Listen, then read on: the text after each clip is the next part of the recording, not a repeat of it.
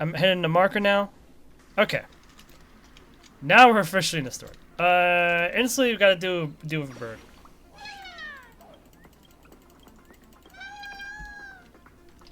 I will collect stuff while we're going through this area at least. Don't forget to let your But that's pretty much it. Oh, we get to inspect this? Oh. The invisible walls are going crazy right now. Oh gosh. Another birdie. Oh, come on. Not now! I'm after the bird! Ta-da! Pretty good.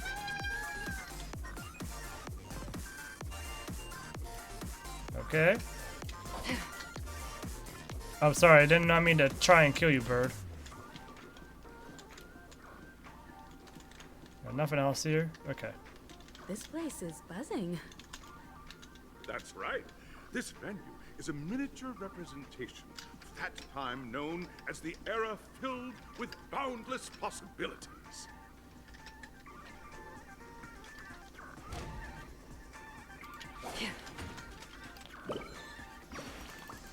This area is pretty cool.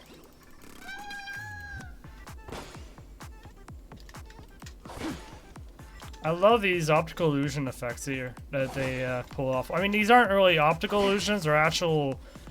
It's like an actual application of that optical illusion, but still, it's pretty cool.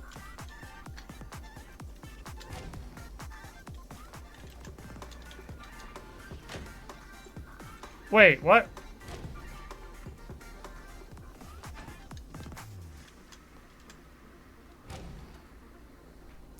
The sound design of this of Penacony is just top notch. I swear. They changed the music on us, like just like that.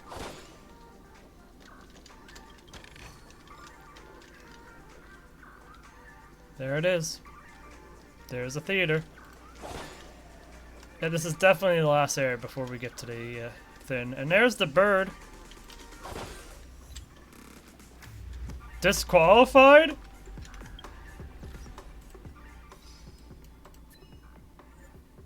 Boss Stone balloons in Audition Plaza. They really want us to hit those balloons, huh? I want to continue his unfinished path. Beneath the moonlight, the old man falls asleep. He has given his entire life to the land he loved, his old friends and the Trailblaze. Now he has reached the end of the Trailblaze and falls into the longest dream of his life, leaving only his empty shell in the mortal plane, like the dream bubble once infused with someone's treasures. Now you share the same starry sky, and two trailblazing expeditions intersect. How do you feel about this? I want to continue his unfinished path. It seems you view every moment as the start of the Trailblaze. This way. Your trailblazing journey will never end. How interesting. The way you think is no different from Mikhail's. If only you were still alive. There is little doubt you'd be birds of a feather. Who's the one speaking to us right now through this? That's my question right now. Who's speaking to us right now?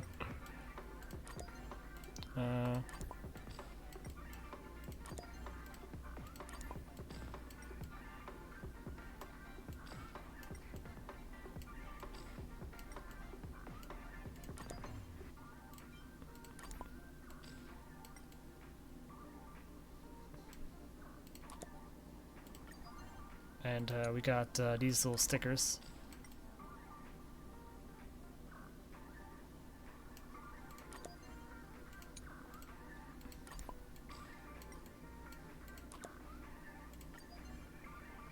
Oh. Didn't realize there was a poster here. Yep. Alright, we got all that. We don't need to do more. There's other ones we haven't done, but I'll do that after we get to the story. The story is way more important right now.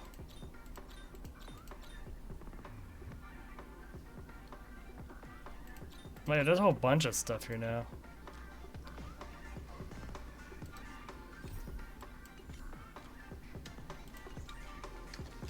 Okay, Into the store we go.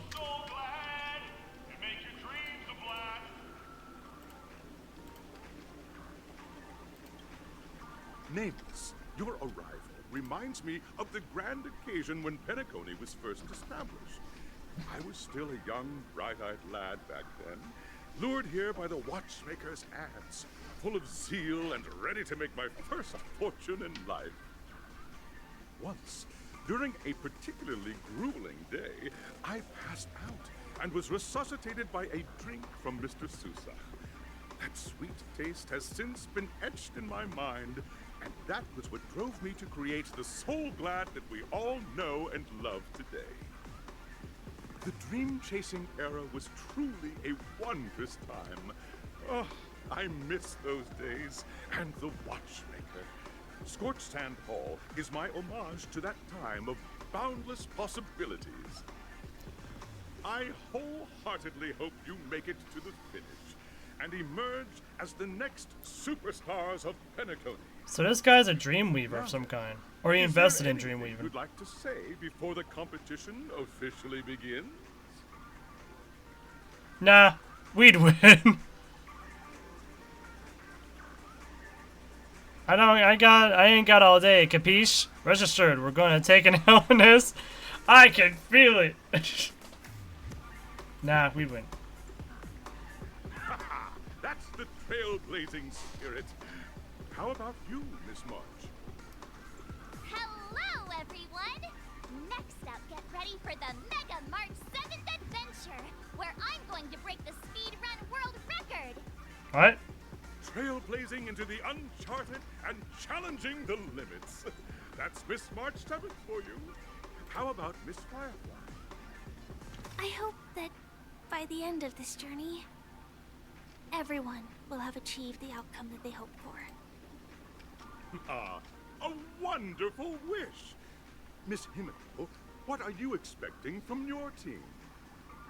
Safety first, everyone. Simple words, but full of warmth.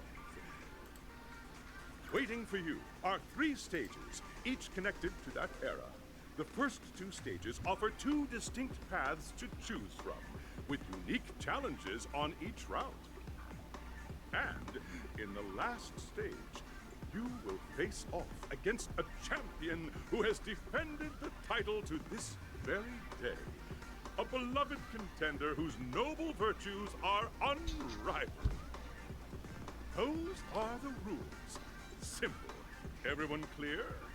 Now, I hereby announce that the 33rd Scorched Sand Festival of the 20th season, sponsored by Soul Glad Enterprises, has started.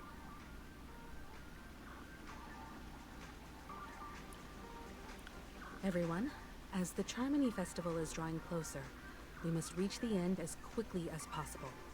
Factoring in efficiency and safety, splitting up into 2 groups is the best choice. March and I haven't known Miss Firefly for too long and aren't overly familiar with her. It'd probably be better if the 2 of you paired up. Fine by me. Let's do it. All right. I don't have a problem with that.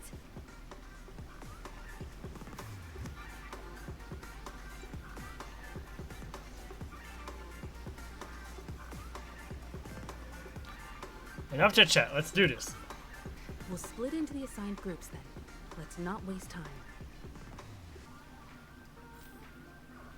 Would have been cool if it gave us a preview of Firefly's abilities through here.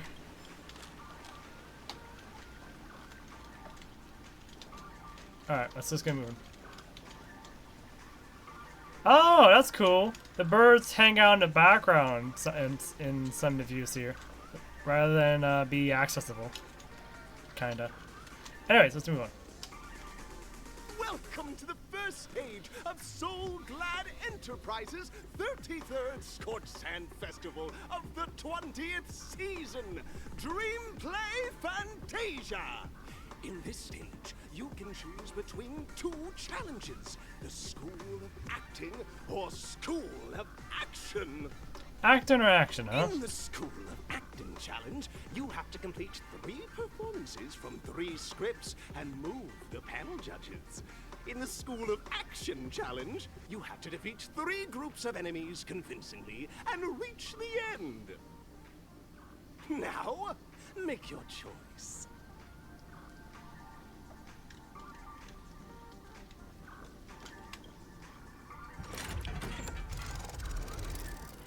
Seems like we're gonna have access to both areas later on, so I'm not really worried about what our choice is. Unless they don't give us a choice.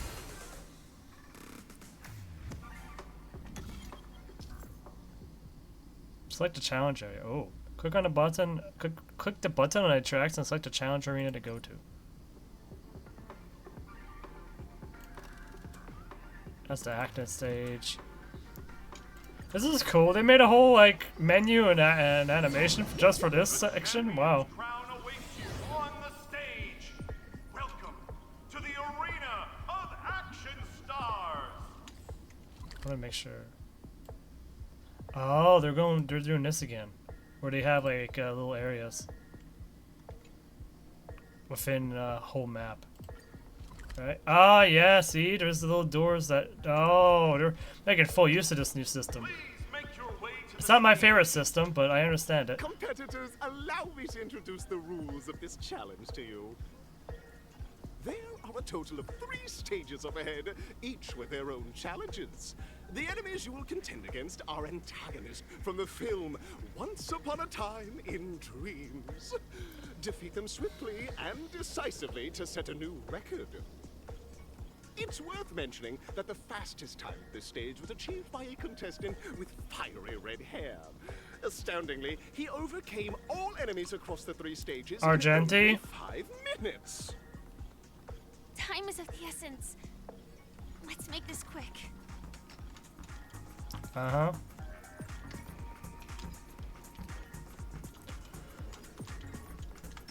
Make a wish. Yeah. Let's just move along. Contestants, you are about to confront the monsters of the primordial dreamscape. During this period, Penacony was nothing but a barren wasteland. The dreamscape was fraught with strife and disorder, with memory zone memes running rampant. As dream chasers who've come to Penacony, defeating them is your first step towards success. All the soul glad is ours. Don't even think about plundering the soul glad from us.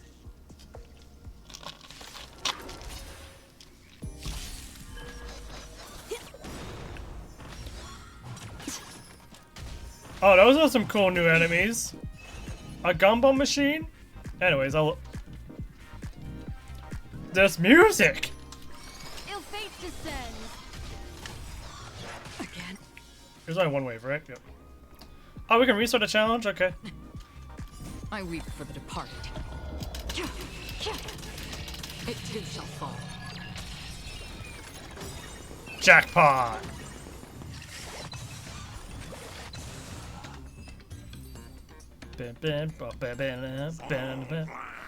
My soul glad.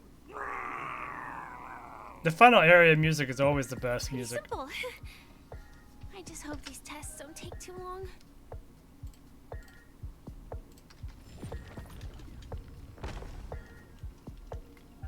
Didn't take us that long at all.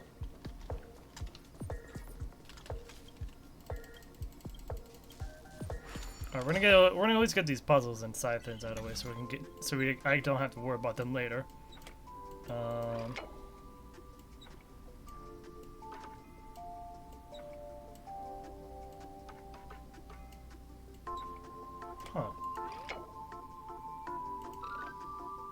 Oh wait, maybe.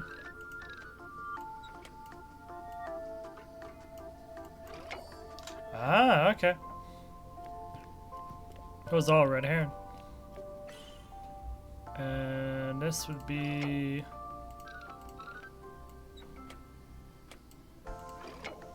Oh, okay. There we go. A lot easier than the previous one with the big guy, but The big guy was intentionally supposed to be hard, I think. Because he's a big dude. Oh. There's a chest here. There's likely no Hanu puzzle, so that's good. Yeah. Oh, it's a birdie.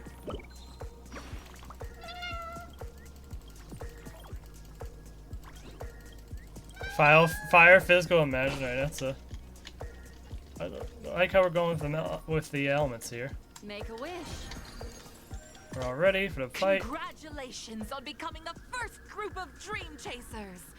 Answering the call from the Watchmaker, you are disappointed to learn that Penacony isn't paved with gold. Resigned to your current plight, you start from the hierarchical dredges, biding your time for a chance at success.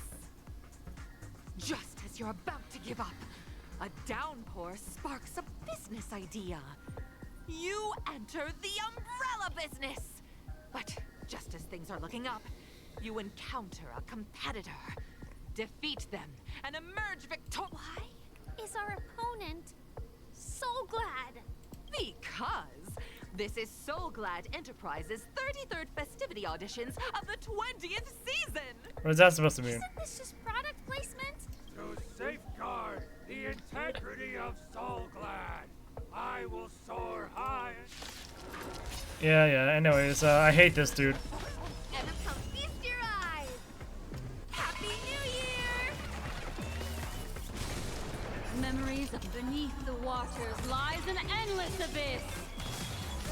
Don't come in. Fiends or devils, I'll crush them all.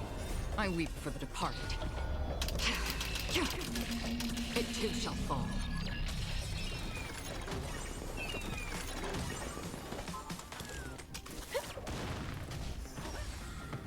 Again?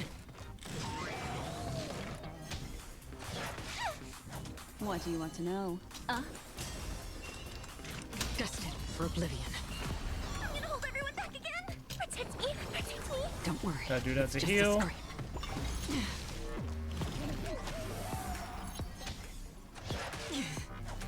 Oh, that's gonna be rough. Come feast. Happy New Year! Especially if it all hits Acheron. That's gonna really suck. Destiny. That's why I hate this boss. He requires a very specific thing. Oh, well, at least he didn't hurt us that badly, but he requires a very specific team to fight him. It too shall fall. At least effectively. Like, if you want to be effective, you gotta use a shielder. Kisses me with pain. Uh-huh.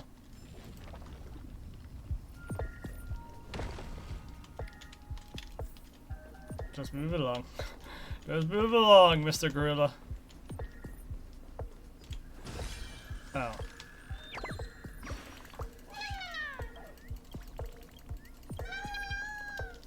No. Ah, those fins are so adorable.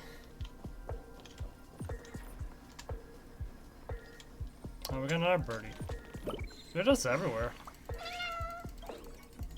I see the chest there. Oh, we gotta do it 2 T-Rexes. That's fine. I can handle that. I think I can at least. Is there? There was a bunch of enemies up here for whatever reason.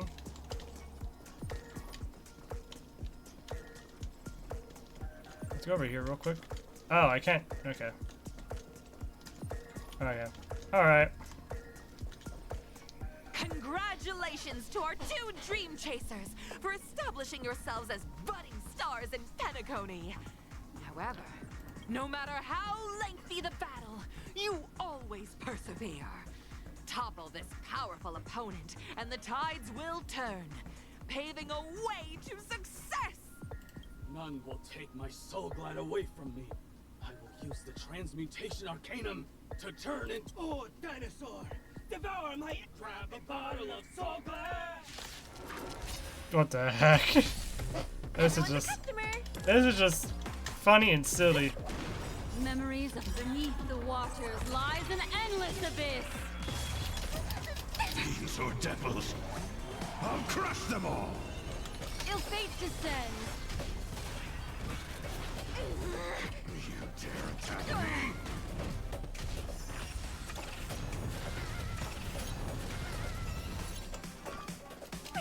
Let's heal up. Don't worry, it's just a scrape. From the still waters of oblivion. Use her signature move. Oh, wait, whoops. I forgot to. Oh, worked out. The body withers. You truly are a beast. That should do it! Isn't this fight way off from the actual storyline? Transforming into a dinosaur isn't imaginative enough for you? This is the sort of magic only after an extended battle, you finally emerged victorious! But the companion in the years that followed, you encountered each other once more on the prosperous streets of Penacony. But well done! You brought to life the thrilling action scenes from Once Upon a Time in Dream. We didn't even do anything. Looks like we won. Let's hurry up and get to the next stage. Oh, okay. We don't even get in for those steps. We get in. Oh, we're not our way through, but we get in through that. Yeah. Huh. Huh. We're just get rid of Stream these. 4. Gleam of old blades. Can't believe we gotta use my consumables here. I don't have to use them, but so it makes it easier, faster, quicker. All the things. Is that a? Oh. Didn't know those were just hanging around. Congrats to both of you for clearing the stage, but more importantly, are you having fun? Look at the time! You finished much faster than that red-haired contestant did. That Definitely did. red-haired contestant. Who is that exactly? You'll find out eventually, but only if you clear the next test first. Welcome to the second stage of the 33rd. You have the option Gunfire to choose time? Gunfire and undergo Brother Hanu's trial, or Time, where you'll face Clocky's trial. And now, I'll go with the Clocky trial. Also, wait, I just realized, why are we going into a black hole?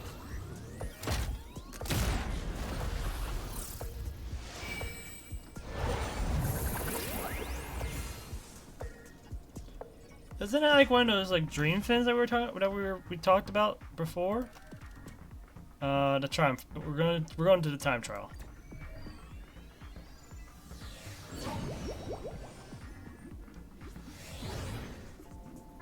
dear friends, welcome to the wonderful world created by the Watchmaker.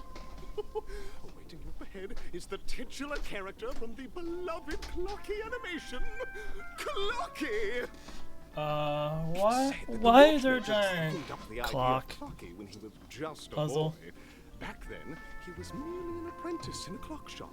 And one night, he dreamt that all the broken clocks started sprouting arms and legs. Like a skilled pilot, he steered them towards the right path. As a classic figure who grew up with many, Clocky truly shaped a generation, solidifying the Watchmaker's pivotal role in popular culture. Contestants, may you have a wonderful time with Clocky. There's so much music in this one area. I hope it won't waste too much of our time.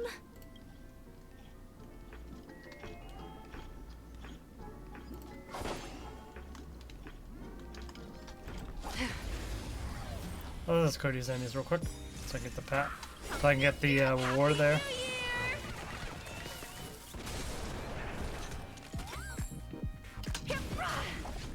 Destiny is... I weep for the departed. It too shall fall. I'll be fine. Memories are ever chick. Beneath the waters lies an endless abyss. Come feast your Happy New Year! And then burn it all. Don't throw the game!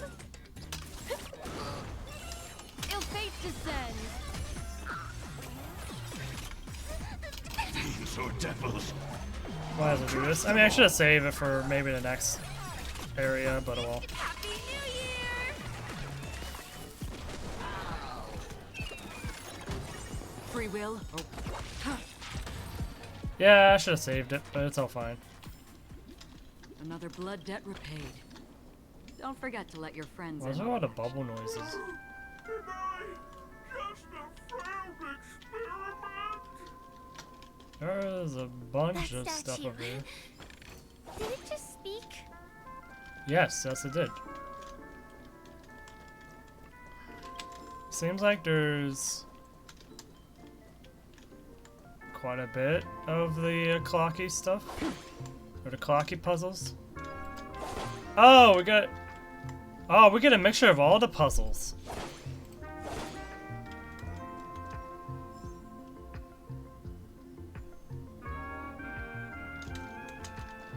Or let's focus on the big guy.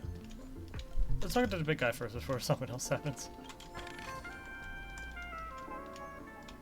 I want to do this story and get it through it before we do exploration. Like in-depth exploration at least. Failed experiment, just an expendable failure of a clock, aren't I? Hello, I'd like to play Dreamscape Ticker.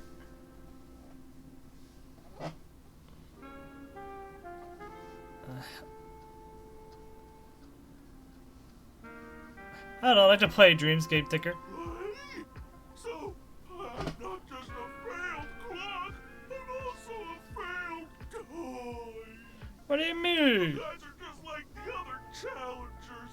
You want to enter my inner self? Then please be my guest. What, is there like a... See? I'm just empty inside. Tick-tock! It's time for me to make an appearance! Clocky, what are you doing here? Where did you come from? Clocky? I can also see him. Is this character part of the Oh, they're disguised. In Dreamville, Clocky is everywhere and can do anything. Like right now. I can't believe it's actually Clocky! What? You see, we're all clocks. We're family. I want to help you be happy. I came across a startling revelation yesterday. Apparently, Dreamscape Ticker, please. Just leave me be, Clocky. I just don't know how to face you. Oh dear. Seeing it like this is utterly heart-wrenching. Okay, well, I know what to do. I guess. Don't worry, miss. Hi. Over here, my friends. Better use that hamster ball night speed.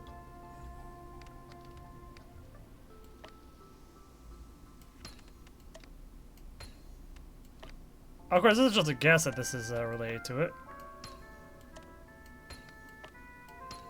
It might not actually be related, for all I know. Oh, yeah, it's over here.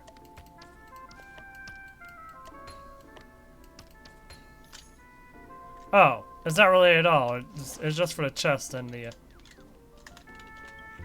birdie. Well, birdie first, I guess. And then we get, yep, then we get this chest.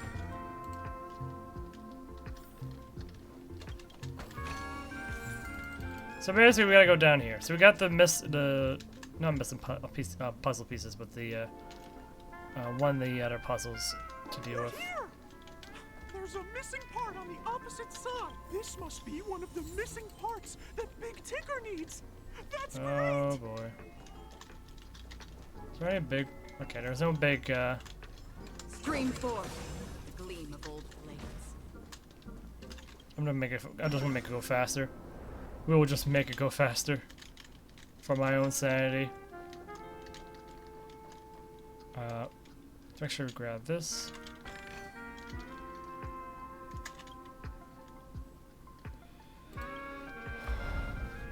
Move it.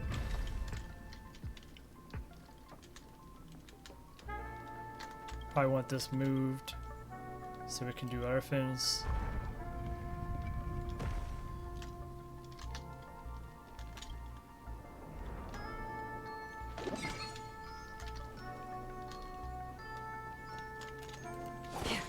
I'm assuming that's the case, at least.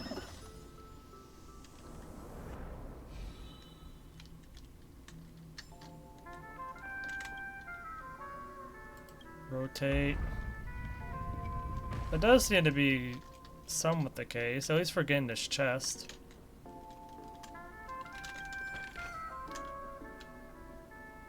I don't know if it's related to anything else, though.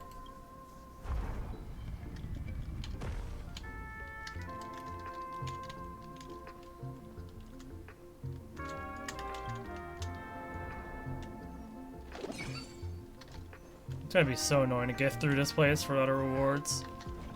Stream forth, the gleam of old remains.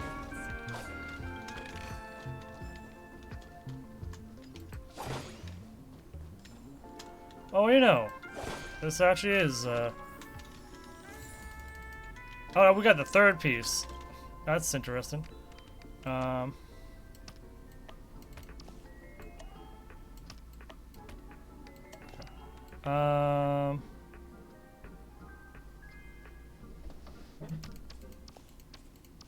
Not this piece first.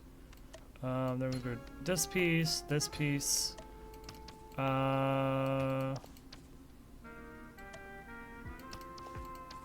we go. This piece. There we go. Oh.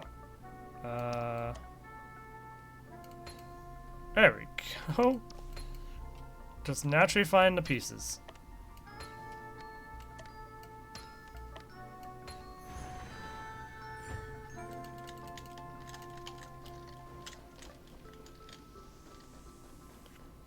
Oh, the other piece is right here. We found a third piece before we found another piece. Do I hear Oh, bird. a roasted bird? Oh.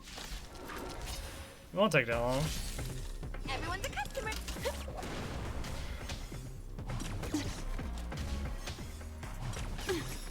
Memories beneath the water. Oh, he's hoping it won't take that long.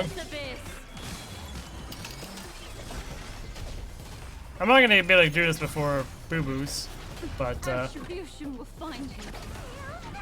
before Boo Boo's stream. But we'll get as much of this done. I weep for the departed. No, we'll keep going until we get finished, and then hopefully we won't miss too much of Boo Boo's stream. Happy New Year!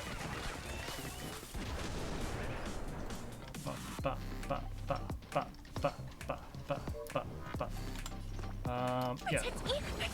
Destiny's hand has truly blessed me. Ill tidings manifest.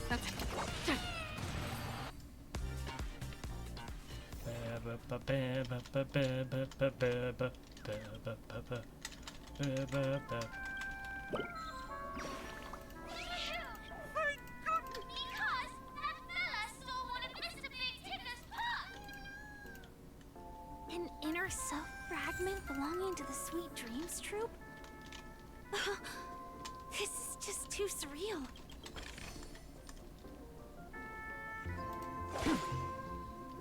What's surreal about it? Oh, we came full circle basically. There's a whole area that we haven't accessed. There's a whole area here we don't have access to, because I noticed the gate. Oh well, not my problem. It's literally not my problem.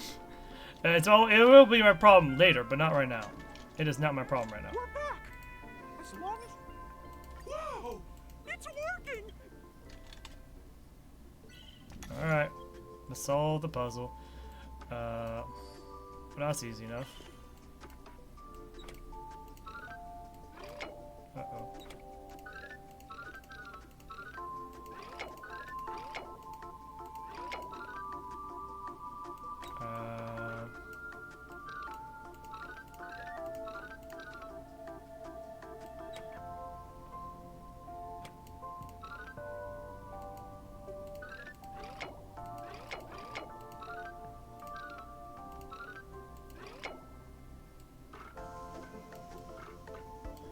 There's only for him to... I'll wait for him to get over here, though. It's this way.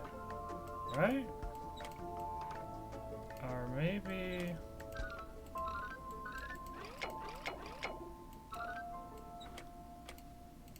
Huh. Oh.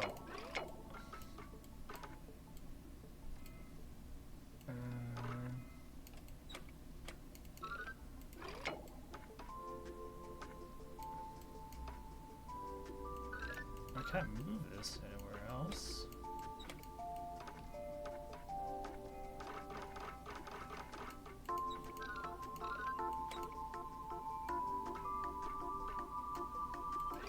Oh, wait.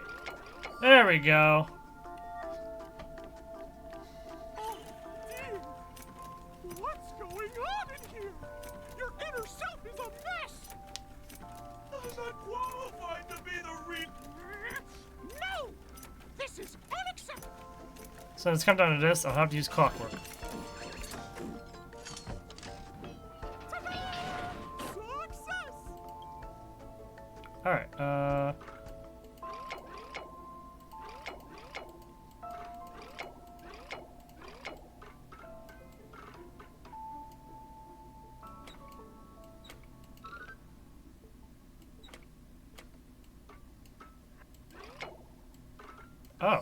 We just make a bridge.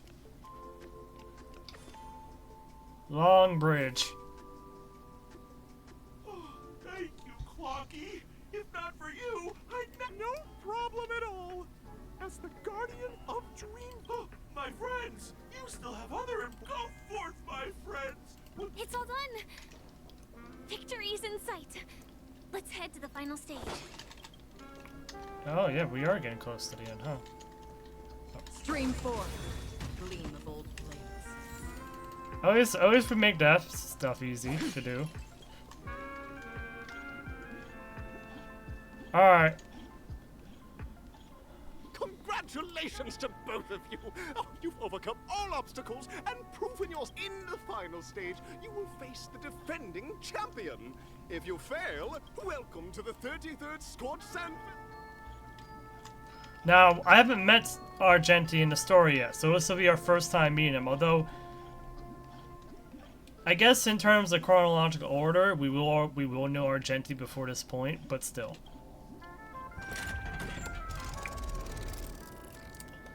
That's a whole other topic for another time.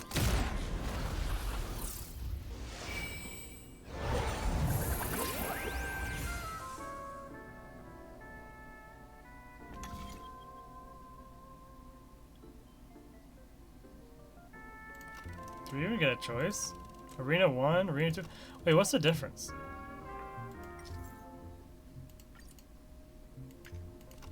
We'll just go Arena 1, I guess. I legit do not know the difference.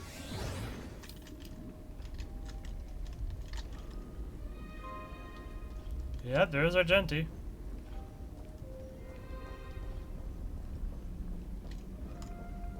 No way. I think I just saw someone extraordinary. That's how we refer to him as? Oh gosh, wait. Oh, okay, so we get to face Argenti boss again. Oh, great. Make a wish. At least I'll be prepared. Wait, why is his voice not here? Are you...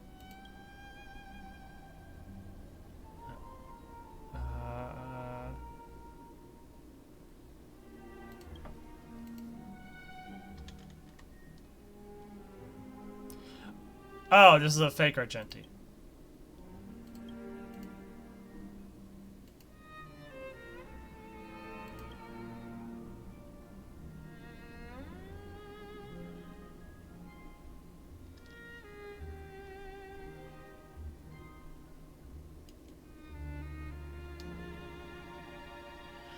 I'm so confused. Why does he have no voice? I'm assuming because he's not the real one, right? Because I'm getting a sense that he's not the real one.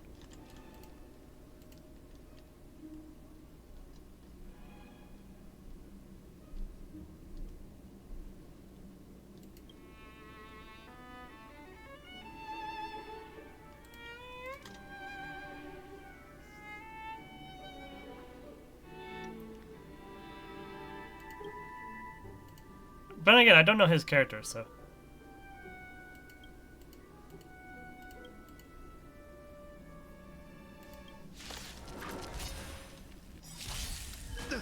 Everyone's a customer.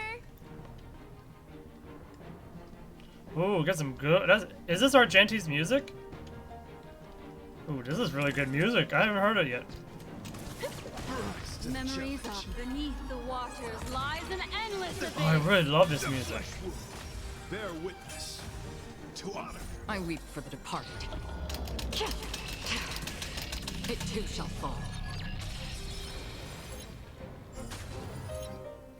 Again? What do you want to know? Ill tidings manifest. Still waters of oblivion. I'm gonna hold everyone back. Got to rise to the challenge. Pledge thine loyalty. Fiends or devils, I'll crush them all. Put forth all your might. Ooh, that's a lot of damage. Rise to the challenge. Happy New Year! I don't even get to heal yet. Ill fate The descends. flesh wound. Yeah. Confess. Can you calm down? You're not gonna be able to calm down, huh? Behold, this symbol of pure. You are fighting a gentleman. I weep for the departed. It too shall fall.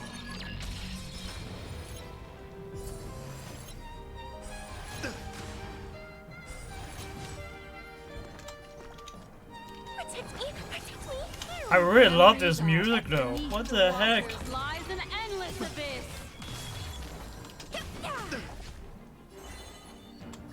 Rise to the challenge. Pledge thine loyalty. Put forth all your might. Again.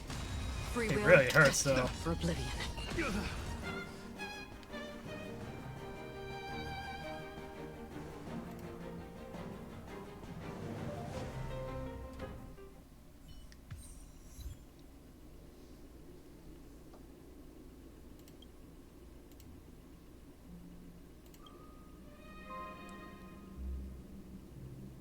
We don't have much time.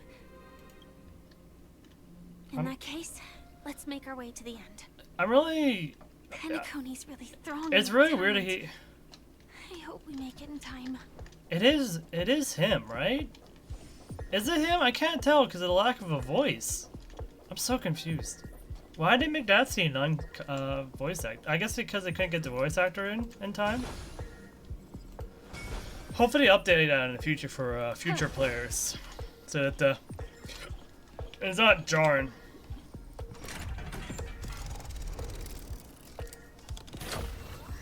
Is it just us this time going through? It's just us going through this time.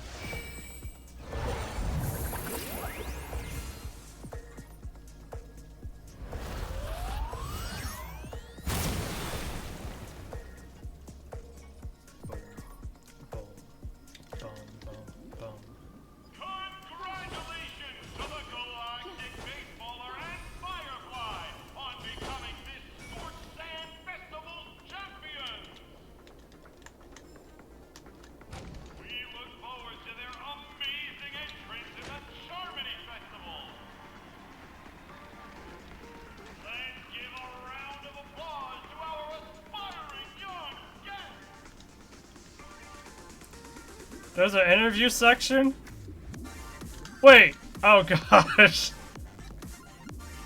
Yep. They changed it to that. That's gonna be interesting. But the item! The collectible! Congratulations to the both of you on becoming the festive superstars of this year's Charmony Festival before entering the Grand Theater. I, on behalf of the organizers, extend my sincere congratulations to you, wishing you joy under their radiance.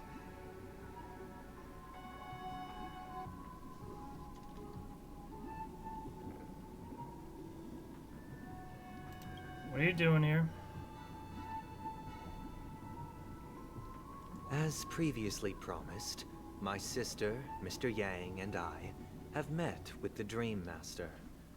We delved into the truth about Penacony and its Stellaron, and have come to a consensus Uh-huh. Both I and the Oak family cannot acquiesce to your request.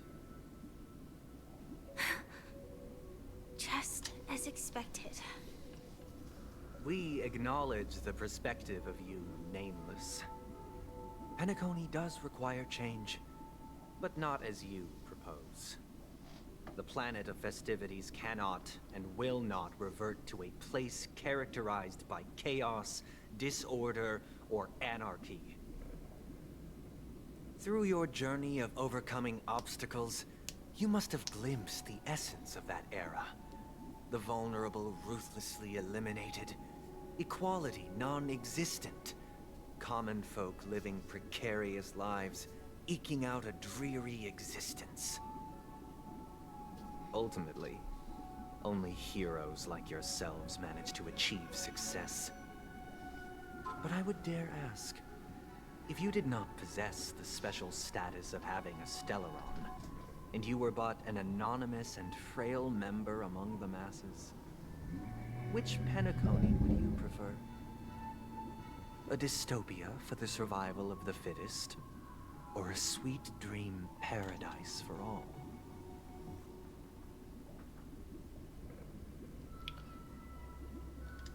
I don't know. Why are you asking me? That's not the point.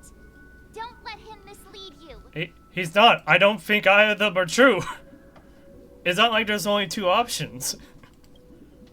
Mr. Sunday, even if the members of the Oak family can't fully agree on what to do about the Stellaron, now's not exactly the time to be holding an extensive discourse about Penacony's past and future, is it?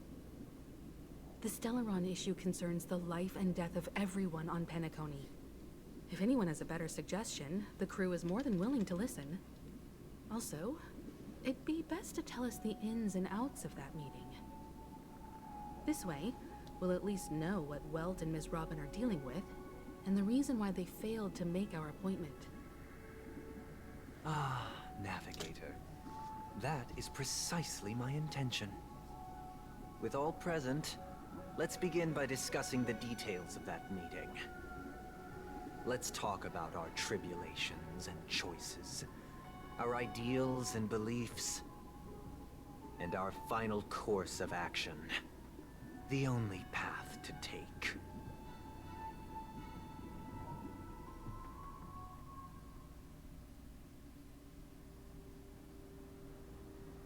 You mean to say that for the longest time, there have been scoundrels who would use the charming festival that I have bequeathed to the masses as a tool to realize their ambition?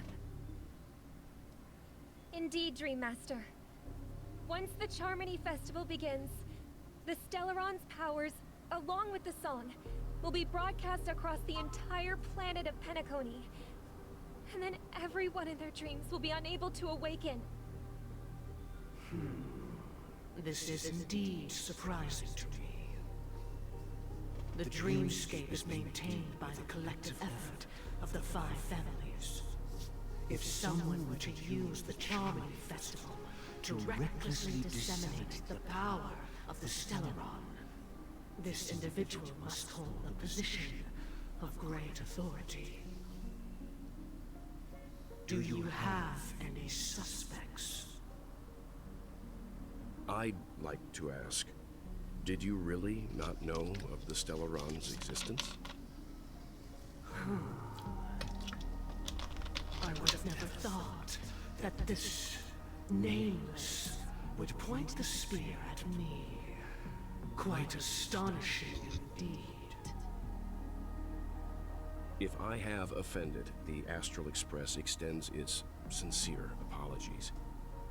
But the current circumstances are dire and leave no room for meticulous inquiry.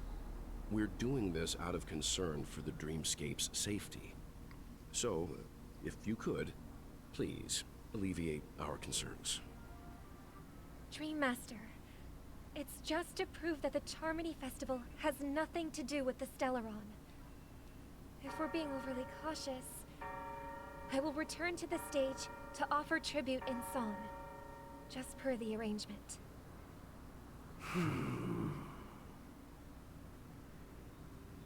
Sunday, Robin. I've watched you two grow up and know your dispositions like the back of my hand. Both of you, right now, can surely be lauded as their most devout advocates. I already know your resolve. The magnitude of this matter is enormous and cannot be taken lightly. Since Mr. Yang has asked with such earnestness, I will personally respond in kind. If there is a need, the entire Oak family will be mobilized to heed your call. Someday, might I ask you to beseech them to cast their light unto me, and question me in their stead, so that no lies may be concealed? I will do as you command. Robin, could I entrust you to be present as a witness, to document the truth, and to proclaim my innocence, so that all slander may be utterly dispelled? I will do as you command. May thy will be carried out on earth, just as it is in the heavens. Does this power truly work on him, though, in this way? Triple-faced soul, please sear his tongue and palms with a hot iron, so that he will not be able to fabricate lies and make false vows.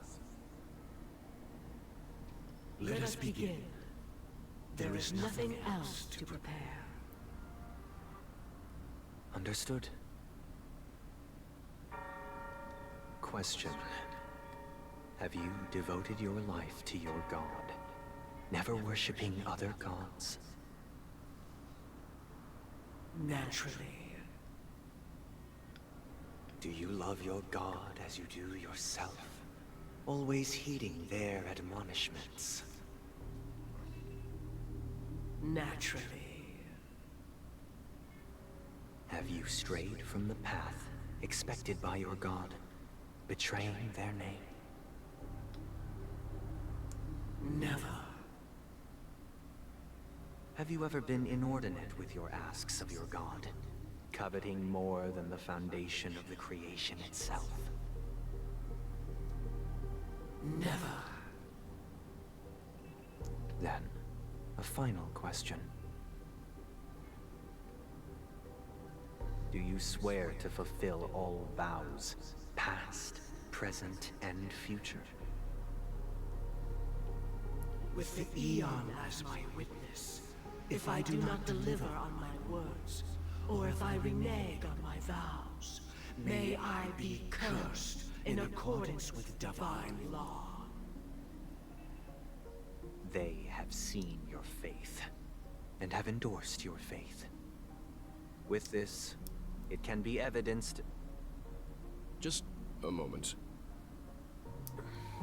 What is it, Mr. The important question was not asked. I have another question I hope to have answered. To my understanding, the family's harmony and prosperity have never relied on so-called divine laws. The god you both mentioned, are they truly Pt.3? Mr. Yang should know that those belonging to the family toil together as if they were kin, embracing solidarity and unity under their light. All duplicity is laid bare before the harmony. Such a delicate and complex symphony. Which other god could perfectly harmonize this, if not for the Great One? Pt.3.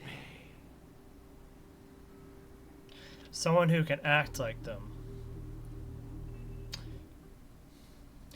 What if this stellar one is inadvertently affecting Pt.3 and is empowering the part of Pt.3 that is the Order and making the Order go out of control, and thus the Order is it has somehow gained control, and is acting as if it is the harmony, because it is now a part of itself, or the harmony is part of its power. Perfectly harmonized. Therein lies the problem. It isn't an outsider lurking in the shadows who changed the harmony, but a dissonance that has surreptitiously emerged from within this very symphony itself. In the distant past, there existed an eon. With one flick of the wrist, they crafted the laws of the cosmos. Their followers formed the Beyond the Sky Choir, spreading solemn and reverent hymns throughout the universe. Oh, is that Enna? Later, they fell. The route traversed by this eon clashed with the harmony, ultimately being absorbed and fused into it. The chorus that once reverberated across worlds fell silent, and when it echoed anew, it was transformed into the hymn of harmony. Though an eon may perish, paths with no masters still linger. In the all-forgiving harmony, echoes of bygone dissonance may subtly arise. Mr. Yang, being overly astute can be a detriment, especially when you find yourself alone and without allies. So this is how it is. For the sake of our grand cause Sunday, please afford these two an opportunity to rest. What?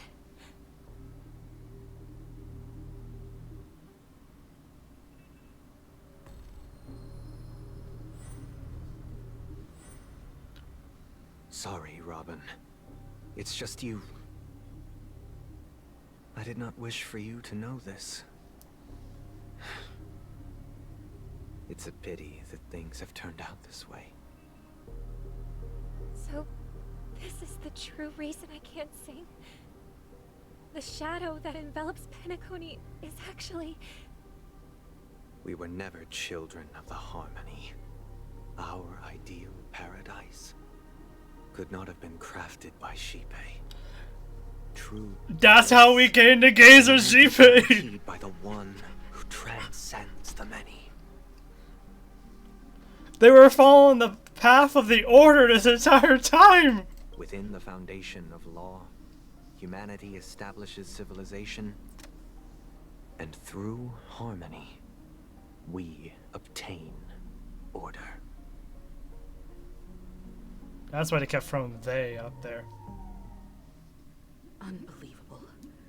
To think that there would be remnants of the Order on Penacony. What have you done with Mr. Yang and Miss Robin? Don't worry. I just gave them some time alone to ponder their fates.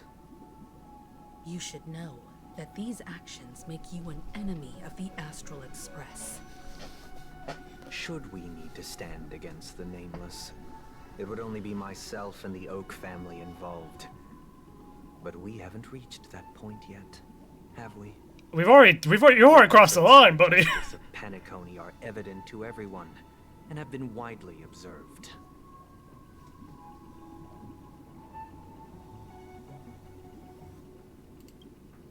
Oh, I intend to. But that hinges on the outcome of this negotiation. There's no negotiation here. It is the Order that drove you to imprison Welt and Robin, and you're using them to coerce our compliance? Then there'll be no point in entertaining any type of discussion. You're mistaken, Miss Himiko. They are in very safe hands. And just as the family has always proclaimed, no one can be harmed in the dreamscape. Least of all in the beautiful new world belonging to the Order. Penacony and the entire universe have witnessed far too much innocent bloodshed. The strong wield their blades against the weak, and the victors push the vanquished to the brink of life.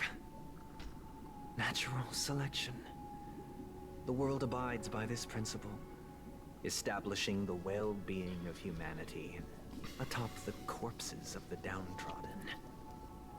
Only we, or rather, I, possess the power to put an end to this farce. So you've decided to resurrect a dead Eon? No one's ever done such a thing. If Miss Himiko is interested, let's draw back the veil and speak candidly. I've always firmly believed that people can understand one another through peaceful means. We've already passed the point of peace! I'm willing to divulge the unembellished truth as to the intentions of the Order's Pathstriders, so that you will make better judgment for the Astral Express, for Penacony, and for this stretch of the universe. Words can hardly do justice to the beauty of that ideal. So, come with me, everyone. Let us retrace our steps and see once again where this road leads. Huh? Where'd he go? Welcome. This isn't any location in Penacony's dreamscape. It's my inner world.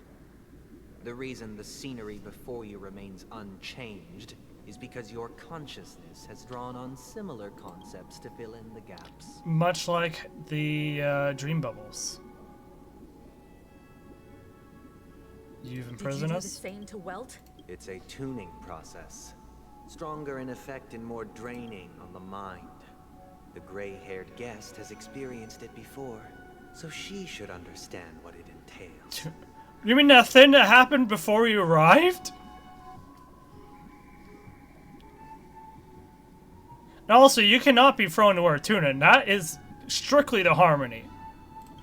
Tuning allows you to intuitively grasp my feelings, that. Which also means that I cannot hide anything from you. Now, everyone, please look at the huge screen. The road we once took begins here.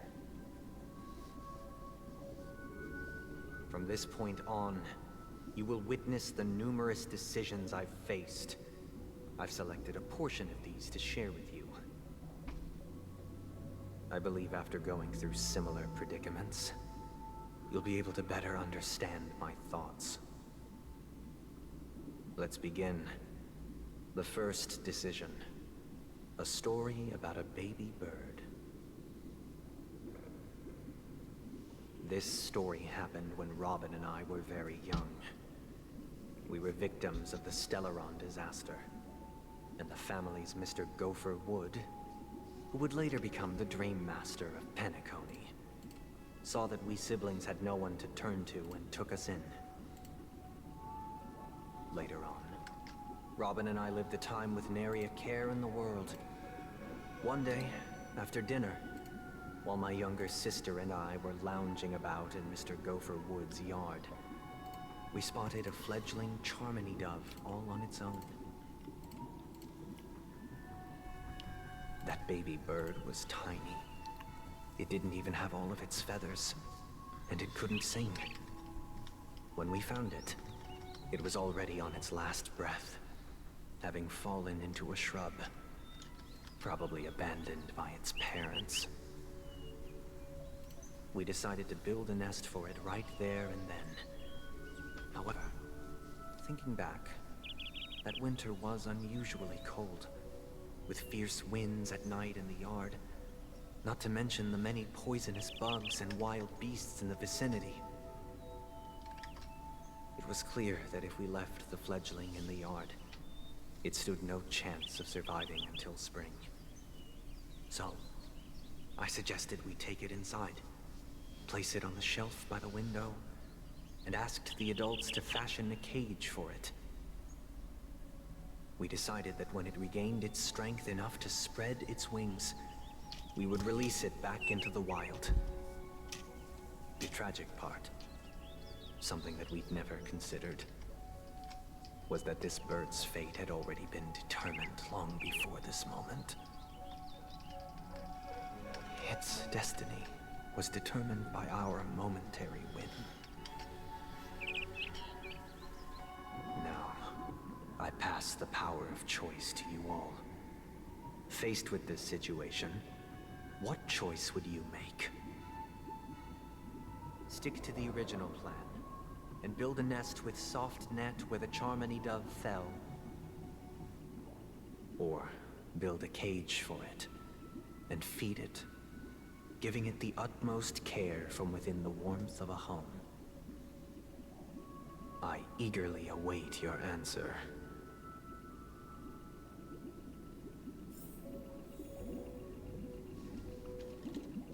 It doesn't really matter what everyone else thinks.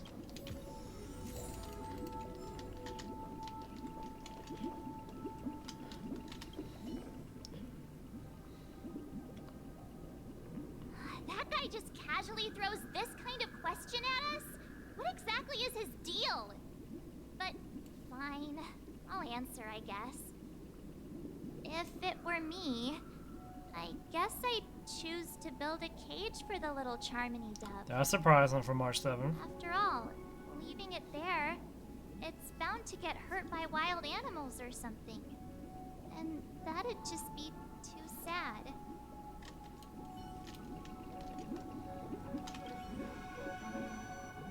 It looks like he really has no intention of imprisoning us.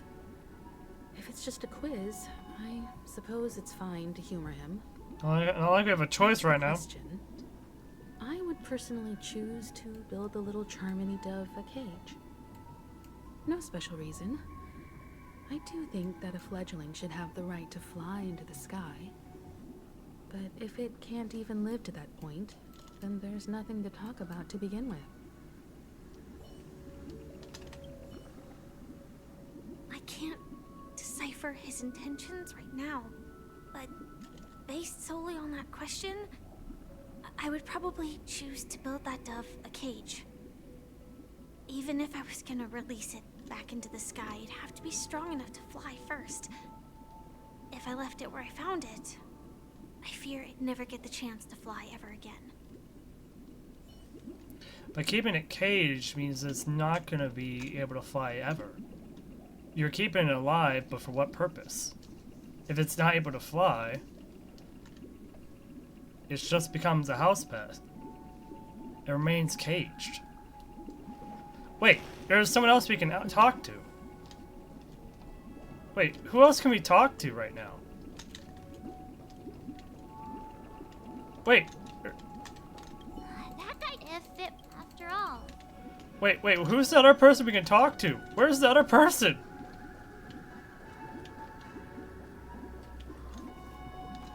No, wait.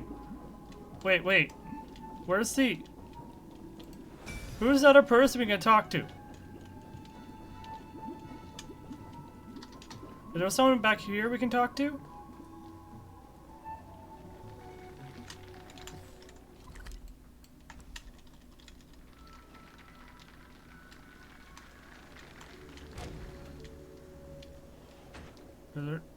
Is there someone we can talk to? Oh wait, there's a bird here.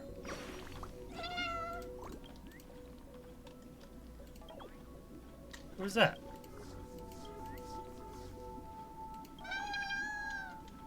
I'm confused. Like, where do I go to get an answer from beyond just these options? Talk with others and see what they think. Who else can we talk to? Oh wait, is there?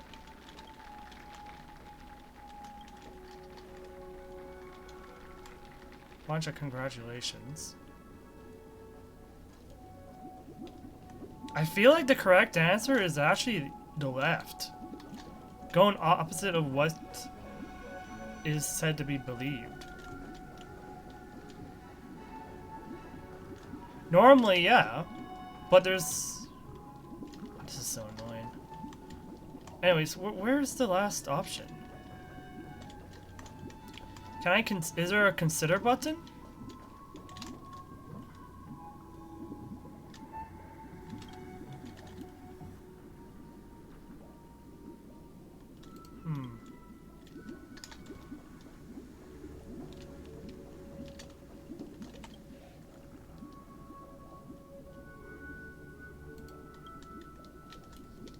So someone else I can talk to. It's giving me so it gives me an option. That means there's still somebody to talk to. I just don't know who.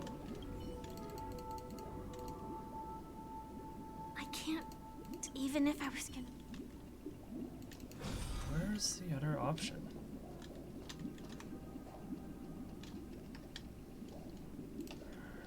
Hold on.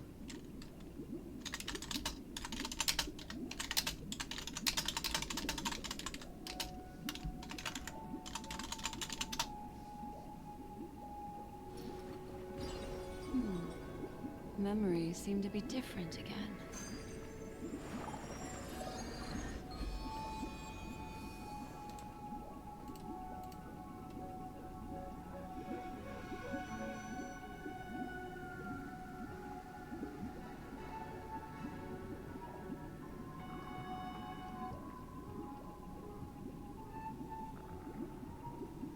Talk to theirs and see what they think. What are the other options?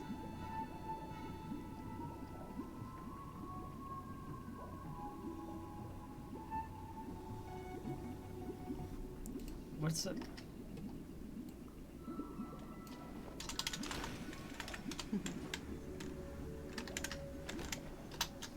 Discard your worthless destiny.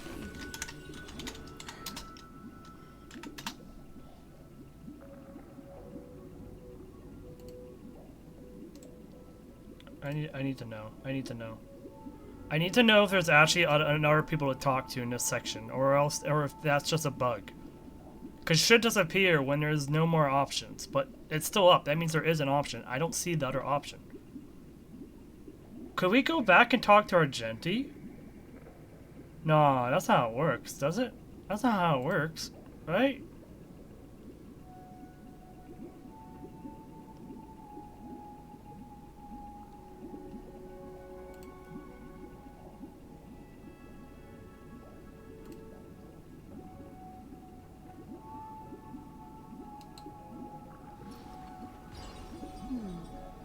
Memories seem to be different again.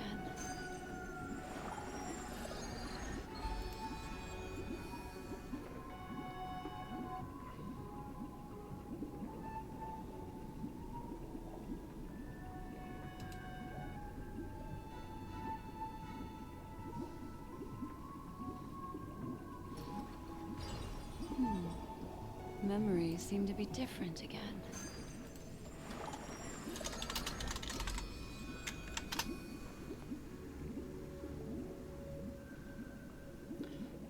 No one has anything of use here. No one has anything on this. So I'm gonna have to decipher the truth on my own.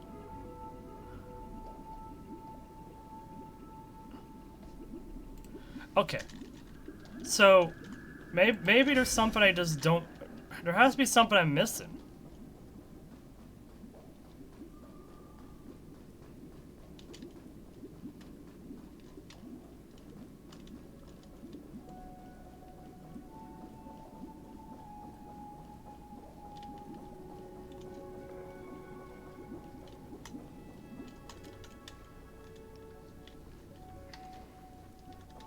I talked to the others, but...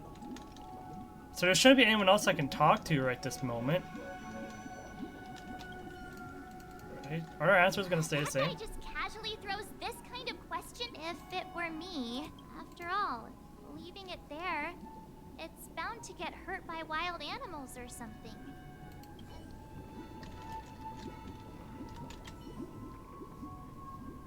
It looks like he really has no intent. Back to the question. No special reason. I do think that a fledgling should have the right to fly into the sky. But if it can't even... But there's a much deeper answer to that question.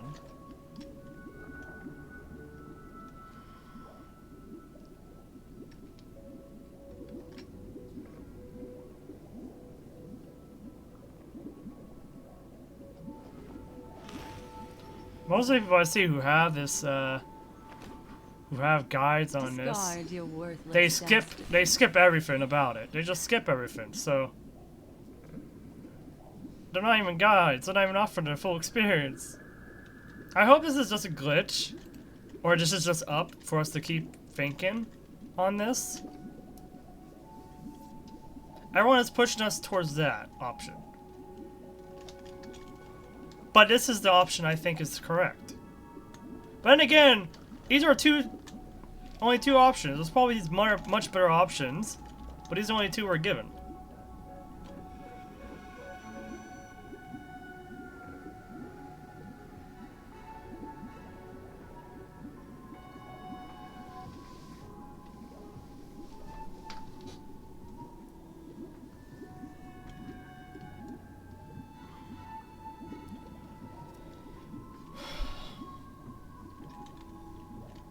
I don't want to agree with him.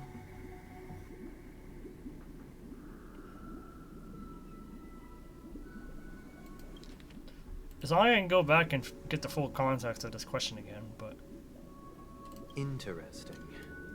Since you've made up your mind, allow me to reveal what fate this choice will bring to the fledgling.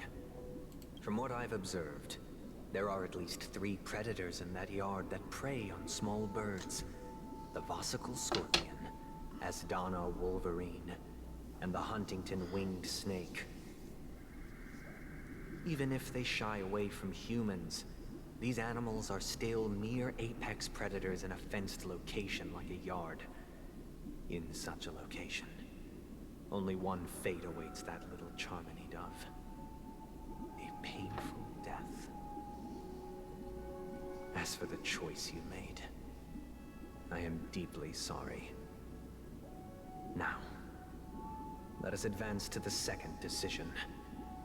This time, it's the story of a dream chaser.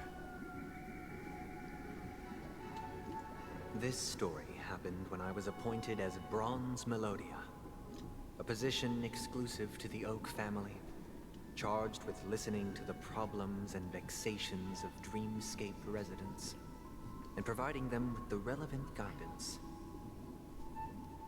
It was during that period that I had the opportunity to hear voices from all corners of the Dreamscape. Joy, sorrow, arrogance, regret. The complex tapestry of human nature that formed the world. And I was fortunate to catch a glimpse of it. He was a dream chaser, and an illegal stowaway. Just like the rest of them, he came to Penacony in search of a better life, except that, to most people, the price he paid, I suppose you could say it was everything. He told me, I sold everything I could at home. The house, the land, even his 2 children. He said he could not afford to raise them, and that at least they could eat if they lived as slaves. He had a plan in place.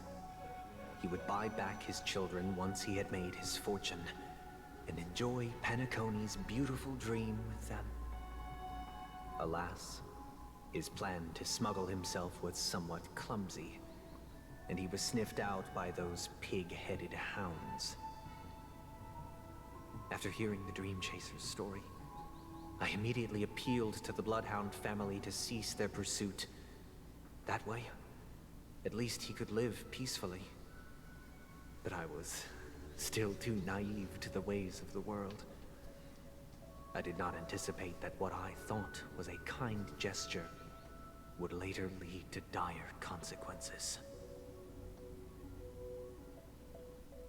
I'll tell you the outcome soon.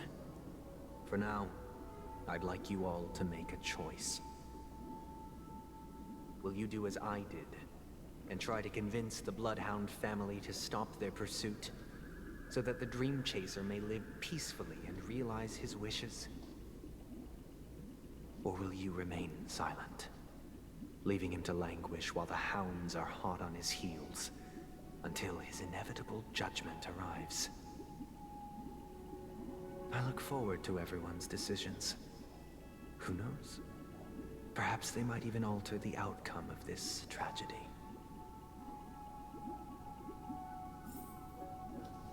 Not in his regard. It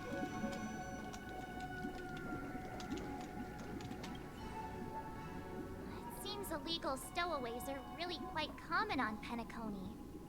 But that guy in the store story. I don't think he deserves any sympathy at all. He sold his kids to chase a dream. Even if he intended to go back for them, it's still insanely irresponsible. No, you're fair. You're right about that, That Martin. thought, there's only one choice. Let the Bloodhound send him back home. This person deserves to be punished.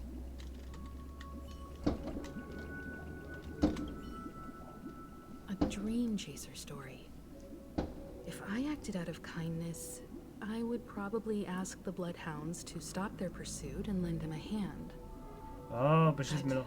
What cruel repercussion would this choice result in? I think Sunday must have been deeply impressed by the limitations of the strong defending the weak through this incident.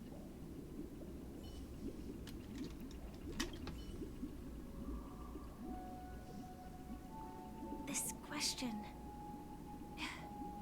Surely it has some connection to the baby bird story.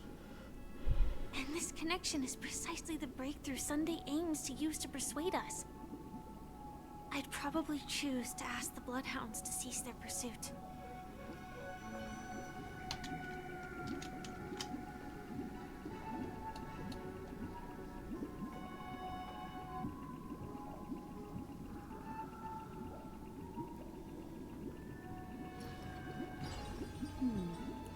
Memories seem to be different again.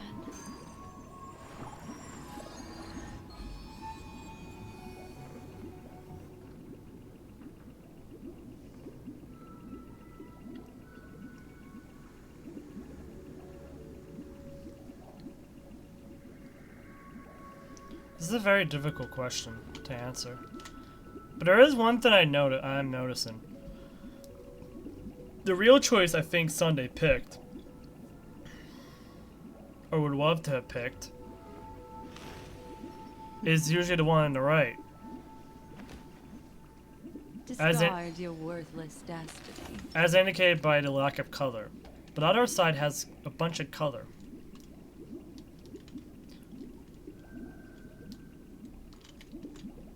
I think I agree with March 7th, but for different reasons. I am sympathetic for it, like a dude, and he is willing to, you know, make amends or try to make amends, and this is probably his only real shot at making amends. But at the same time, he can't do that. He cannot make amends by doing more bad things. If he wants to correct himself and make amends, he has to do it the right way. He can't be doing it the wrong way.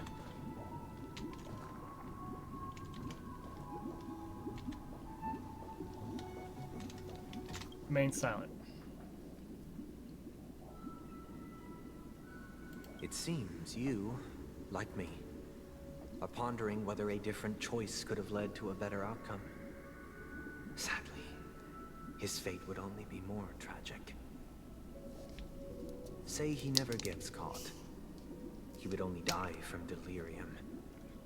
The methods with which illegal stowaways enter dreams are unorthodox. Not flawless like the hotels. Living in the dreamscape would be a mere pipe dream. Should he be apprehended? Could the hounds afford to turn a blind eye? The answer is a definitive no. They couldn't bear the resulting consequences, and thus wouldn't dare extend a helping hand. You might be hearing some fireworks, sorry about that. But yeah, if that's the case, he was already in a bad spot anyway, so it's probably better to let the law be enforced, because then he would have a better chance of, if he really wants to help his children or help his family, he has a better chance outside of Penacony than inside Penacony. Especially in the way he did. To your choice, I once again offer my heartfelt apologies. Next comes the third and final decision.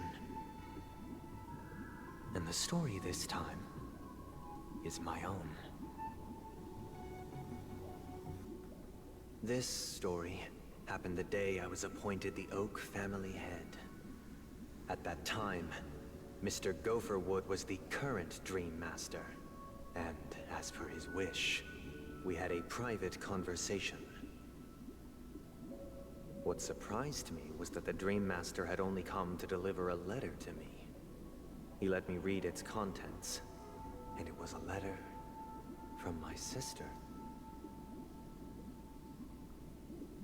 The letter contained the usual pleasantries, anecdotes from her travels, nothing out of the ordinary. Just as I started wondering how this letter related to our discussion, the Dream Master began to speak. Do you know who wrote this letter? My sister, of course. But why would you personally visit me to hand me a letter from my sister containing mere trivialities? To help you grasp the full scope of this issue. Do you know where Robin is at this moment? From what the letter indicates, she must be in Caspelina 8, correct? She's touring there right now. Correct. Has she mentioned anything about a stray bullet?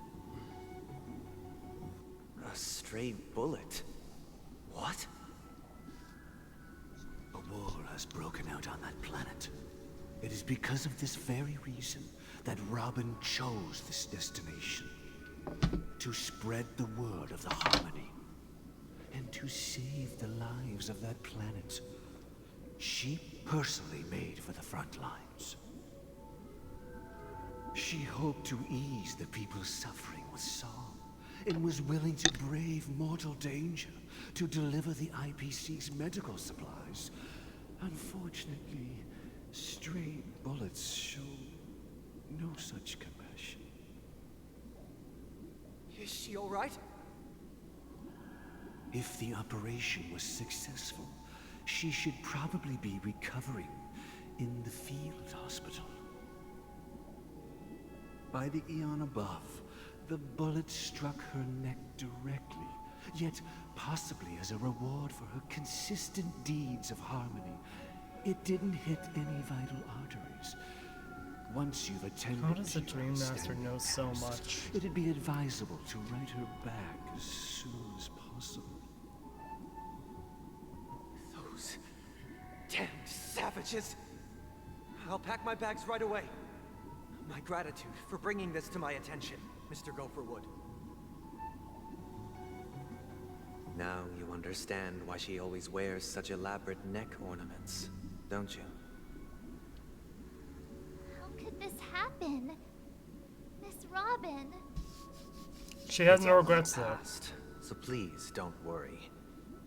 I share this in the meager hope that you will understand the Harmony's limitations and predicament.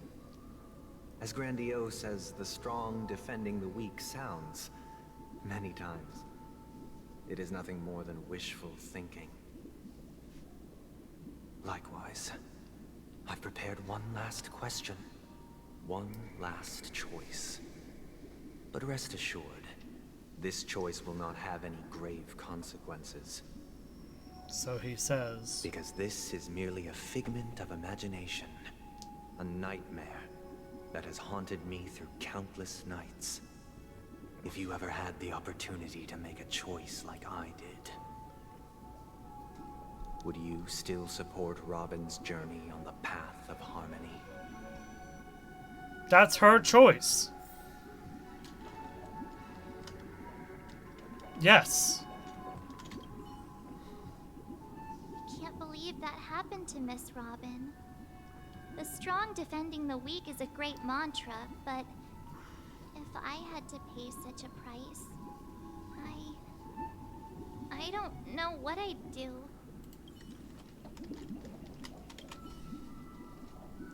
I often feel like I've dreamt of similar scenes on certain nights. Oh gosh. In the dream, I see blurry faces. I don't know who they are, but I sympathize with all of them, fighting for survival against some unfathomable force.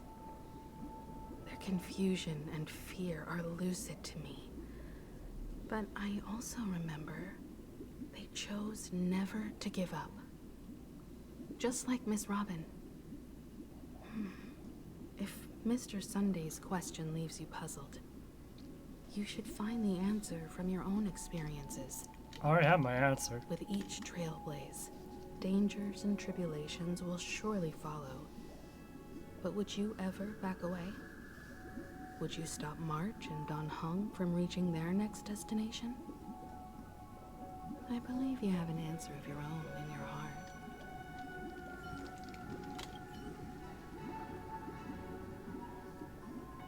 Miss Robin's courage is admirable. And here I was thinking she was just another superstar celebrity. But the fact that she's also Mr. Sunday's younger sister? No, I doubt he'd wish harm on his own flesh and blood, no matter how grand the ambition.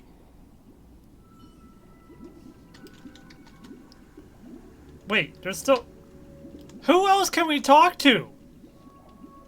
This...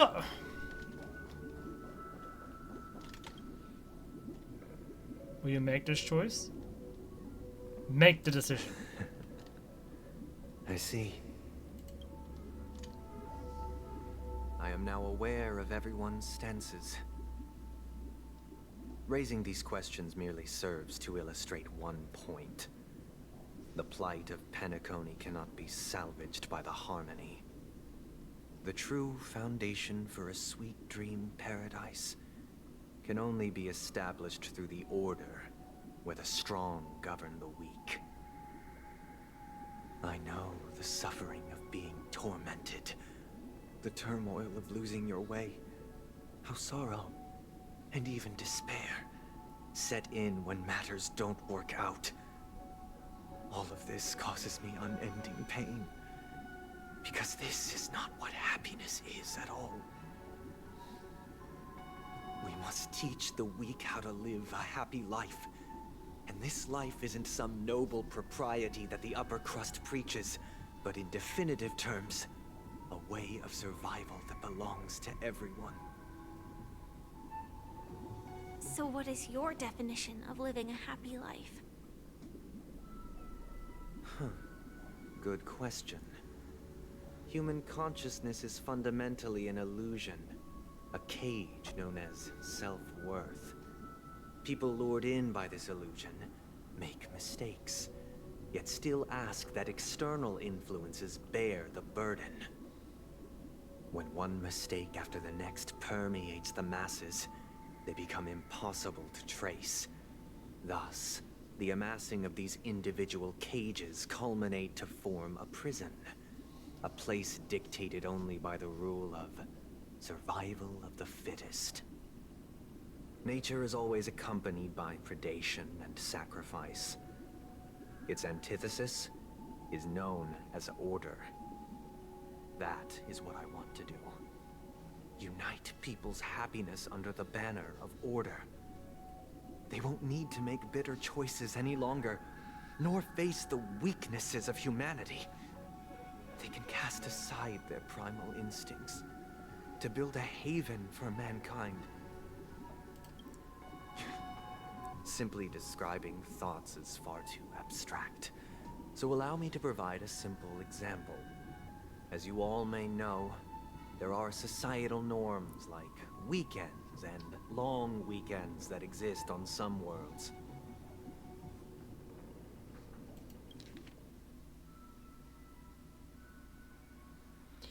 But you rid people of their you rid people of their freedom of choice, the freedom to be able to do what they want to do. Harmony's best aspect of itself is allowing all walks of life to come in under its radiance, quote unquote, but under its umbrella or under its path to be accepted, to do what they want to do under this path. And the people who follow this path just accept that there is so many options, so many ways for people to go. I'm assuming that's the way it is. The Trailblazers blaze their own path. They do what they believe is right. And the Harmony, when looking at any other path, just accepts that that's the path they choose to pick. And those who follow the harmony itself are also practitioners of that same path. They accept people who do what they want to do, or what is best to allow an individual to be free to do what they wish. Not be trapped in a cage. Not be trapped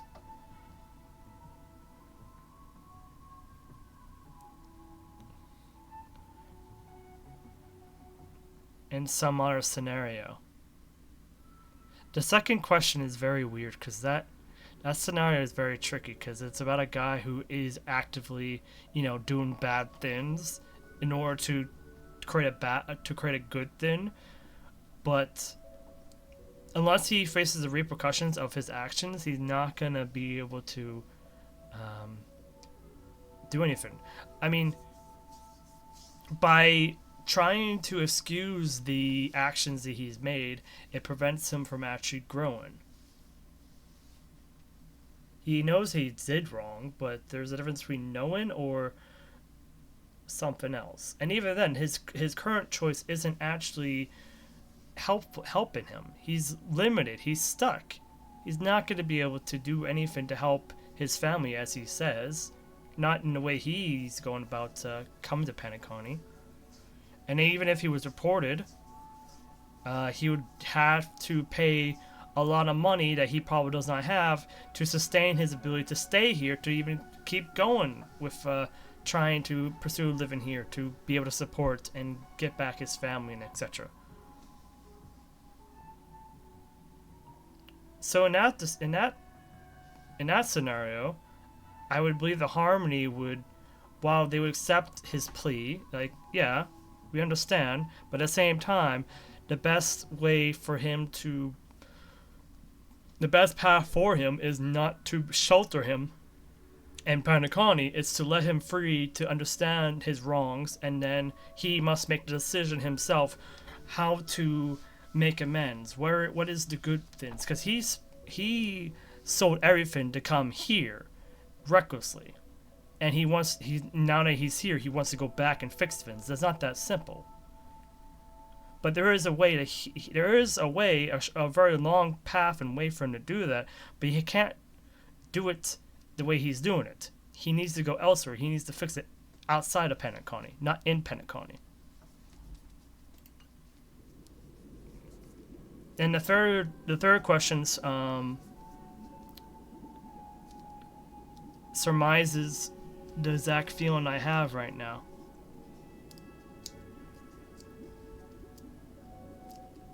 Regardless of what Sunday believes here about how Order and how they should be the one controlling the weak or governing the weak, making decisions for them, this doesn't work. This is why the Order was absorbed, and why when it clashed, Order failed. Because Harmony was willing to accept more ideas, more people than the Order. Because the people under Harmony, they have more ability to express themselves, more creativity, more ability to do things. I'm very curious in the exact situation when we'll gain Zipe's gaze, because that's the only way we gain the actual path's powers. It's not just like we get an item, we gain the gaze.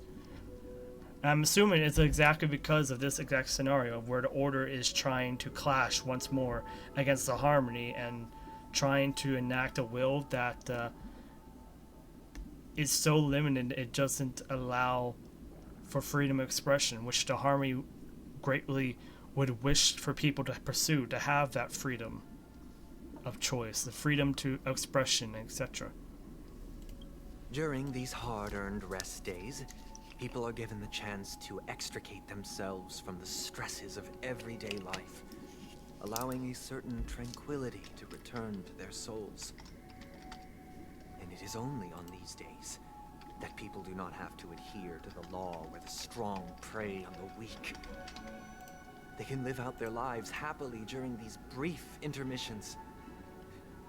It's just a pity that 2 or 3 days are still too fleeting compared to the span of a lifetime.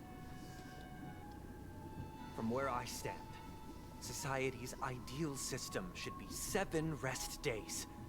Following Sunday, there should ensue a second, a third, and indeed an infinite procession of Sundays. This should be the face of the new world. Idyllic, eternal, peaceful days. And thus, every person can return to their base selves in this utopia. Some gaze in reverence at the stars, pouring their whole beings into calculating the distance between us and the isolated world of Pagana. Silver Rail's Meanwhile, starting some point? seek refuge in quiet corners, holding one another, unencumbered by the chains of unwelcome obligations. There would be no need to bear the hardships of reality. Only in this way can humanity face the inevitable end with the purest of spirit, living a life of dignity. This is what it is to live in bliss. Miss Firefly, you who are stricken with entropy loss syndrome, you of all would surely understand this.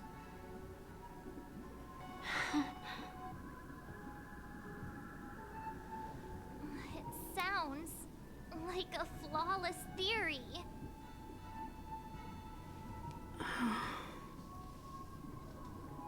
But what is the price to attain all this? Freedom.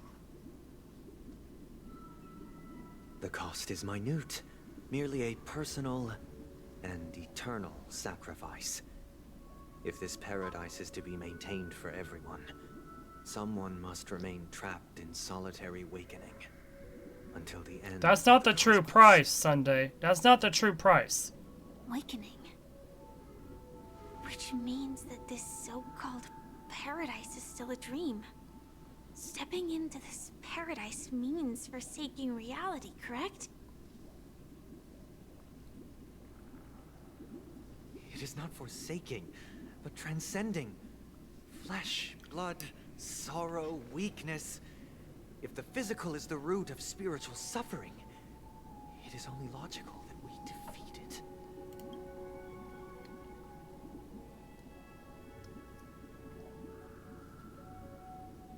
Nice try deflecting it, Sunday. Deflecting the word to something else. But it isn't, you're just trying to change the meaning, or trying to change the word when it actually is forsaken. It's still forsaken, the reality. You're just using a different word to make it feel better for yourself. Well, not for yourself, but to make it sound better. But in this supposed bliss, people won't have defeated their demons. The chance to overcome their tribulations would be forever lost to them. In other words, it is an escape. That's another way of understanding it. But there is no shame in escape. On the contrary, the seeds of escape exist in everyone's hearts. Don't you agree, Miss Firefly? And as to why we sleep, it is because we are afraid to awaken from our dreams. But this is not in conflict with the grand plan. Only in acknowledging this can we truly understand the frailty of human nature, and from there, show compassion and protection.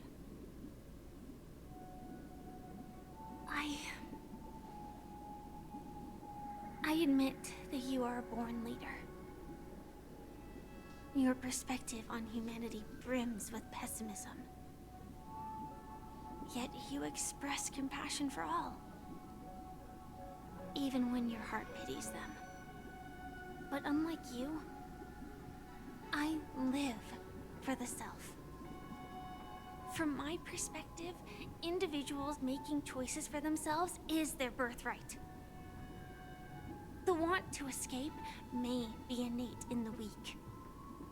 But whether they are weak or not, it is not up to another to decide. Perhaps in your mind, you also view me as weak?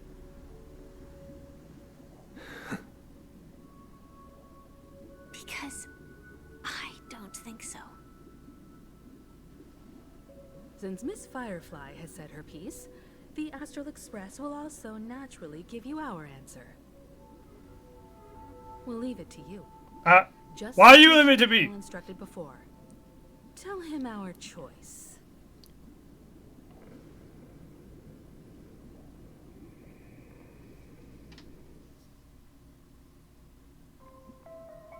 What is this place? Does this place ring any bells, Misha? Wait, what's happening? What's going on? I don't know, but I feel a sense of deja vu. What is this place? It's the realm within a dream bubble. This was left to the Astral Express by a nameless, but weirdly, when we entered it, it was completely empty. Oh yeah, this is what we were doing with the Dr. dream bubble. Edward Well, from the Dreamscape sales store Walt was told doing me his that thing. Dreams are formed from memories, and a dream bubble can't take shape if its core is empty. So I thought you might be able to help us in unraveling this mystery, Misha. As a hotel doorman, you know Penacony best among us. Because he knows Mikhail. I don't know much about dream bubbles, but if you want to figure out what this mansion is, I'll do my best. I'm counting on you then. Himeko, I still don't get it. Why were you so sure that Misha had a connection with this dream bubble? I was sure too. I wasn't sure. It was just a hunch. But since Misha feels familiar with this place, my hunch might be correct. This place looks a bit familiar. Exactly. This is where you and Firefly encountered death, which we now know as dormancy. Considering its connection to Dreamflux Reef, it's not surprising it appeared here. The question now is, who brought you here? Based on the clues we have so far, it's unlikely to be that masked fool. So identifying them is crucial to us. Wait, even though she knocked us out? Drawing closer to the truth once more. Let's give Misha some time, as I believe he'll unveil the secret of this dream bubble. So what wasn't Sparkle? Sparkle just literally just made us go to sleep? There are doors all over the place. Which one should we choose? Oh wait! We went to sleep in a dream! So, wait, then Death brought us here? Is that what happened?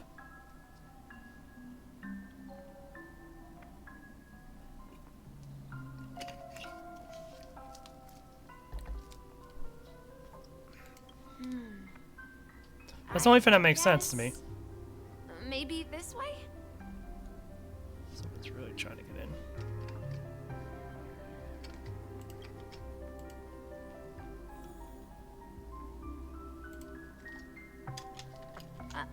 I'm not entirely sure, but let's give it a try.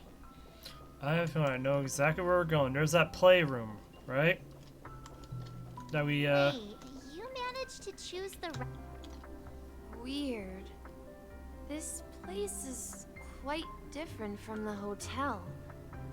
But I feel like I've been here before, and even lived here for a while. That means this place is not the hotel. I thought this was the hotel, but this is not the hotel. This is in the depths, right?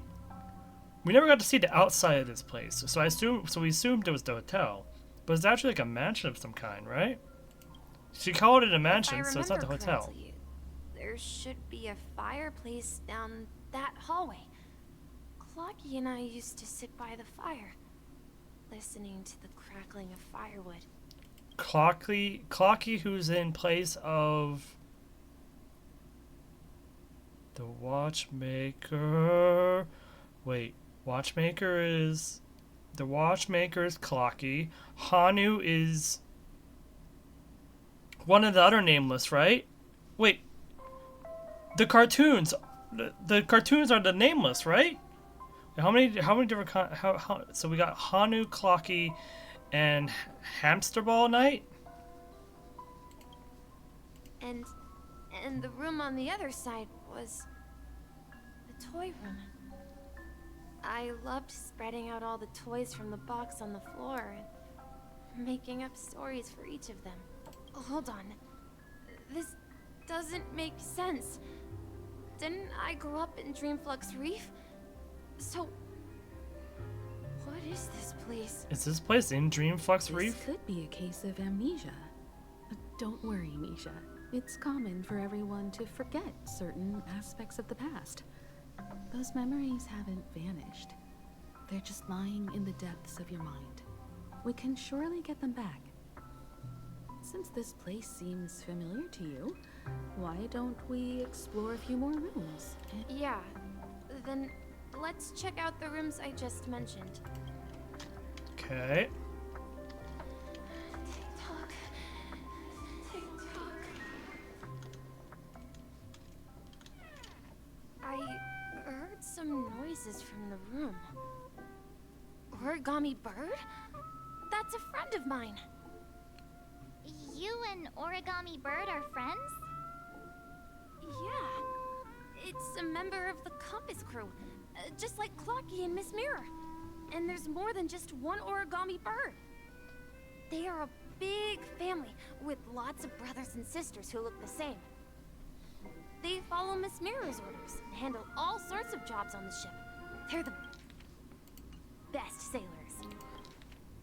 Miss Mirror, the navigator, right? The old navigator, right?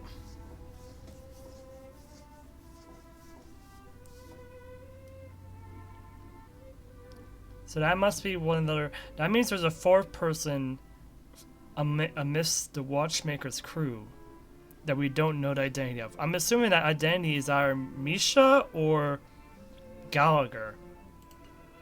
It must be Gallagher. Sailors?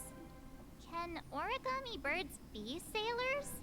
Hanu is Gallagher. Clocky is the Watchmaker. Hanu is Gallagher. Miss Mirror is the Navigator from the Nameless. Hamsterball Knight was a warrior. Or Hamsterball Knight is a knight. And I think the last member, I forgot his name, was a warrior, right? Or someone who defended Penacony during the war. There's 4. Could you tell us more about the Compass, Misha? The Compass is a ship bound for the New World. Clocky and his partners travel through layers of fog to the depths of the sea. Whenever there is danger. That's a great story. But in the Penacony cartoon, Clocky and his... Huh? Oh. That does seem to be the case. I can't believe I figured this out. Like Weird. this. I clearly remember... Clocky arrived in the New World in the end. Perhaps Clocky has a hidden past. So, where has Clocky gone? Did he leave to protect Dreamville? Mikhail, that's the name. Now we all know him as the So, who is he talking to? I'm sorry. I don't know much about the Watchmaker. But, Mikhail... Anything special about that name? Mikhail is Grandpa's name. Oh, Misha is the son of the or grandson of the Watchmaker. Grandpa? Do you mean you're the Watchmaker's grandson? But we haven't heard anything about the Watchmaker having descendants. And the name Mikhail is not rare. Perhaps it's merely a coincidence. I don't think so. Could you tell us more about your grandpa, Mikhail? Yeah, sure. He was a seafarer who fearlessly ventured into mysterious seas and storms. He was always on the sea and had lots of friends who accompanied him on his travels. He was a nameless. It's all clicking. He didn't want me to call him Grandpa because that would make him sound old. He believed he was still young. The name Mikhail was given to him by his parents, Mihaly and Elise, both renowned seafarers. Every time he came back, he'd share his logbook with me and tell me about his adventures at sea. I want to become a great adventurer, just like him. It appears that the seafarer has nothing to do with the watchmaker. So, perhaps it's just a coincidence? Nope. So, where is your grandpa now? He went off on a new journey. And it's been quite a while since I last saw him. I think I hear the sound of water. You once mentioned there's a magnificent fountain up ahead.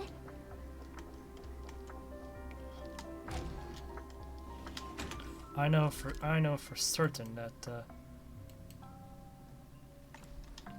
oh, this is a instance area. The water resembles a precious jewel embedded in the dreams of all seafarers.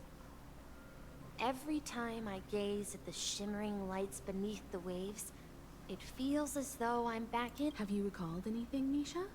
Yeah. I saw these sentences in Grandpa's logbook. He used to say that despite the perils of the sea, whenever he stood on the deck in the afternoon, he often said that those moments felt like returning to his family's side. And the You know, I quite understand such sentiments. Because here's the thing. I'm saying it's Mikhail and the Watchmaker, regardless of what these two are saying, because seafaring can be in the same vein as, or it can be used to hide the fact that he's actually a nameless, a member of the Express. Because he is doing some kind of faring, but he's spacefaring instead of seafaring, and you can call the space the Sea of Stars. So it's not an outright lie, but it's a half-truth. He is a seafarer, but of a different kind of sea. Not of the water, but of the stars. Don't sigh, we will start getting gray hair. Hey, don't tease! I was just being a bit sentimental. Perhaps every adventurer far from home carries a fountain within their soul. Even though the other side of the sea remains shrouded in the unknown, the fountain in front of his house serves as a compass, leading him back to his cherished ones. Yeah. While Grandpa was at home, we would stand by the fountain and place the compass, a toy boat that I made, into the pool. The compass is a toy. I would ask him when I could go on adventures like him, and he would always laugh and say I was still too young.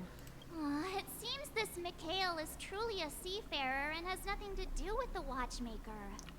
Don't be sure about that, March 7th. Yeah. Based on Misha's recollections, the scenes in the dream bubble appear to be his childhood memories. But this raises more questions. According to Misha, he was clearly born on an oceanic planet and led an ordinary life. Could this be some sort of metaphor? Perhaps the sea refers to the memory zone. It can also refer to someone else. I'm sorry. I don't know. Perhaps I'll... There's another way to interpret the word sea. We're going to the opposite side, right? No. We should turn left here. Huh? Something feels different about this place. Oh. This is it. Wait, this is new. Wait, did we have access to this door before? I don't think we did. I remembered. Up ahead is Grandpa's study. It was in that room that I saw him the last time. I can hear the voice of Clocky, yep. The Watchmaker. Definitely the Watchmaker. The atmosphere in this room feels totally different. Misha! You finally come! Clocky! You're here! Yeah. Are those books on the bookshelf logbooks left behind by that seafarer? Yeah. Whenever he came back, he placed a logbook on the bookshelf in his room. He described our world as a fountain. At some point, the sea started to gradually swallow up the land where people lived to ensure that everyone had land to settle on. He had to continue exploring the sea in search for the source of the rising seawater. Ah, he was on a journey to find a solution to the Stellaron, which kept making the Memoria crisis over here worse, right?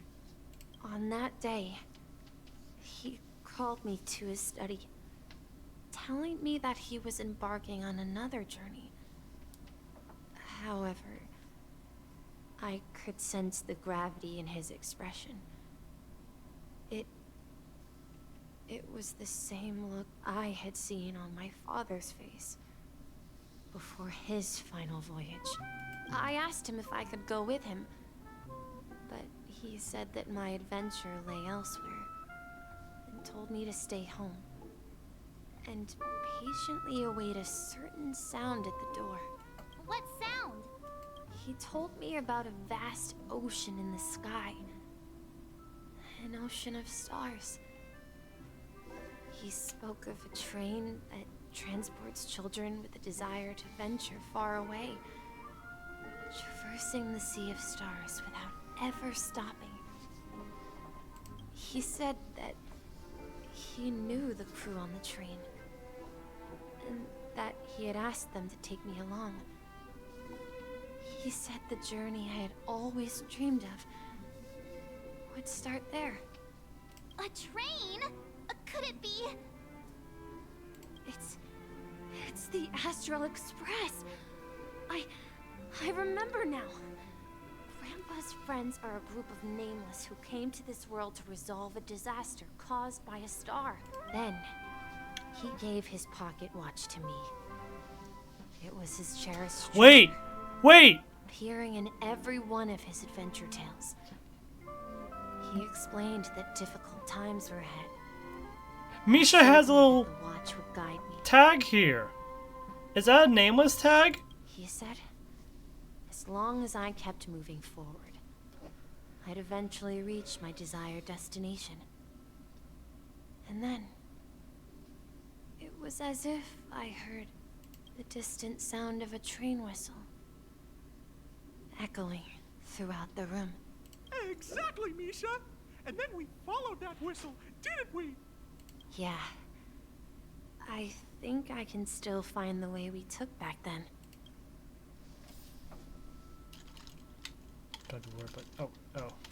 This is the dream jigsaw, right? So we're supposed to find... Do you remember? You said you obtained a mysterious...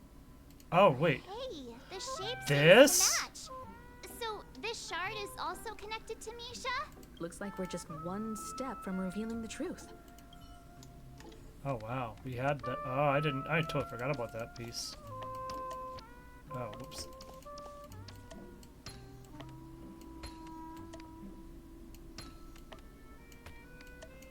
Yep.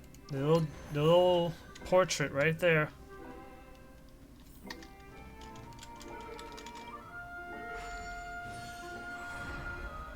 This is it.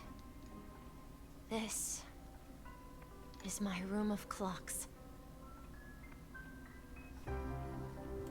While I spent my time waiting for Grandpa to return from his voyage, Walter gave me this workshop, and it became my secret base here. I learned how to repair clockworking gears out of my fondness of precision mechanics. In my dreams, I was the captain of the compass, embarking on adventures with my companions, Clocky and Miss Mirror. In search of the new world. I was born and raised here. So, this building in the dream bubble is your childhood home? Yes, but not exactly. To be more precise, this dream bubble itself is my home. Looks like you've remembered everything now. Wait. Why does it feel like everyone else knows something I don't? Yeah, you're the only one still in the dark. Marge, Do you remember when she mentioned a clocky that only she could see? Yeah, the little guy here, right? But we all saw him in Dreamflux Reef. He's only someone that only the nameless can see, right? Even greeted him. Looks like everyone on the Astral Express has a childlike spirit. Yeah, it is a tag. That means Misha is an honorary member of the Nameless. The answer lies in the Astral Express. Her experience shows that neither Firefly nor Acheron can see this clocky. Because they're not actual patrons of the Astral Express. And when we were in Dreamflux Reef, you may have noticed that for some reason, nobody outside of the crew had ever talked with Clocky. Yeah, I noticed that too. A mimetic life that can only be seen by a select few. It's just like a hidden message left by someone for the Nameless. But Misha can see Clocky too, right? They even grew up together. But Misha hasn't started the way of the Trailblaze yet. He was born into it. And his family gave him the means to find it on his own. Wait, does that mean at the end of this he's going to be part of the Express? Because it's basically his... Yeah, wait. That's the key to the mystery, March. Now, take a moment to recall. Have you ever seen anyone outside of the crew interact with Misha? Oh, no. He's also the same as Clocky. Wait. No way! That's the answer, March 7th. This dream bubble is the place where I was born. And I'm a dweller in this dream. Just like a memory zone meme. Oh. I should have stayed here and waited for you. But when reality and memories merged, I unconsciously pushed open that door and left the bubble with Clocky. But he can exist outside of the dream world. We saw him in reality back in the hotel in reality, right? Unless the memory is so strong that he can leak outside to the reality, but only to the confines of the hotel. So it's not that the Watchmaker's dream bubble is empty, but rather the stuff inside ran away? And the whistle you heard. That's one way to see it, but I believe there's a longer story behind all this. It's best for Misha himself to explain all the details. How about we start with your name? Now, should we call you Misha, or... Thank you all for helping me rediscover my true self. Now, please allow me to reintroduce myself. Wait, is this the Watchmaker, but as like in a dream bubble, as in his memories? I was born on Lushaka, in the Presmere system. No, adopted by seafarers Mikhail and Char. They gave me a treasure. Oh. A name that carried their hopes. Mikhail Char Legwork. Or simply, Misha. If you prefer, you can call me by a more familiar name. The Watchmaker. So, you're the Watchmaker himself? His memories, at least. Unfortunately, that legendary figure is no more. I am only a reflection of his life. As for the child who has been with you, he's the innocent protagonist of Misha's childhood dream. Friend of Clocky, a young apprentice, and a future mechanic on the Express. Oh. What? And this also marks the beginning of his journey, devoted to the Trailblaze. We do have a new Trailblaze member. Wait.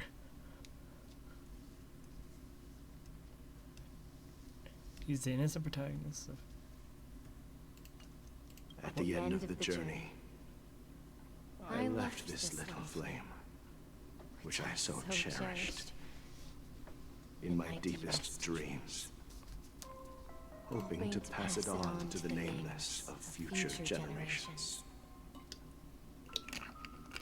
However, he somehow left the dream bubble and forgot all about his task.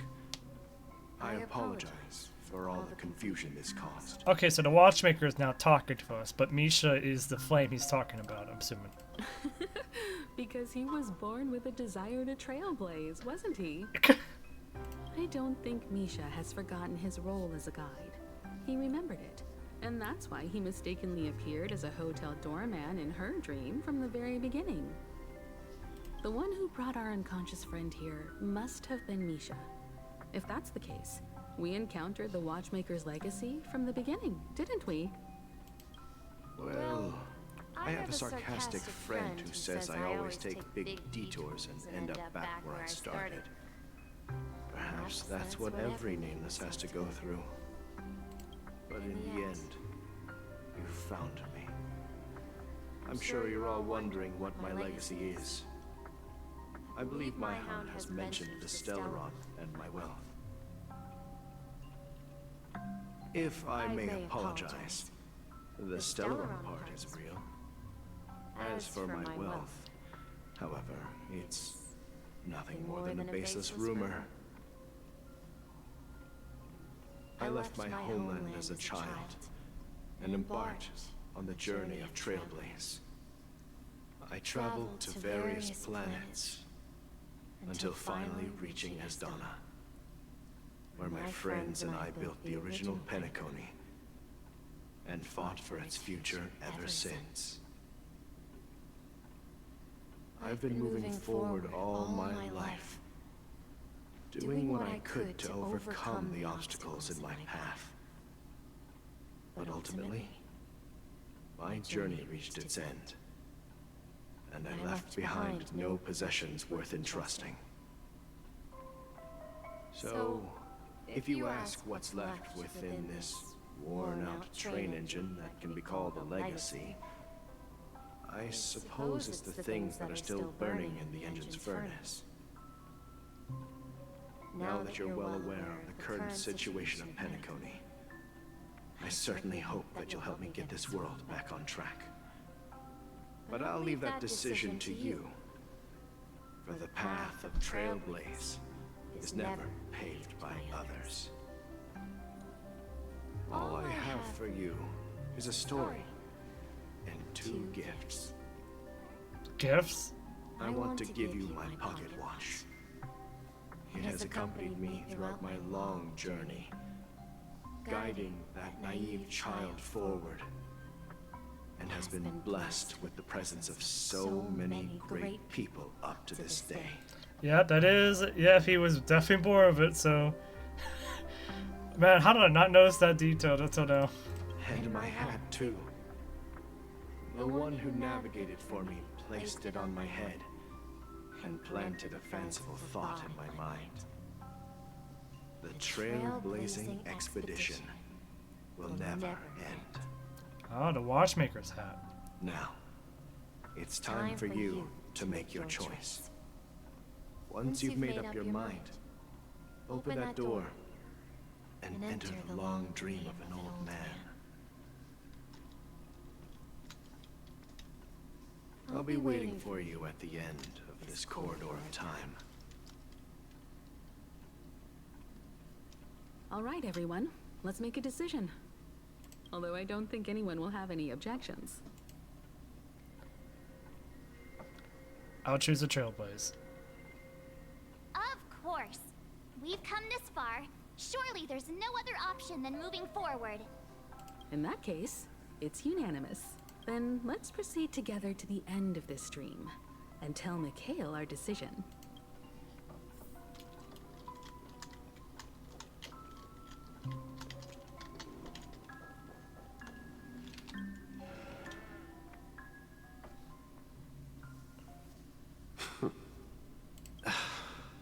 Mikhail, where are you going? Someone has to step up and save Lushaka. So why can't it be me, Misha? Please don't go. And if you must, please take me with you. Don't leave me alone. Even without me, you know how to proceed forward, brave Captain Misha. The compass is waiting for you. Haven't you always wanted to be a better adventurer than me? Now go, board that train and start your journey. Where are you going, Mikhail? I'm going to clean the floor in the parlor car. I've promised the conductor. Wait, first tell me, did you fix this watch? Yeah? I know what it looked like before. Its chain was broken, the back case torn, and the marks on the dial all worn out. How did you manage to fix it?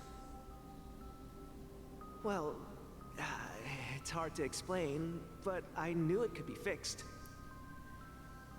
It's the hands, Mr. Amundsen. Its hands were intact and pointing in the right direction, so I knew there would be a way to fix the rest.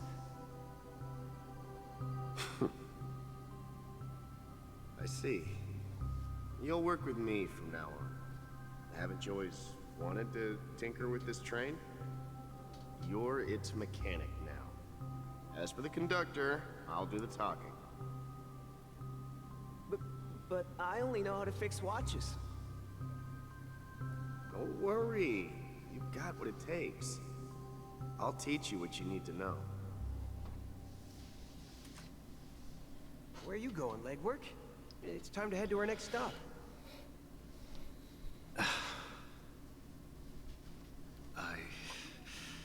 I'm staying in Astana with Rosalina and Tiernan. I see. This place reminds you of home. The people of Astana have only achieved a tiny victory, and still have a long way to go towards true freedom. Hanunu needs us. Oh, okay. Don't worry. Not all journeys lead to the stars. There goes my Even theory. If I leave the Express, our path of Trailblaze will continue. Or maybe not. Like, no, wait. You're talking about Hanunu, so maybe it's still true. Maybe my theory is still right. Yeah. I knew you wouldn't stay on the Express forever. Leave in peace, my friend. And, take this with you. This is Mr. Amundsen's hat. But why? Oh, that hat was oh, that's... When he departed, he said he would leave it to his best student. Well, I suppose the time has come. Farewell, legwork. Take care of Tiernan and Rosalina. And don't forget to write to us.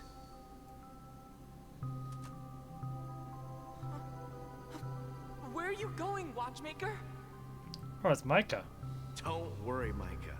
Just going on a little trip. Someone has to be at the forefront of the interstellar frontier, and I'm the only former nameless in Penacony. So why can't it be me? Because you're all we have. Have you forgotten about Tiernan? The cosmos is way more dangerous now. What will happen to Penacony if we lose you too? But what will happen to Penacony if we don't find a way out? Ah, Tiernan. How could I ever forget him? I've spent countless sleepless nights asking myself why I didn't go with him back then. We Nameless won't stop. Don't worry, Micah. It's just a matter of getting back to my old profession. Just wait for me to come back. But if, and it's a big if I don't come back in one piece, then you'll become the next Watchmaker. Where are you What? going, old man?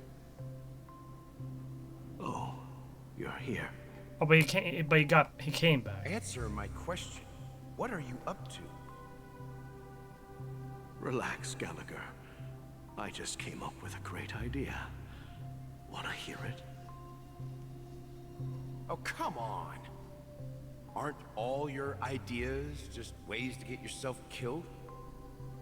I may be blunt here, but You're the last remaining hero in Penacony. It's actually interesting that the red heron I saw about the Enigmata turned out that they were actually part of the good side. At least Gallagher is probably the one of the rare exceptions of that faction.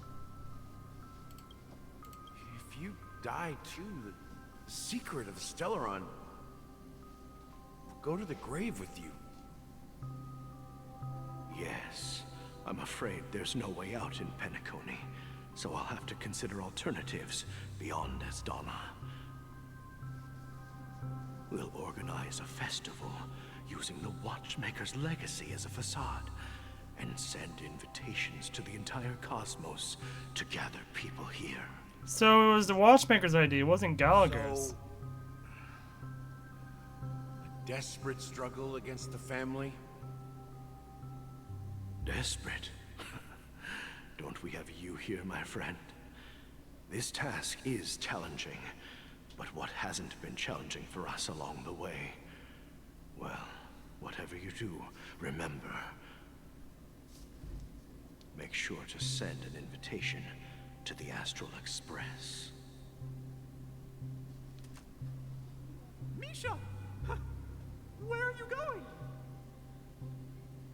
Oh, it's you, Clocky. Take me to Dreamflux Reef. Last night, I had a long dream about the day we met. I want to write down that dream. Write it down? Why? Oh, so I won't forget it. Do you remember how you got your name, Clocky? Of course! You told me that when you were a kid, you lived in a room full of clocks. Those wall clocks and pocket watches grew up with you and were your best friends. Yes, but what I didn't mention was there's a funny misunderstanding behind it. I was a kid, and there was always a special pocket watch in my memories. It was with my grandpa, guiding him on his sea voyages and leading the way in his every adventure story. I wanted to have a pocket watch like that too. And that's when you appeared in my dream. Huh, so there was no, like, bigger meaning to Clocky's. Every night, we boarded the compass and set sail together. I see, so there was no deeper meaning to Clocky's birth, it was just... Huh.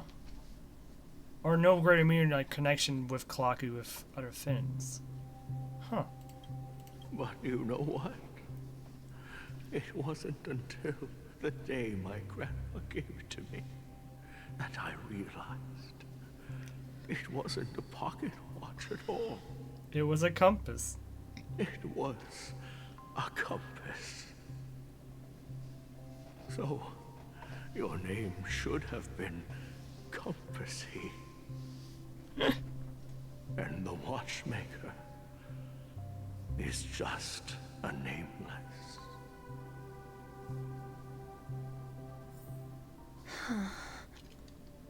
We've arrived at Dreamflux Reef. So, where to next? You know, Clocky, I don't think I'll be going anywhere else. Maybe you're not getting a new member of the Trailblaze. But, I don't know.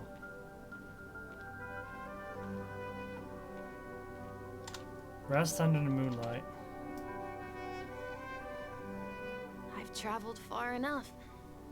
It's time for a little break. Oh.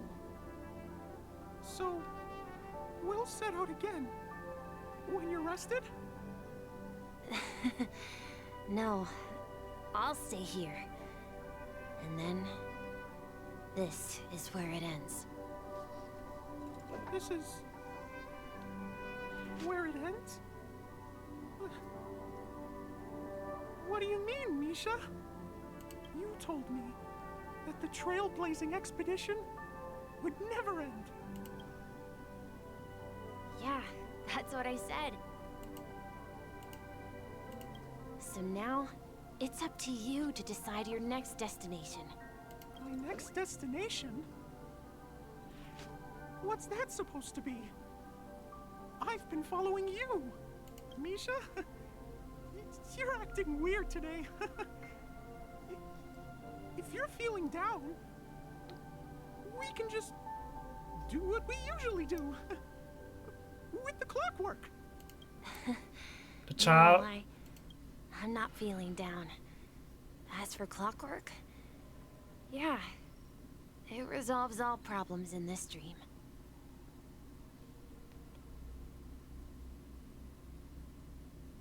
The child he was referring to wasn't Misha. Because Misha is him. He's referring to Clocky. So, do you know what clockwork actually is? But I'm still not sure how this would work, considering that he's a dream. Well, everyone gets lost at times. They may hesitate and doubt which way to go. That happens in this dreamscape and beyond. But don't worry. Everyone goes through moments of uncertainty and hesitation. Eventually, they gather the courage to make bold decisions. Whether it's calming, joyful, angry, or sad, all they need is a little nudge to take that step toward where they truly belong. I'm leaving that little nudge with you, and I hope you'll share it with others. Such is the essence of clockwork, the will of the trailblaze. Also, what's with this coloring effect? Why is it flashing like from a brighter tone to a darker tone? What's going on?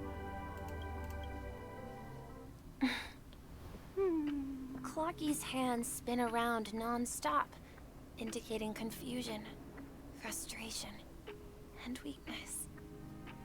But ultimately, people still need to move forward. Just like your hands, always pointing ahead. This is where my journey ends. From now on, it is your path to walk. Trailblazing means taking paths your predecessors forswore and venturing even further. The Penacony in Mikhail's dreams does not belong to order. There's the gaze!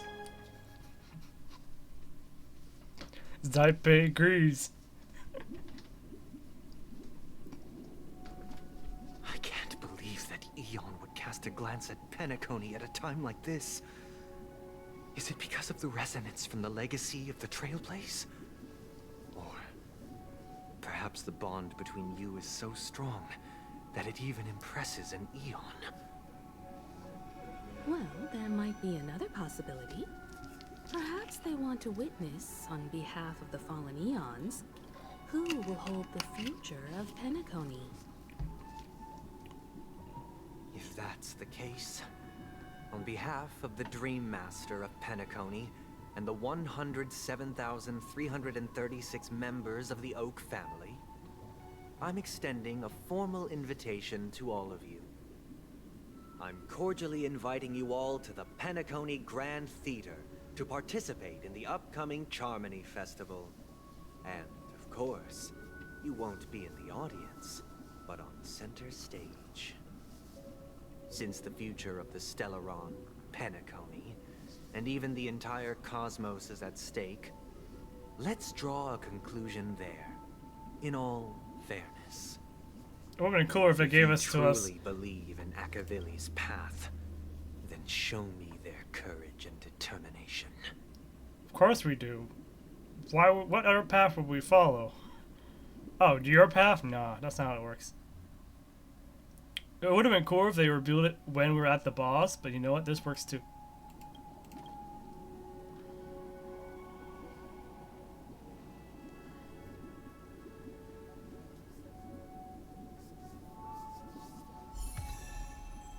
tread on a brand new path. Harmony. Imaginary harmony. I kind of figured it would be imaginary. Clocky is involved. Oh, we got all the pieces. We got... Oh my gosh, this is amazing. Wait, yeah, so Acheron, Aventurine, that's Firefly, right? Yeah, Firefly. Sparkle, Black Swan. The cage represents Robin. That's a Nightingale. Bloodhound, that's Gallagher, but it's a Bloodhound. I'm not sure who this represents. Is that the Dream Master? No, it can't be the Dream Master. Clocky represents Misha.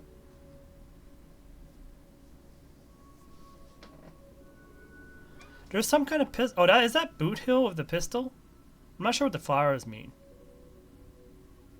But it was like a pistol here. I'm not sure what that's supposed to mean.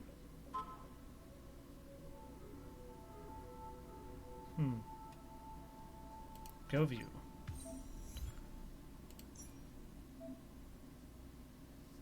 Are independent of each other. Thank goodness they have this now. We now have a new path.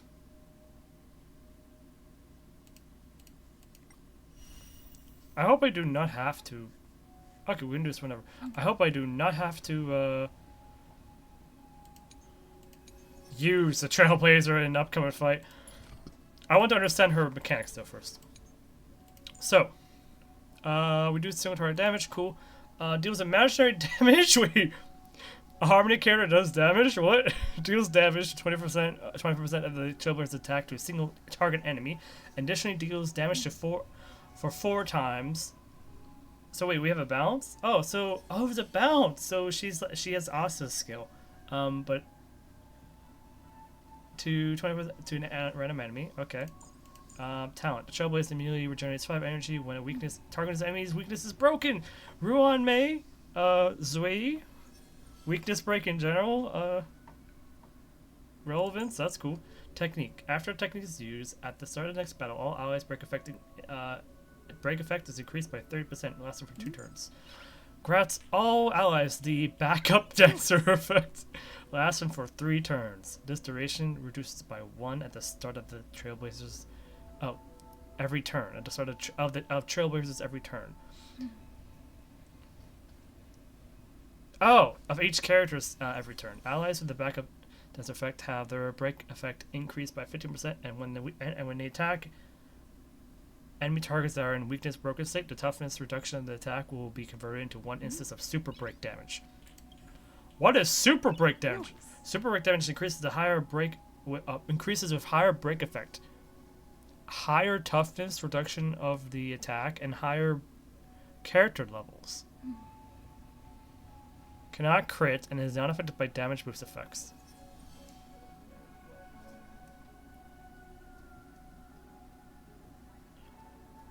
So we have a new damage type? What? I'm so confused. What does this mean?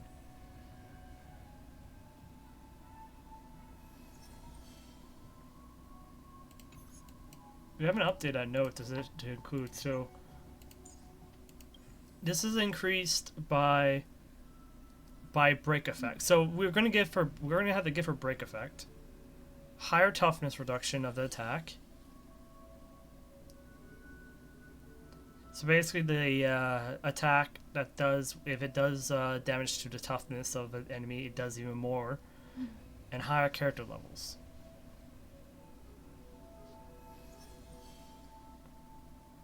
So it does better damage based on what level. So now since we're at level 80, it means it does way better damage, right?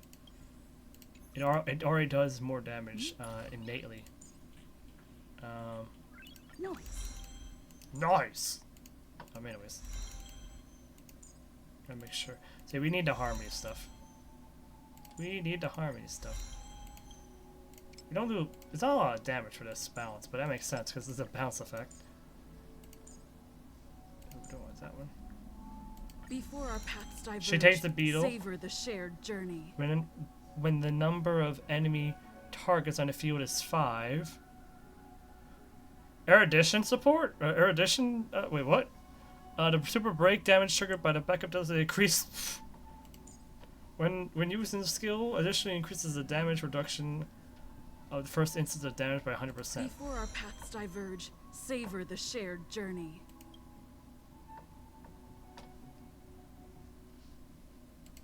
Additionally delays the enemy target's action by 30% when allies break enemy weaknesses. Okay.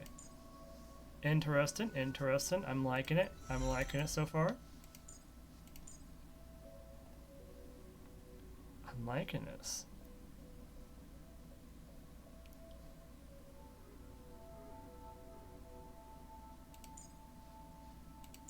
And we have damage boost, so we want to be doing damage with. This is so interesting. It's a completely different form of imaginary user, that's for sure. We definitely want the break effect.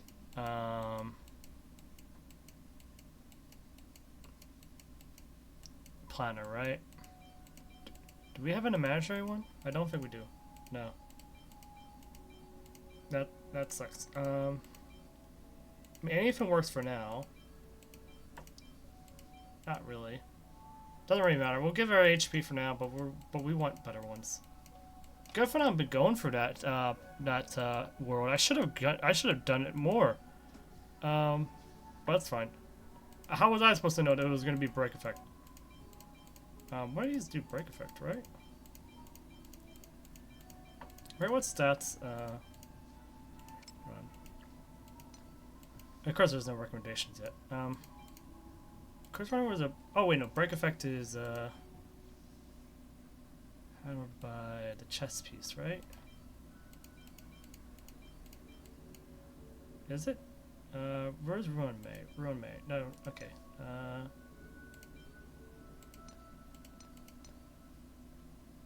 Ruin May. I need an idea of. Oh yeah, she's not. She's not ready actually. Well, I guess it's fine. HP's fine. I probably want to, for Trailblazer, we want to attack. Where is she? Oh yeah, break effect. There is break effect.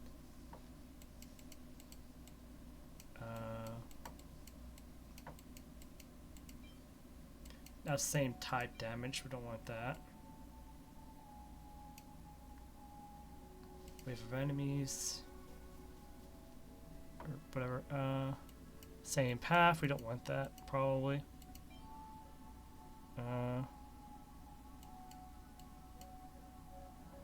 mean, if we have a lot of speed innately, that would be pretty useful. So we go to like 30 speed, 130 speed with a maxed out set of boots. Which I don't think is enough for, yeah, we need 35.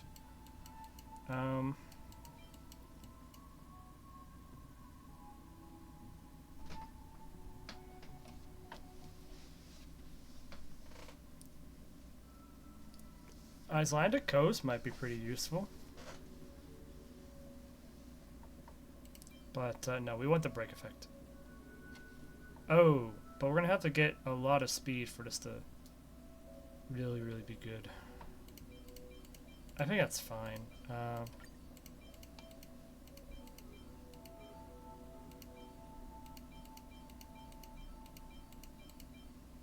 Might be fine. And we're gonna need. We're obviously gonna need this. The Watchmaker's Legacy, the Watchmaker's relic set. Give her speed. This one's fine. It gives us attack too, which is perfect.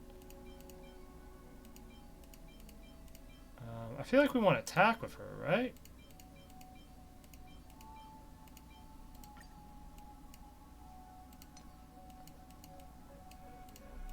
We can optimize this build later.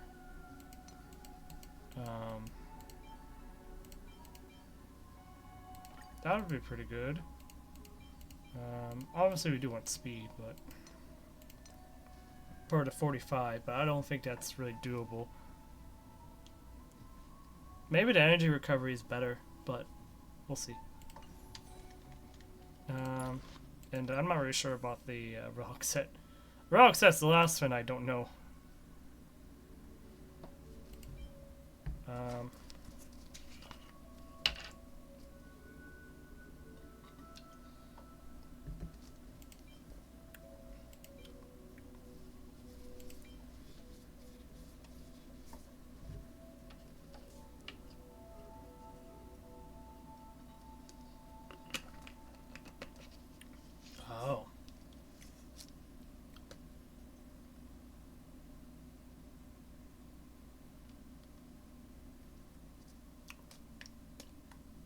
I wonder if this is good. It could be useful.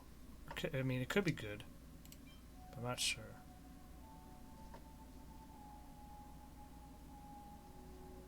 Oh, that's a copy. That's a duplicate. We don't want the duplicate.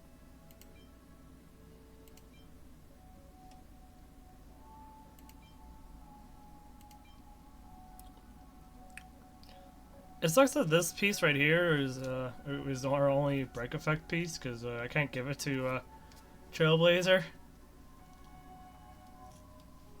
Maybe you have to share. Maybe you both are gonna have to share this piece.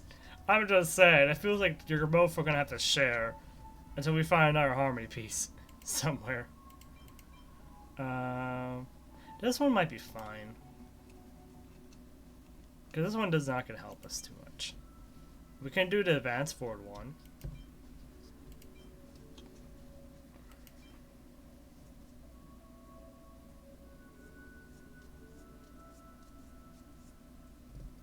So they do increase damage.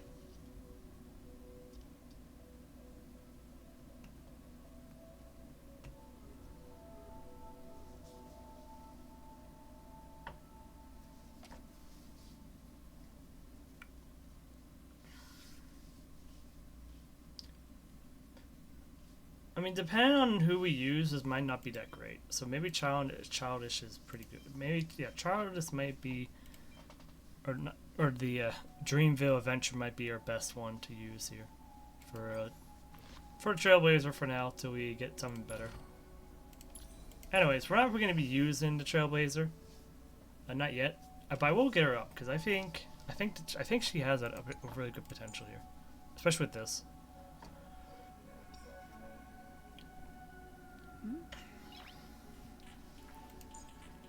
Noise.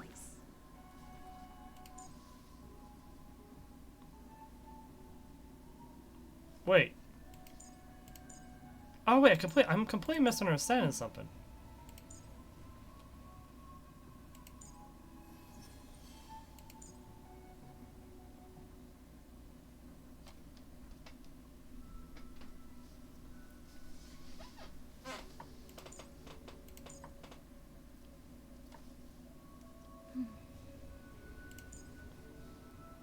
Yeah, I'm completely misunderstanding something. She doesn't. Oh, wait, no. We need it for the super break damage requires us to have break effect, but I don't know if it warrants us to have a complete focus on break effect. Does it? Noise.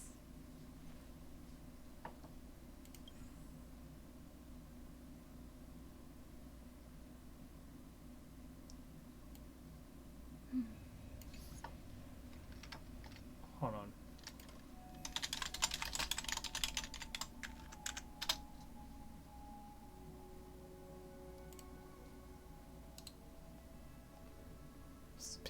People are already cooking.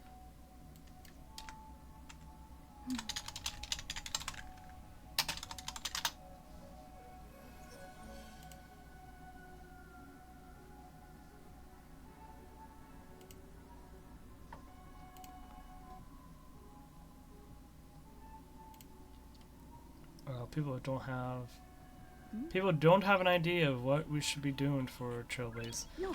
Oh, I totally forgot. There's also Eidolons that we're gonna have to rebuild and trying to obtain.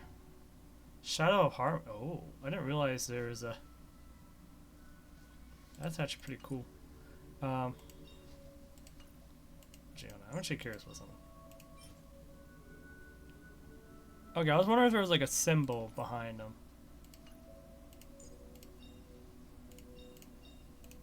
But they're all basically the same, huh?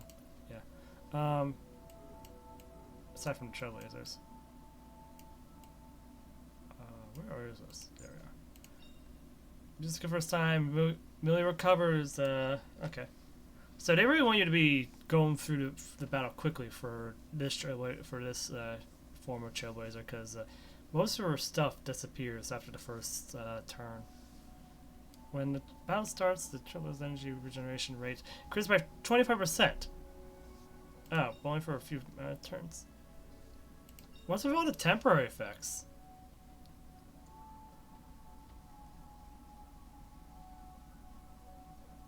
Okay, so we do want break effect. Yeah, we do want break effect. Damage creations better. Oh, wait. So wait, does it increase to 6 times?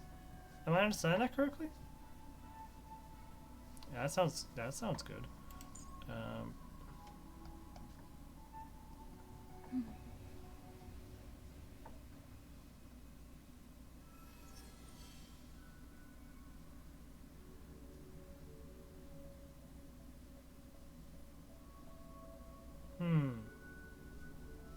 Anyways, hopefully we do not have to use the Trailblazer for this upcoming section. Does that mean he wants to fight us during the Charmony Festival? I'm afraid so. This is weird. Aren't Arc villains usually plotting some dirty conspiracy in the end? But he actually said something like, "In all fairness." Could it be that he's underestimating us? Well, in my opinion, Sunday is deeply committed to his own philosophy and genuinely wants to prove that the Order is right. I sensed a strong conviction and a desire for dominance in him. Maybe he won't accept the outcome unless he wins fair and square. That's why he'll give it his all in the upcoming battle. We will back down either. Yeah, you're right. We've even dealt with a Lord Ravager of the Destruction, so a follower of the Order won't be a big deal. Anyway, we can't leave the Stellaron unchecked. This is about trailblazing a bright future for Penacony and fulfilling Mikhail's and his predecessors' long-cherished wishes. Now that we've taken up the mantle, we can't afford to fail them.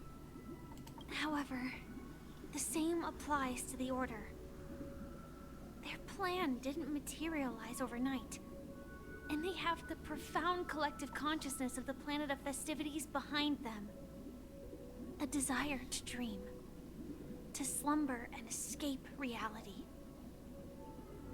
All those hidden emotions have given birth to the sweet dream of the Order.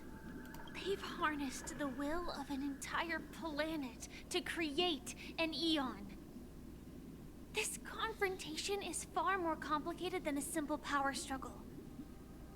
To secure Penacony's future, fighting on the stage alone is not enough. What do you mean? Are you not coming with us? I believe Firefly is trying to say that she's heading off to another battle.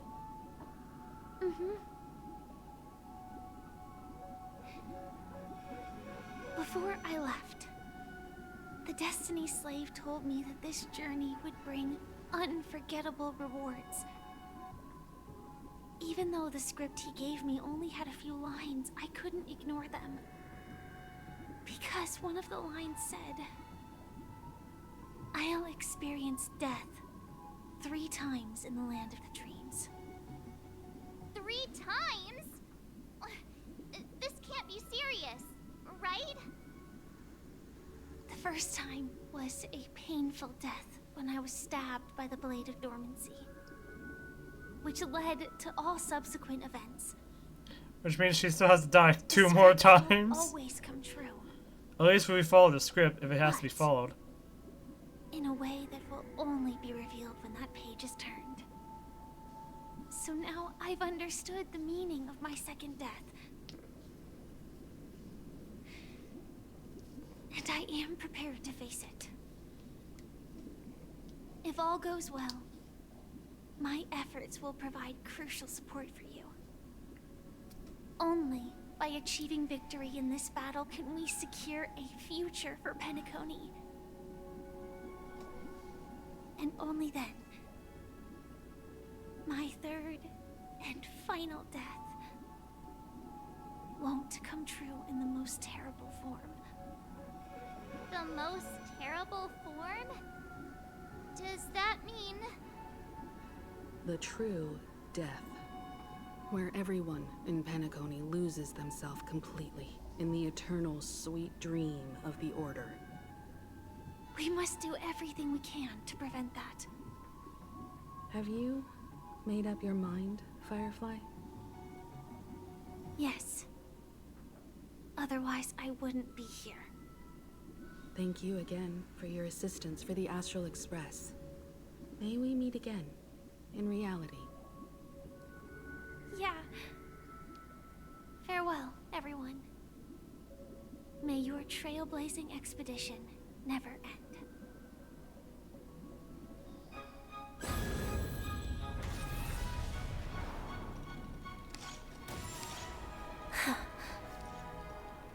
I dreamed of a scorched earth. Everyone, are you ready? A new shoot sprouted from the earth. It bloomed in the morning sun and whispered to me. Like fireflies to a flame, life begets death. May we meet again in reality. What is Firefly? What is Firefly doing though? After today, Japella's name will disappear from cosmic history. And the Everflame, that's your next stop. Land of the dreams.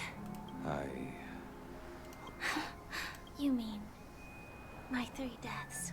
Silverwolf told me about it. Well, I want to live. I'm never afraid of death. People die. And I am no exception. Death is like a script. A fate that cannot be we have to choose where we want to rest forever. Do you exist just to perish? Are you not the same, Blade? The end you desire. If I were to die now, I would only be a weapon. Though its definition escapes me, isn't this the answer that ordinary people look for their whole lives? A name that can be carved onto their tombstone. The tombstone that belongs to me once bore the inscription, Glamoth's Iron Cavalry. Then it changed to Stellaron Hunter. But one day, it will bear the name Firefly. And all the brilliance she showed at the end of her life.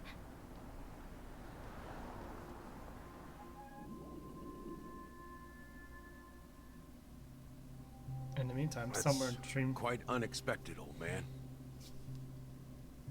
Who would have thought your crazy plan would actually work?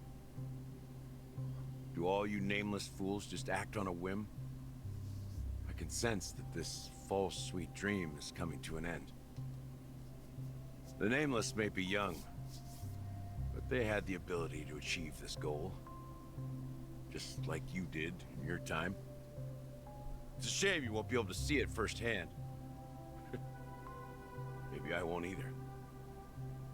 Once something fictional is seen through, it ceases to exist. Yeah, not just those nameless. Even Mr. Wings is just like you. Stubborn, won't listen or give up, no matter what. Well, fate is unpredictable, I guess. If we weren't bound by those cursed paths, maybe we could have had some good talks. But in the end, we managed to do it. And now we can find solace. Remember how those idiots cursed us? They said, "Go to hell, you worthless traitors."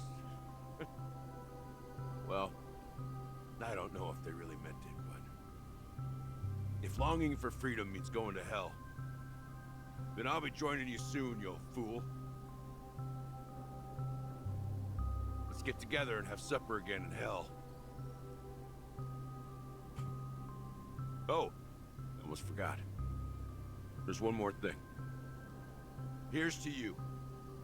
A glass of hello and goodbye, Trailblazer. To the imperfect tomorrow.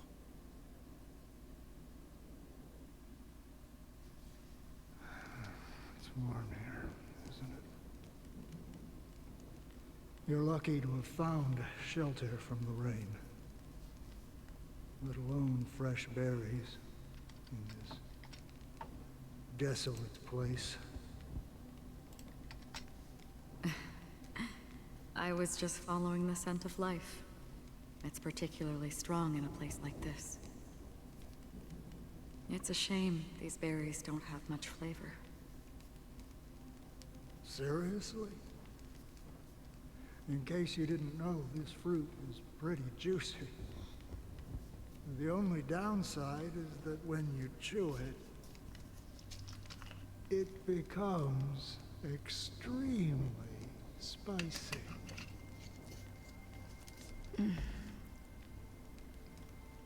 Have you lost your sense of taste?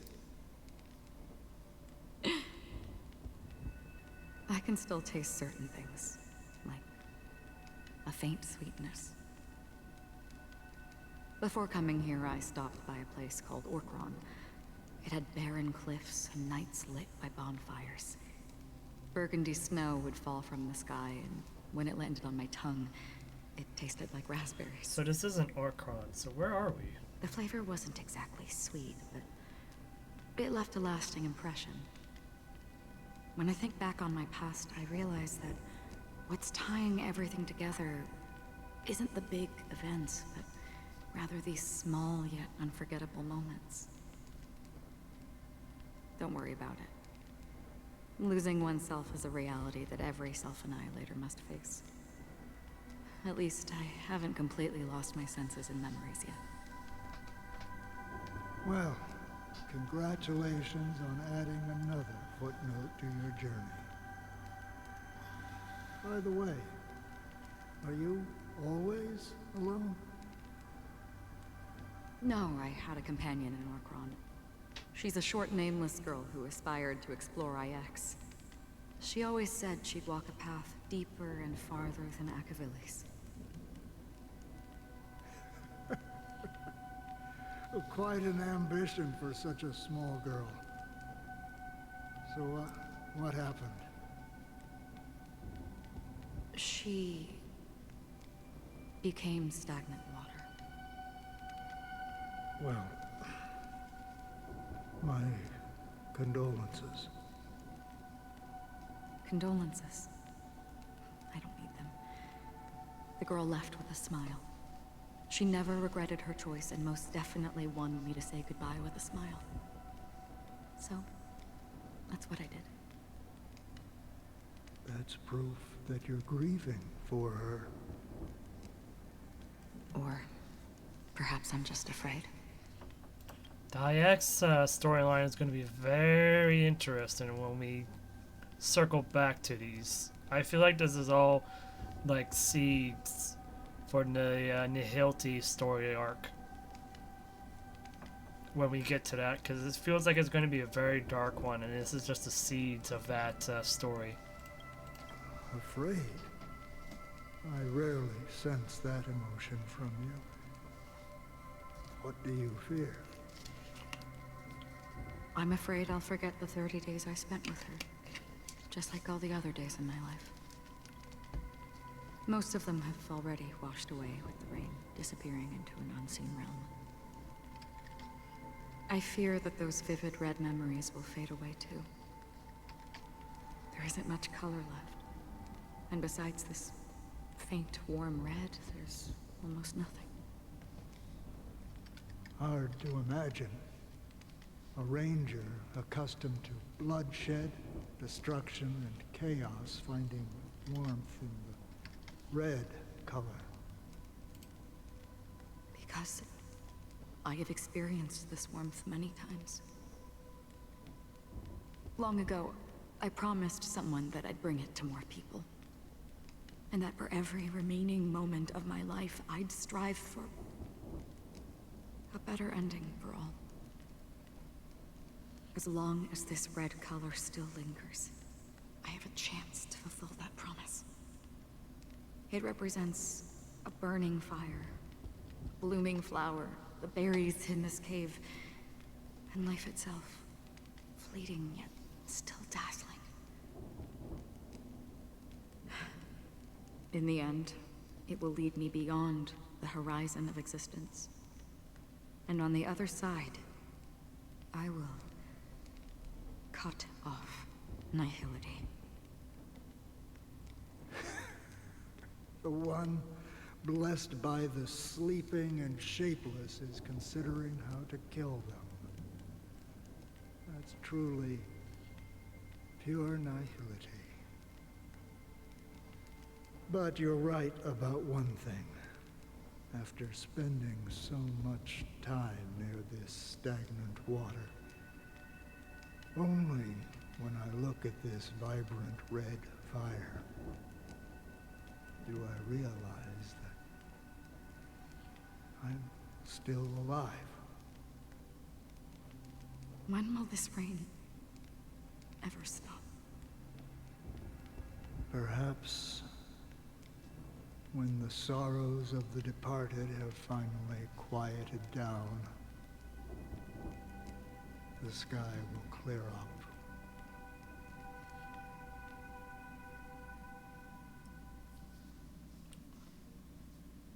Have you heard of a planet named Biari Scamandros, Don Hung? It's one of the Paradise Kingdoms under the influence of the Harmony. A sought-after wonderland for the inhabitants of the Dardanu major and minor systems. Half an Amber era ago, the family held an unprecedented festival there. And after that, everyone on the planet became part of the family.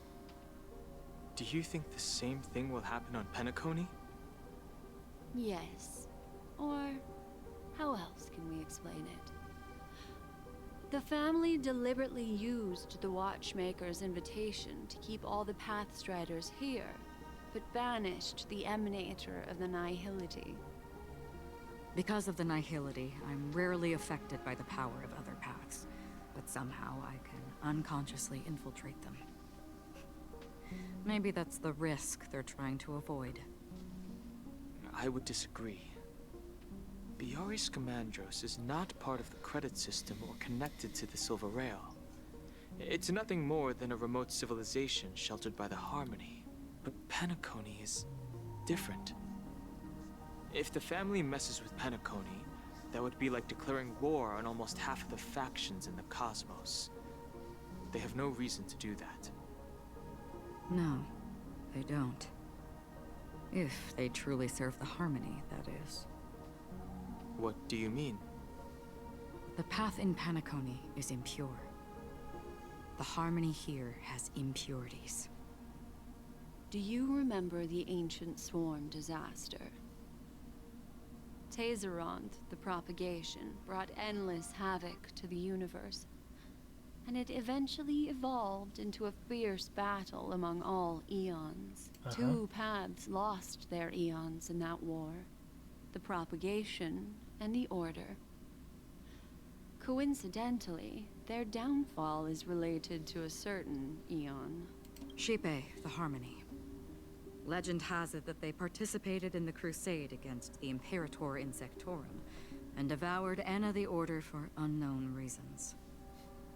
Holy forgaroni.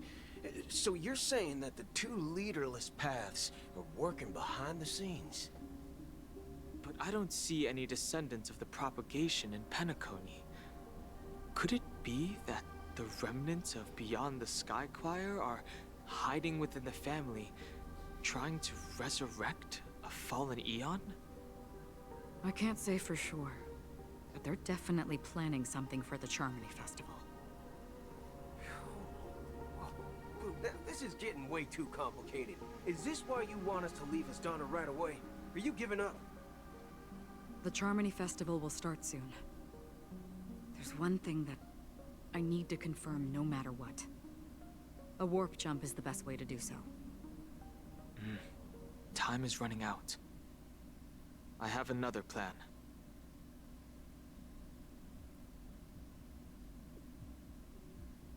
Hold on.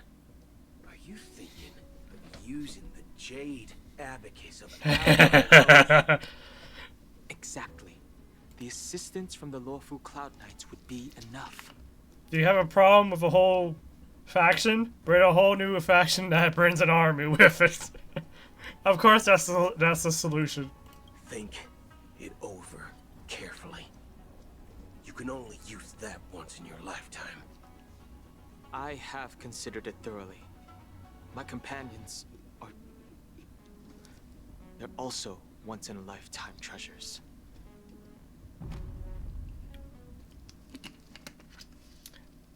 And this is how we get back into the Azian show alliance story, because apparently we're going back to there, and I don't know how we're gonna get back there unless it's another flashback. But now there's the end. That's how we get back there for the continuation of that story. Are you the only one here, my child? The Nameless is quite the diplomat. Our secrets have spread like wildfire within the family. And IPC starships are gathering towards Astana. This is a crucial moment for us.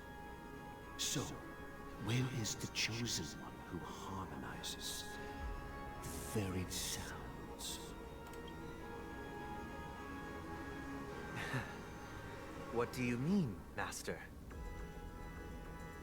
I'm right here in front of you, aren't I? You know, she was supposed to be the star of the Charmony Festival in our plan. But the plan has changed. As her brother, I know she doesn't want to sing for the Order, so I'll take her place. You've always been wise beyond your years. I'm sure you understand the consequences of your choice. If you consider this a betrayal, well, there can't be two suns in the sky. I'll step up and take down the other sun if necessary. Do you believe in karma? If karma exists, then everyone has their own karma. You have yours, and I have mine. And my karma has nothing to do with you, Mr. Gopherwood.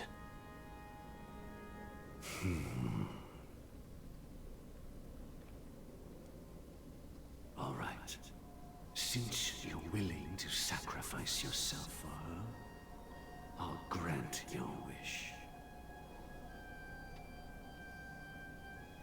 Well, the compromise came sooner than expected. Why? You and your sister were born as twins of the Order. And one of you is destined to follow this path to the end.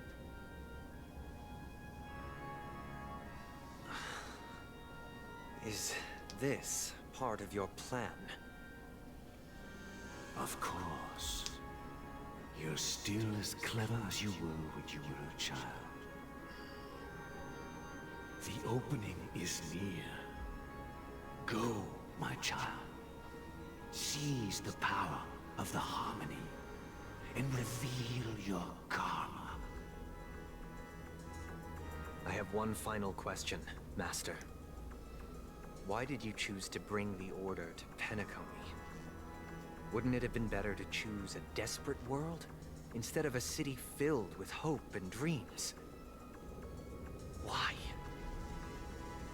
It's for justice, my child. If we lose justice in our hearts, we'll make the same mistake as the Harmony did. So, it's not you who manipulates the dreamscape with the Stellaron, but... Well, that's where our conversation ends. Go ahead. The 107,336 souls of the Oak family have dreamed of this moment too many times. Stellaron has a will of its own, so... Or can have a will of its own. What?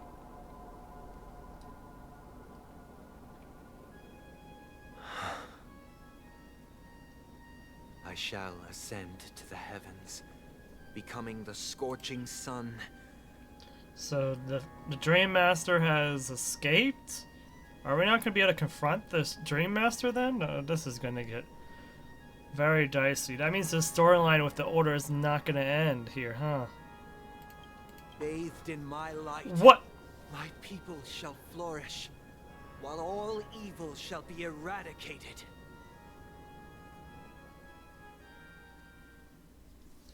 This is the interior of the Penacony Grand Theater. We're just gonna rush to the end there. Exhilarating to be flushed into the air by Soulglad.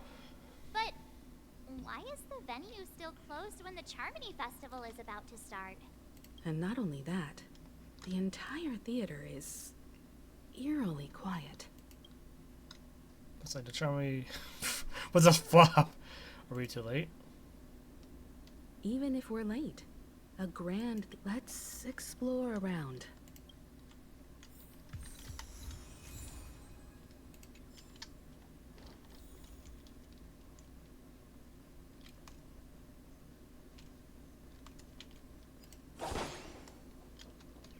Make a wish. Gosh, the atmosphere here is so creepy and unsettling. Even if there's no audience yet, They want us to go there here should first. be some staff around. Why is it so silent? All the dolls are making me.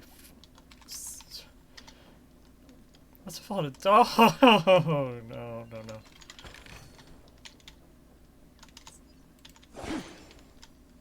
no. Now's not the time, birds. I'm here for the story right now. Oh, wait. Right, we need to go here for some reason. What are we looking for? Probably this. Yikes, they scared the life out of me. Why are there so many puppets at the ticket office?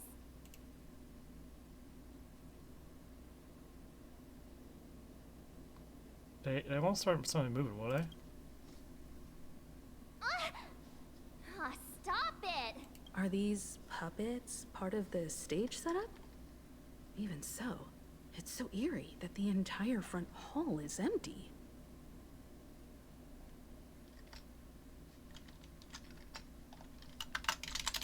Hold on.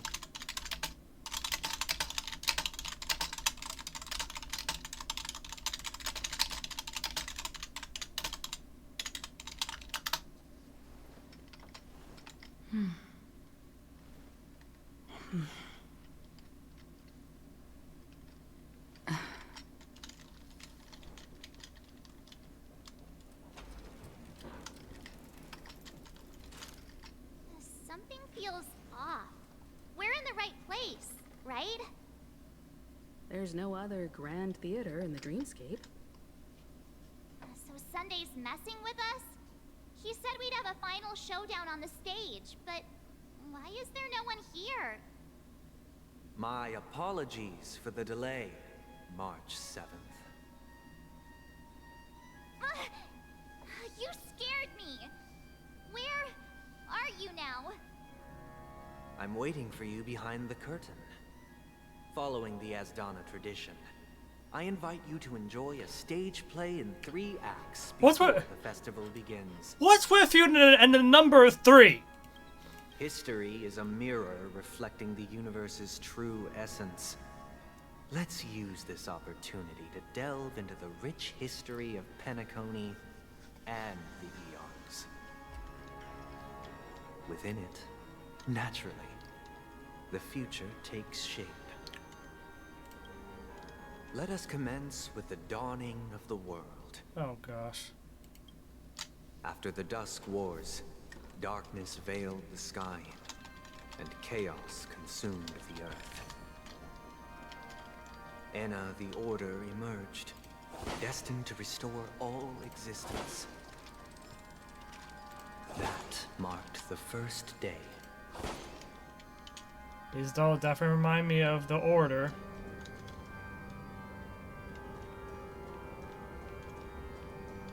They gathered nebulae and forged them into picks, thus creating a grand lyre with black and white keys. Strike the white keys, and the sun rose, strike the black gosh, keys, one of these puzzles. and the moon rose. And so, the cycle of day and night arose. That marked the second day.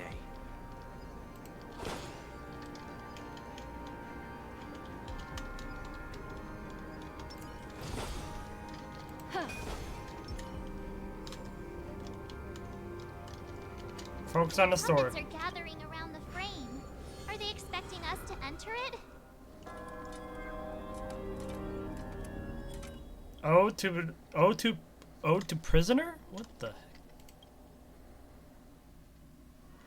Where are we now? The atmosphere here looks similar to Sunday's inner world. Perhaps this so-called stage play is created with his abilities. This act is named Ode to Prisoner. Given the atmosphere here, I believe it's about Penacony's past. I thought things were finally looking up as I managed to dodge prison during my recent trailblazing expeditions. But now it looks like I'll be back behind bars again. I genuinely wish to avoid a violent clash with my esteemed guests from afar. Therefore, I've arranged 3 acts before the situation becomes irreparable. It's already irreparable. Where shall we start our narrative? Well, let's start.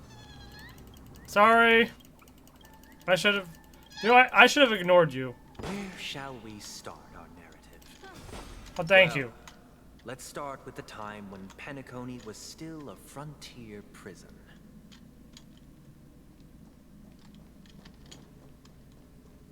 Stream forth, a gleam of old blades.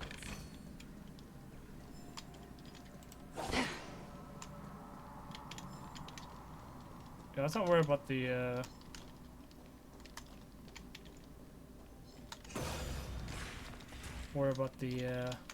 herds. We can worry about all the other side things later. Dreamwalker 5? Why are we getting a new tutorial about Dreamwalker? Oh, because we can make blocks now? Well, that's good to know.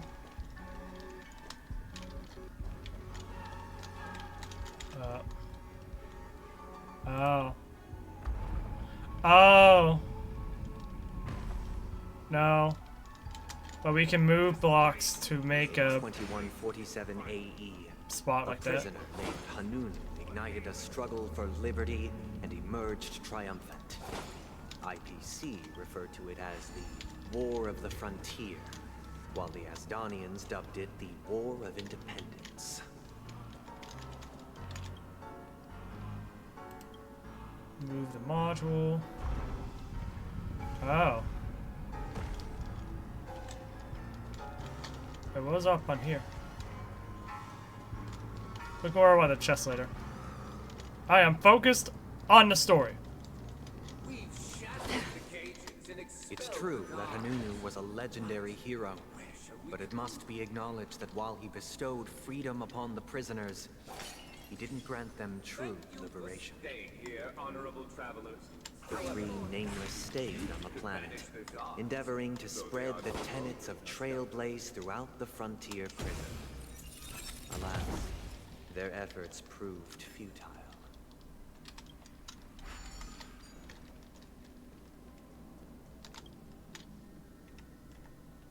Hold on. Where are we supposed to be going? This is where we're going, right? Yeah. Because I think it's where we're going.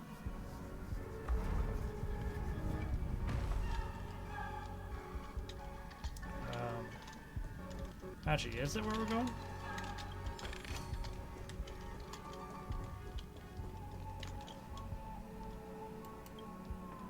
No, the module needs to be over here, it seems. So how does one... Oh. Somehow missed that. Once again, Asdana was engulfed in war. This time, the enemies originating from within. The prisoners remained prisoners for the rest of their lives, fighting for freedom. Oh. Like this land of freedom. the scorched earth. As you can see, their sentences have long ended, and the IPC guards have long been expelled. Yet, these prisoners remain enslaved, not by external forces, but by the confines of their own minds. Freedom permeates every corner, except fragile souls. It gives solace only to those who believe in its existence. Prisoners, this is my order. Learn the essence of freedom and teach your fellow prisoners to fight for their lives. New elite enemy. Oh no. Why do we have to fight while enjoying the show? Oh, it's not an elite enemy. For I desire not Oh, no, it only is. your enjoyment, but also your assistance in its completion.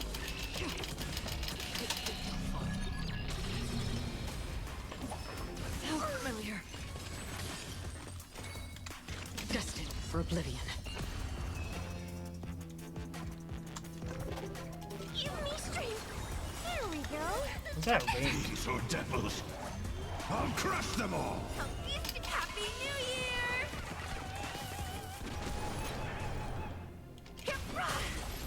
Destiny is apparent. On the still waters of oblivion. I'm scared. Get them. There we go. No one can restrain you anymore. You are free. Wait, that's the music we heard on the live stream. Isn't that the boss music? Why is the boss music being heard now? Now I'm interested. Concludes the first. This must be how Penacony was constructed. With the aid of outsiders, the prisoners were finally liberated and established the land of the exiles.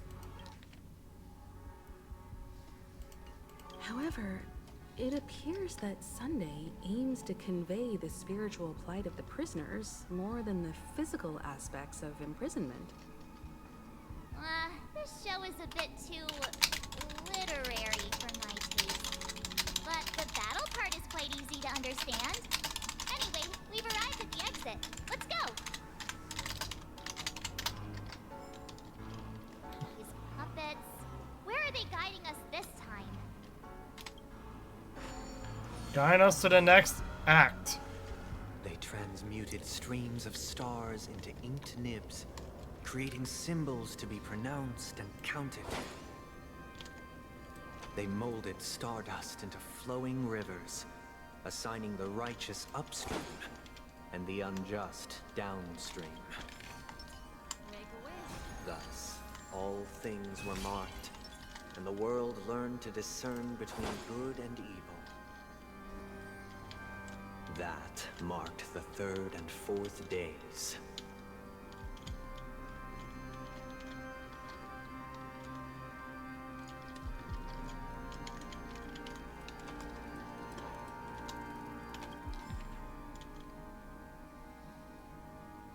Collectible card?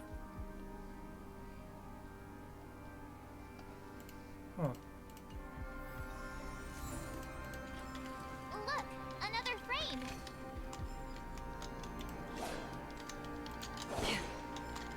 Oh. Make sure we pick that up. Music.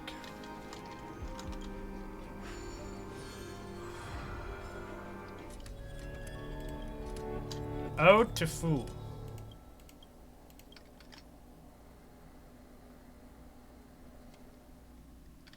Ode to Fool. This must be the second act. The surroundings are different from before. The stage decorations look a bit tidier now.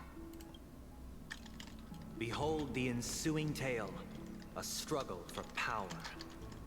Penacony witnessed the ascent of the 7 major lineages: tree, grass, flower, bird, beast, fruit, and insect.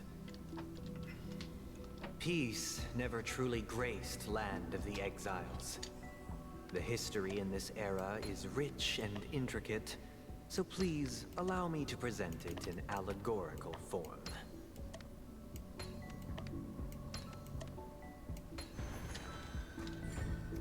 So we need to go this way first.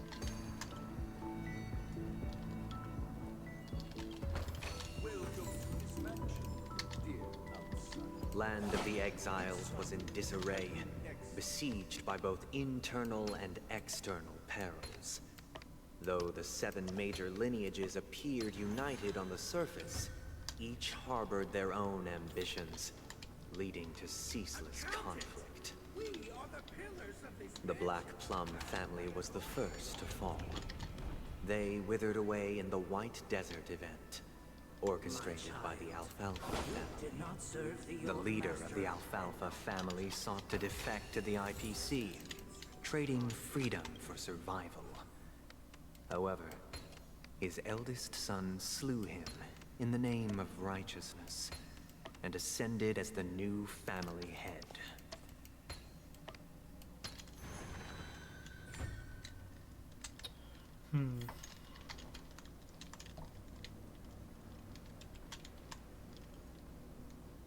So there's been a grudge with the Alfalfa family for a while, it seems.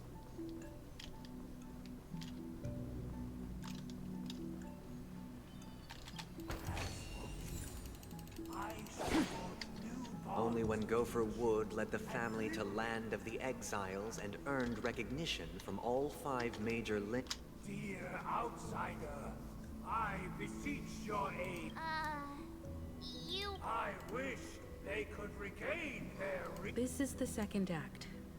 Looks like it's about Penacony's journey to becoming the But this new master, Perhaps this is the truth Sunday is trying to express, if you read between the lines.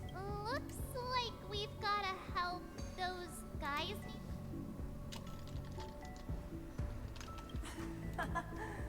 In the absence of my master.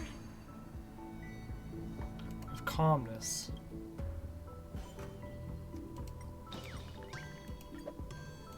I shall sing for my new master. Master! Calmness. Right, okay, makes sense. Order wants everything to be the same, or for their actions or people's actions to be self-determined by the order, or predetermined by the order. There's no room for like deviancy or freedom of expression. So it makes sense they all should be calm. Master is no longer.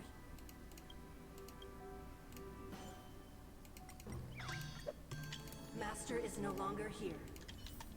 Either I shall be.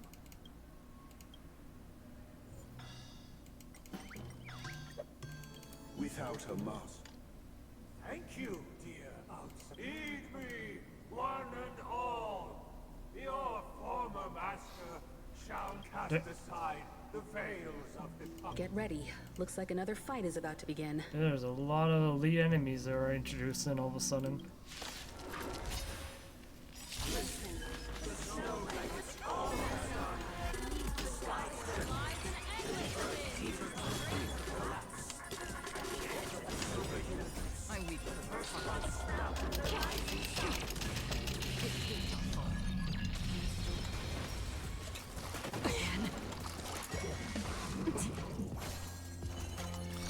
Ill tidings manifest. Free will? I'm scared. Stay put. Protect me, protect me. Don't worry, it's just a Turn script. out your pocket. Happy New Year! Almost done. Cleanse your manners. Well, I only have one more act. I already know where the portrait of that one is at. Another journey be destined for oblivion. Get them.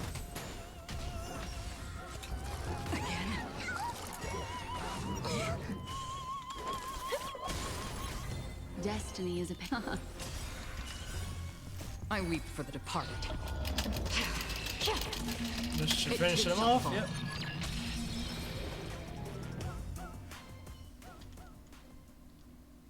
Alas, they remain but slaves till the very end, with the illusion of freedom.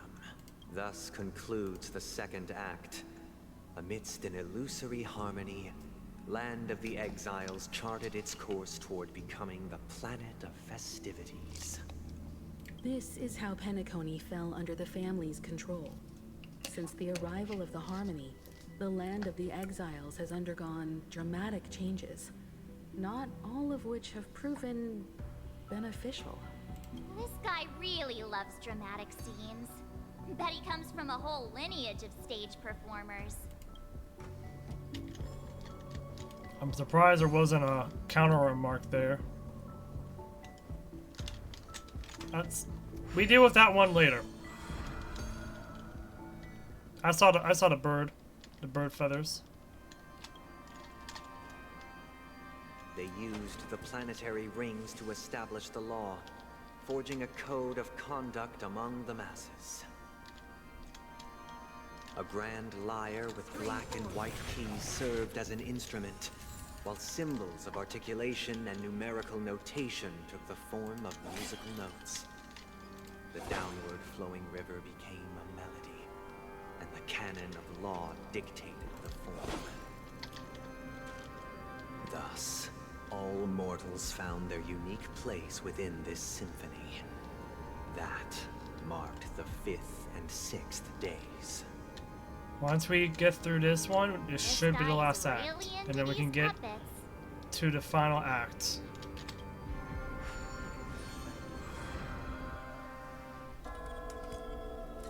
Ode to Order. Of course.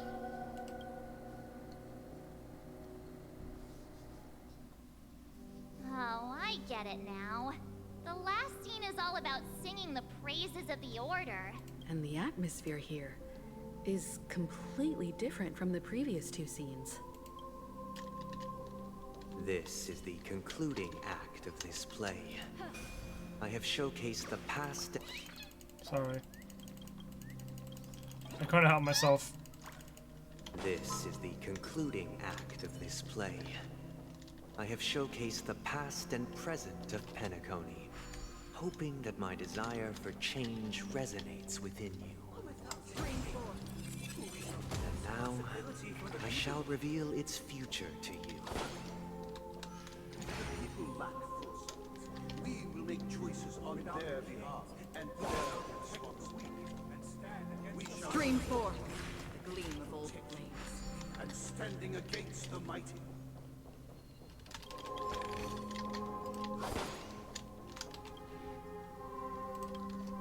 Move the module.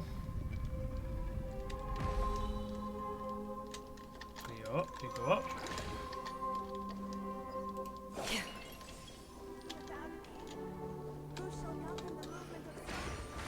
Go through here. Everything followed its natural course, and so it shall continue. We no longer have to Grab that. Go over here. Move the module again, apparently. Oh, I see.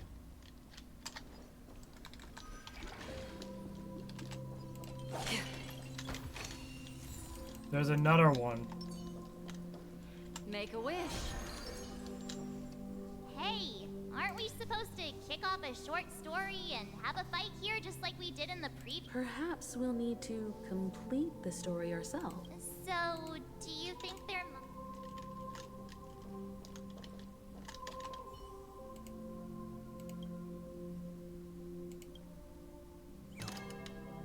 Satisfied? They're not How did tunable. it go? I can't change the emotions. You can't change. My apologies for my negligence. I forgot to inform you that the final part was scripted long ago. Let our previous king recount it to you. Now it is time for the final rite. Prepare for battle. Looks like we'll have to fight again. Descending from the infinite spiral staircase, I traverse towards the future with measured steps. No need to remember or seek life. I weep the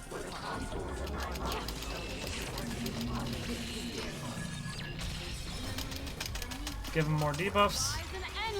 By Kana. Again. Oh. For Oblivion. Oh, great! Starro gave Starra, you do know sleep is one of the worst status effects you could give, right? Destiny's Oh, you know what? hand has truly blessed Actually, me. sleep is fine compared to other forms of status effects. I'll crush them all. Like charm. Charm is worse than that, actually.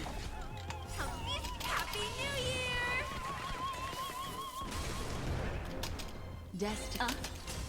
Free with the still waters of oblivion. Almost. Effect resistance. Too bad for you. I weep for the departed. It too shall fall. Bye-bye. So these are agents of order, huh? Reverie, I leave faint traces behind. No need to remember me, or to recall the essence of dreams. What is mine shall wane, while you shall transcend its delicate nature. This is the final scene. It's much more straightforward. He wants to expel the Harmony and establish an empire based on the Order. Let's go. Once this stage play concludes, it'll be time for the main event, the Charmony Festival.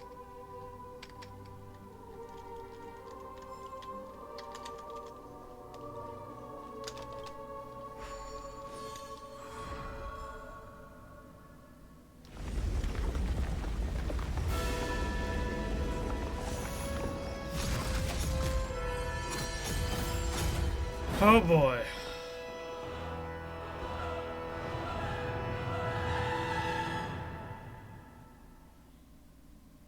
One system hour until Charmony Imbue the world with meaning, perfecting all things in the heavens and on earth. Then they rested from the labors of creation. Yet all beings cried out to Enna. Under the banner of the Order, you have defined all things in the cosmos. But this made us realize that we are but puppets in your hands. Thus, on that day, all beings united and cast the Eon into the abyss of oblivion. This Grand Theater looks totally different. Is this the power of the Order? Everyone, get ready. This could be a tough battle. Definitely could be.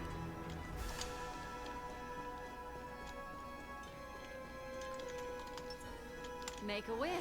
We're gonna do this, make sure we get everything we need. Oh. That marked the 7th day. I couldn't even get the Cheers jar. and chants reverberated inwards.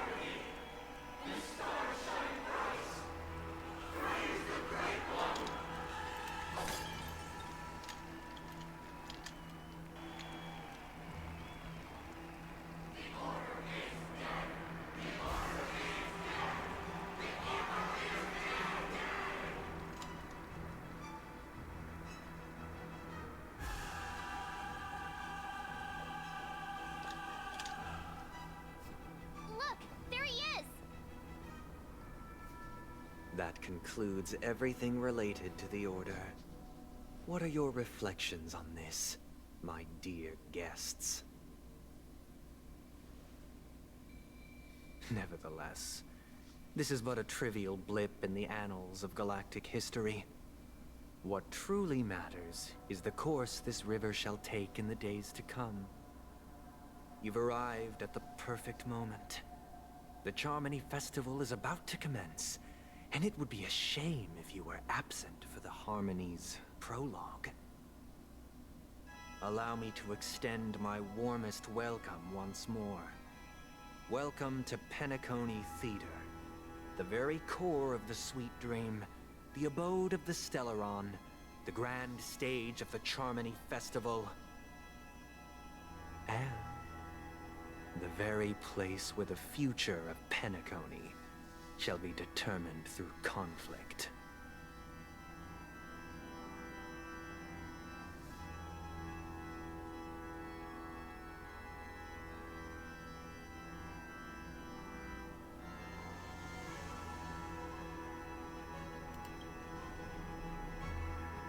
Your unwavering faith in the Trailblaze is truly impressive.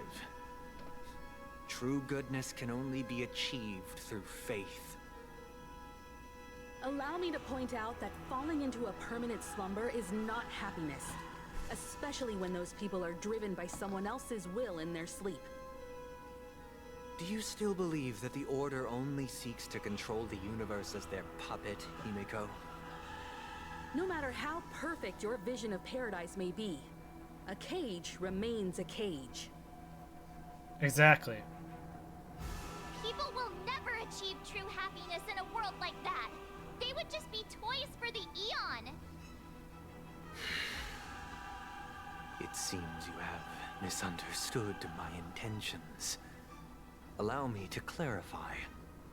My desire is not to resurrect a fallen Eon, or become one myself. My sole objective is to create a paradise free from Eons, where the Order ensures the dignity and happiness of all humanity. A paradise exclusive to us human beings. That's not the case. If people are to live with dignity, there must be nothing and no one above them. In your so-called paradise, you would be the one reigning supreme. Looks like we won't be able to convince each other. Now that our conflict has been destined, let's unveil our paths and reveal to the universe the true path. However, before the prelude to the future begins, please take a moment to ponder the questions I've posed. Is darkness equal to daylight? Are sinners equal to the righteous? If you are born weak, which god should you turn to for solace?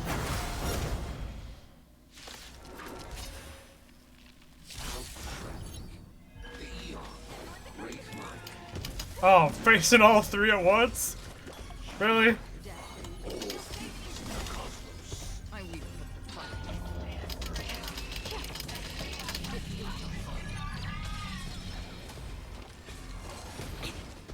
This is gonna be very painful, I feel like.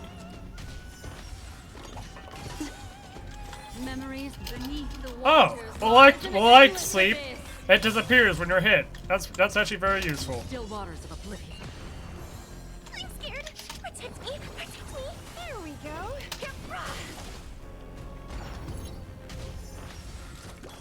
Mind your manners. Destiny is apparent.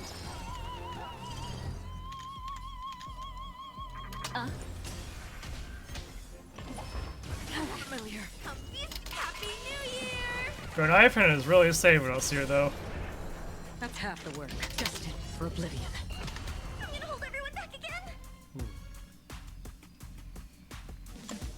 Give me strength. Destiny's hand has truly blessed me. Yeah. Oh wait, there's two phases here? Why is there multiple phases? It too shall fall. Oh, this is the next Simulator Universe boss.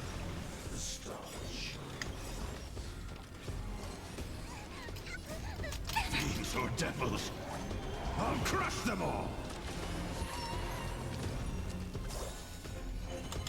Ill tidings manifest. Ah, this is gonna be so painful if this is the next Simulator Universe boss.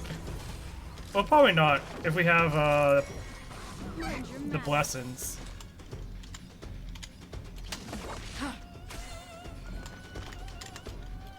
Protect me. Protect me. There we go.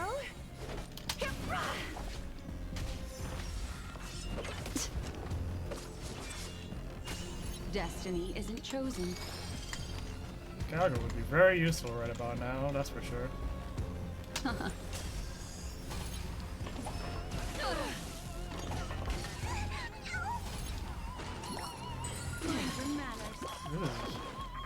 There's a lot that we gotta deal with.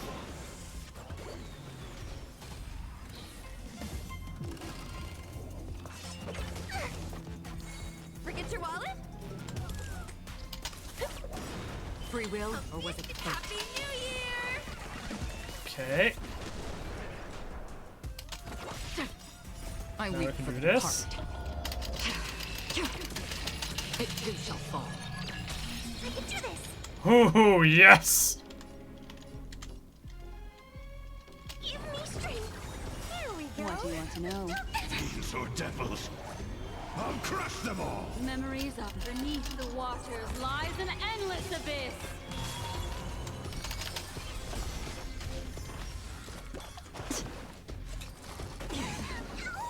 Turn out your pocket! Battle over. Whew. I already know your decision. I now permit you to gaze into the sun. On these 107,336 stones, the almighty and powerful strings of harmony are at my disposal. The supreme tuner, harmonious choir, Dominicus!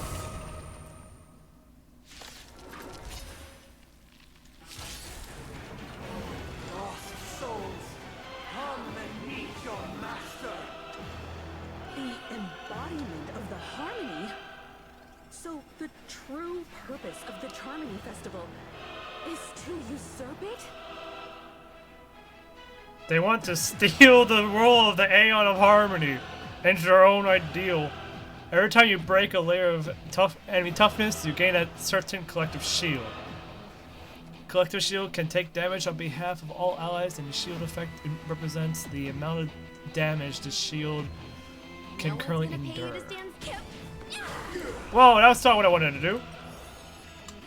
Ill tidings manifest. Disorderly noise! Still waters of oblivion. I weep for the departed. It too shall fall. That helps me a lot. There's another world in front of my eyes! Oh no. It's the power of tuning. Don't let the song distract you.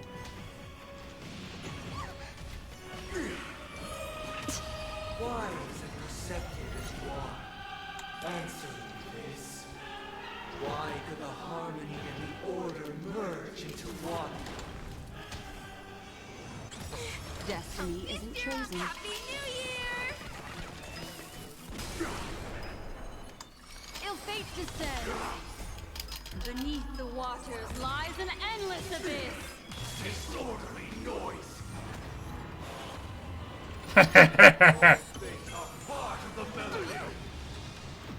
Can't do anything now.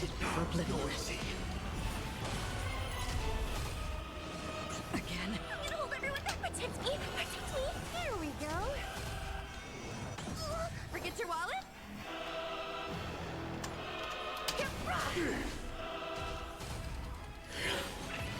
Sink into a dream. Oh, not dream.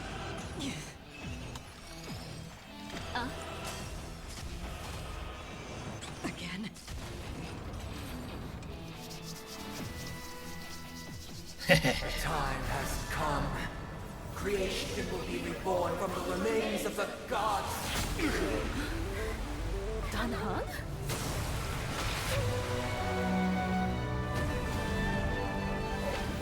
They brought the whole fleet. Radiant spirits, heed my word. Show no mercy.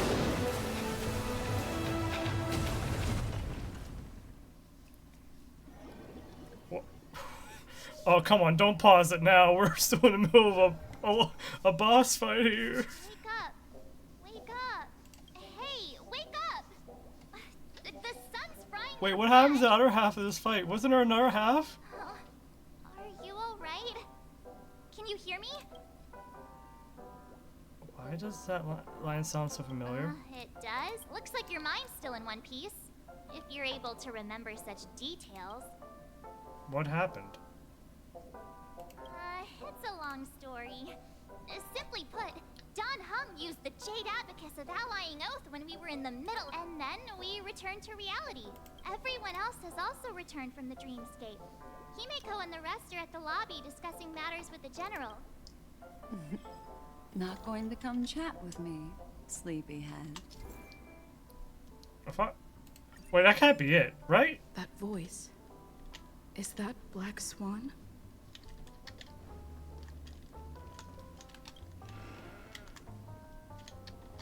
Hey, where are you going? Hey, What's Miss Black Swan doing here? nothing, Miss March. I noticed she was awake, and though the strike from the General was timely, its destruction was also immense. When emanators collide, ordinary people inevitably suffer. Emanators clash? Wait, was Sunday an emanator of order? Does that mean the general was an emanator? He can't be an emanator of hunt. He doesn't even follow the hunt. So what is he emanator of? Permanence, maybe?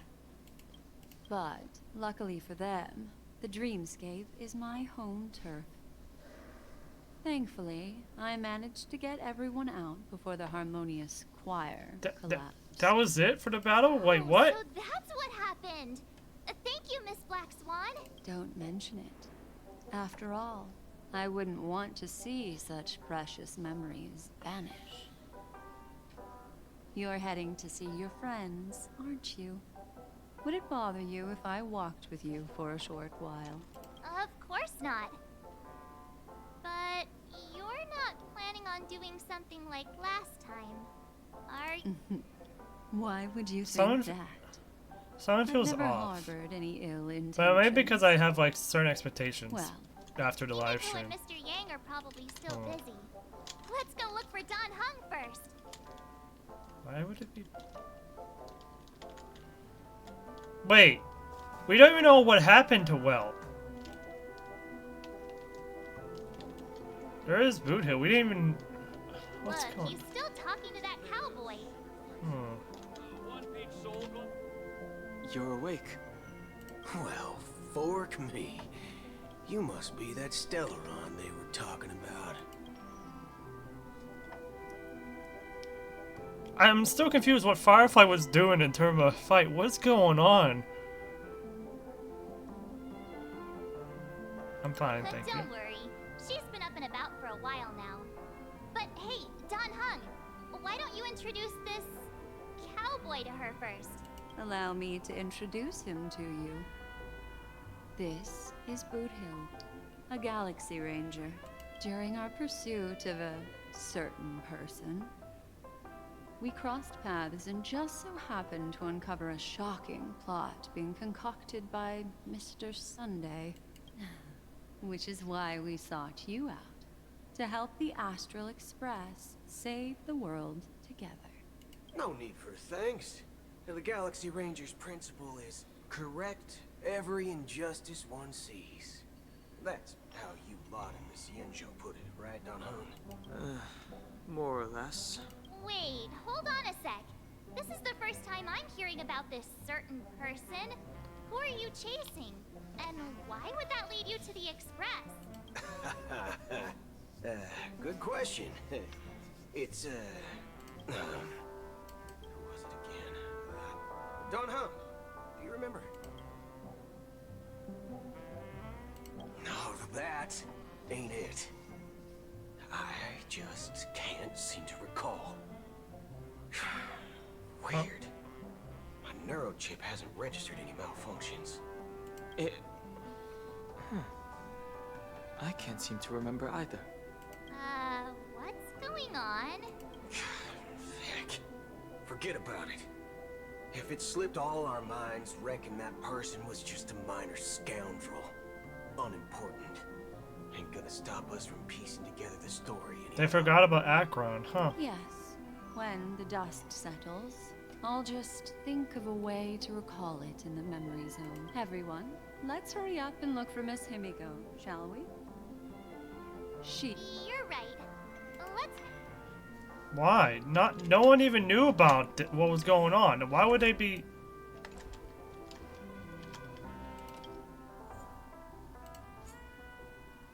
Oh, they have a shared HP. Okay. That's good to know.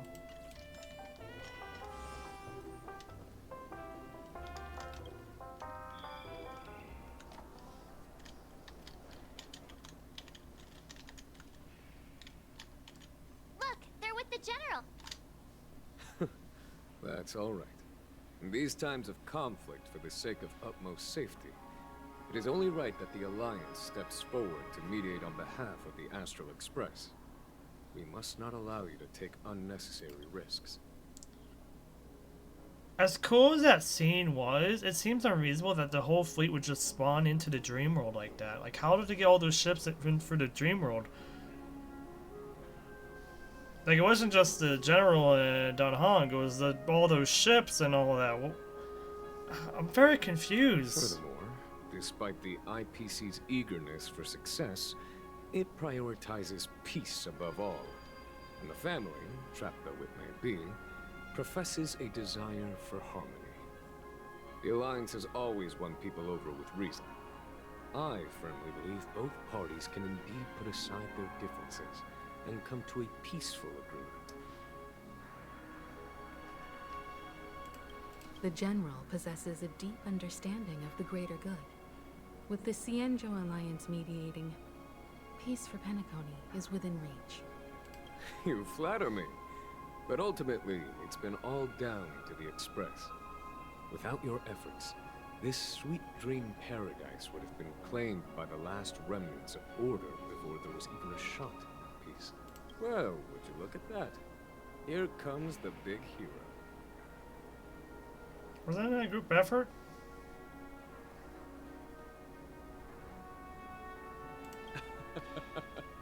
If it isn't the galactic baseballer. A true hero who dares to take action. Are you okay? I heard you couldn't wake up. Are you feeling unwell? I should be asking that Don't to worry, you. Mr. Yang. There's nothing wrong with her. She practically burned through a lifetime's worth of jokes on the way here. What about you, Mr. Yang? I heard that even Miss Robin wasn't spared. And that guy locked you both up.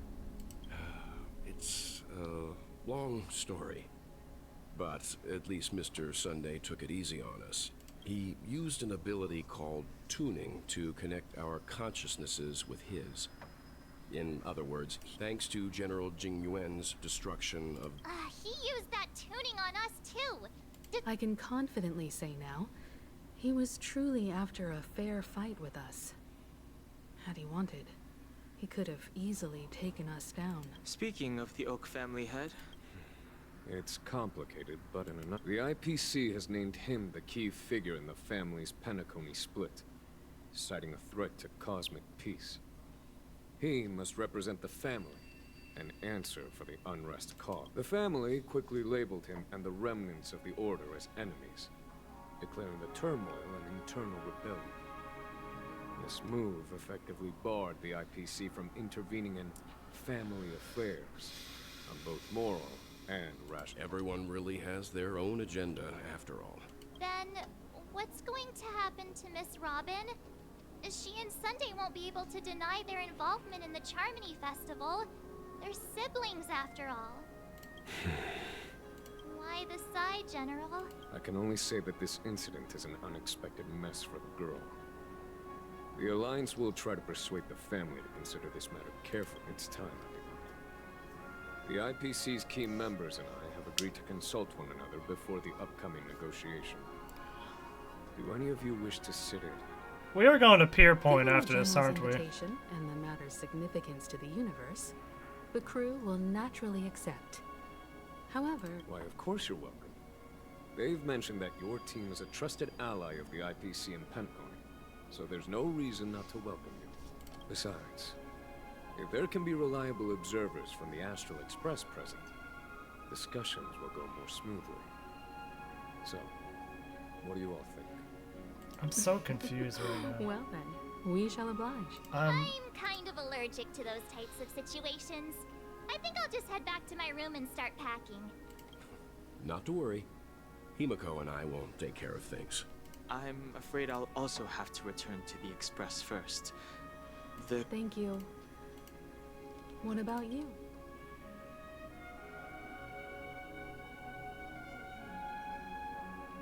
I'll go with Miss Himiko. Although I'm not too sure of the reason. The representatives Oh, from the IPC boy. have insisted on her presence. The negotiation will commence at the hotel lobby. Everyone, please follow me. I need to know one thing.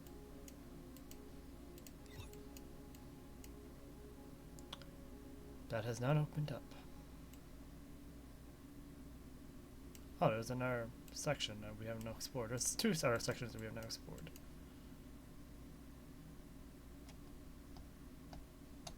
I have a feeling that's fins are not over yet.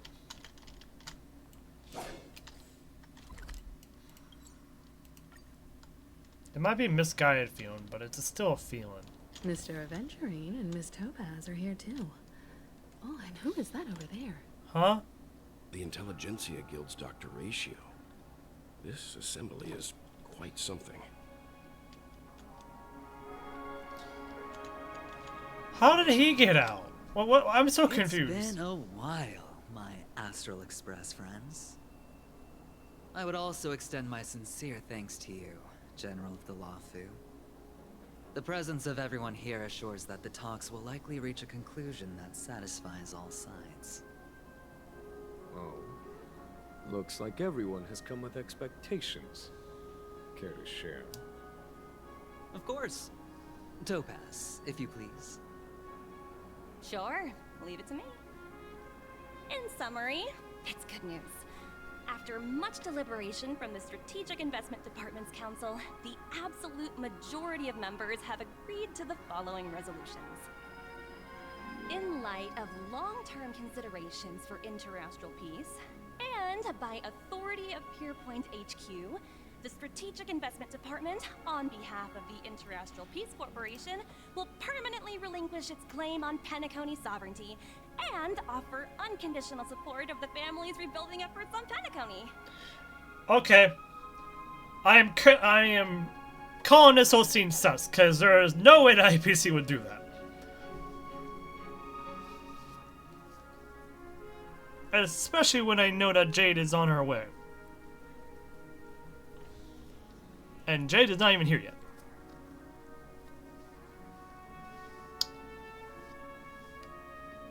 There's no way that's happening. No. There's no way they're letting this go. No.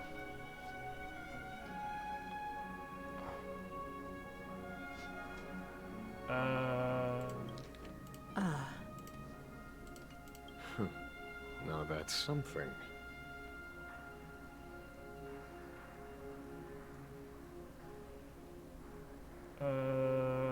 What's in it for you guys? To be honest, it does nothing to benefit the IPC.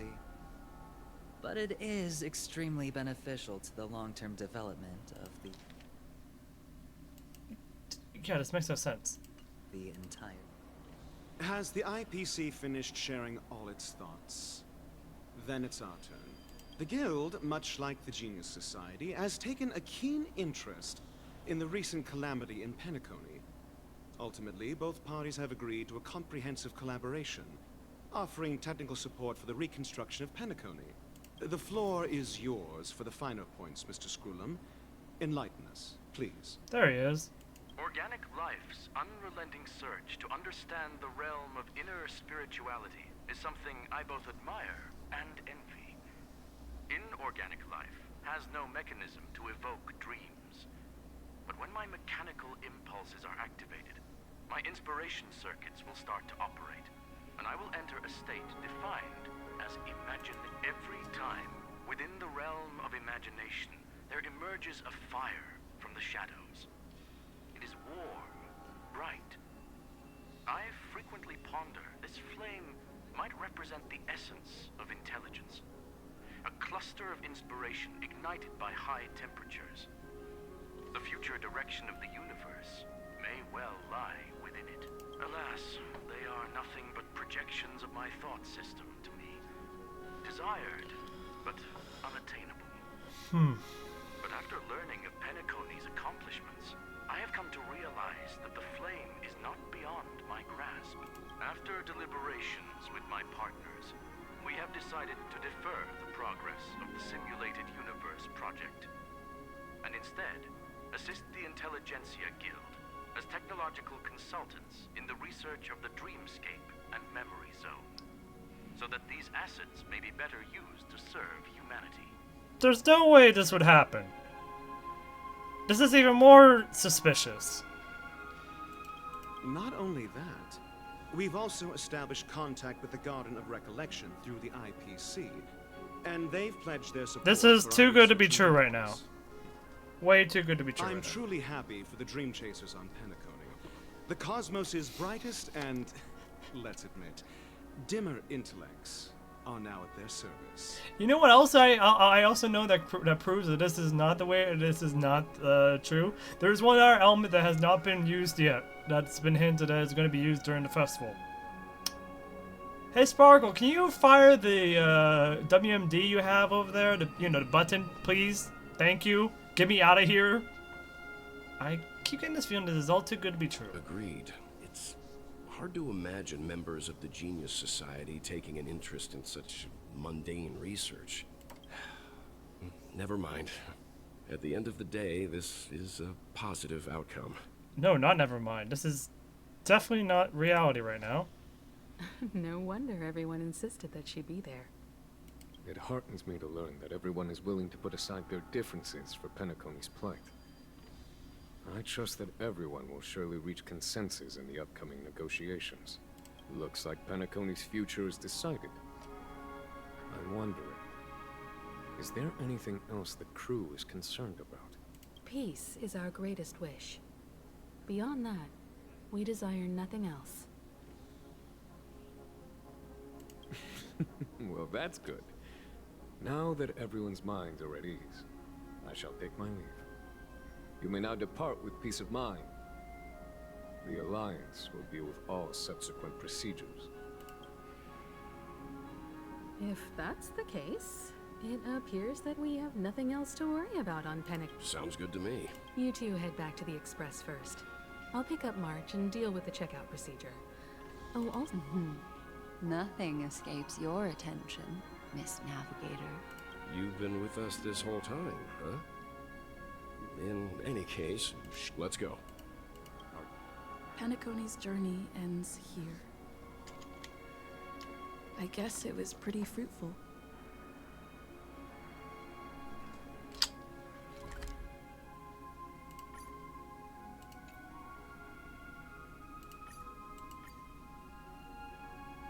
The navigation meeting is about to start.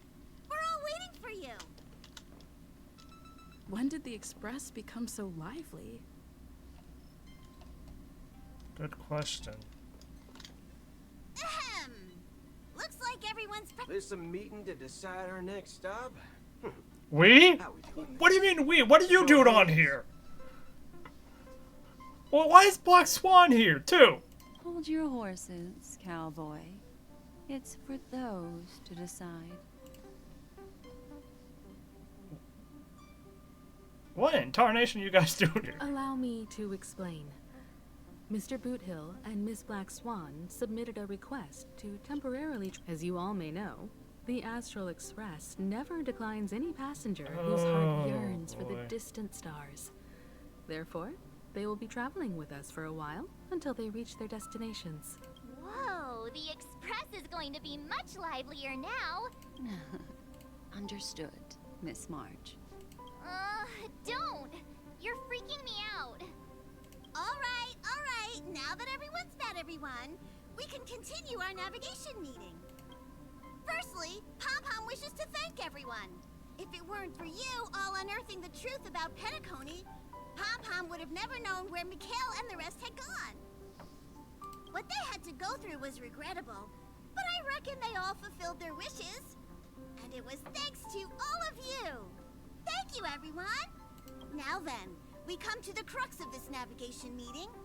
We must decide on the Express's next stop. Options? Let me introduce our current options.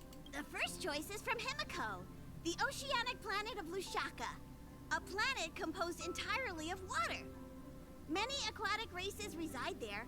Of course, it's also the home planet of the venerable, nameless Mikhail. The second choice is the agate world Melustanen, suggested by Welt. It's famed as one of the initial sites of the Stellaron disaster, and the place where the beauty Idrilla ascended. Today, it's celebrated as a planet of undying allure.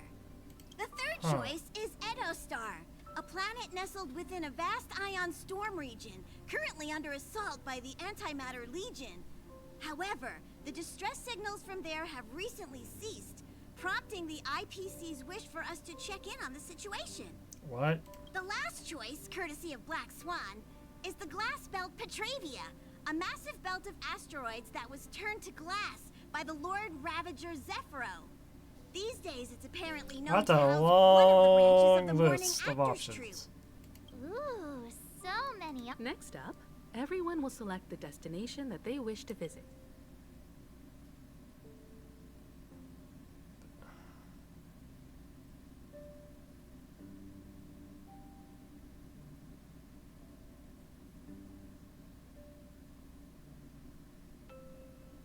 Huh. I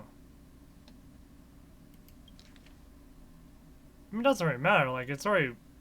Like, my choice is not gonna matter, I feel like. Because I feel like this isn't... Doesn't seem... Though the fact that the distress signals have ceased means we're probably too late. Yes, I agree. You and Dan Heng make good points.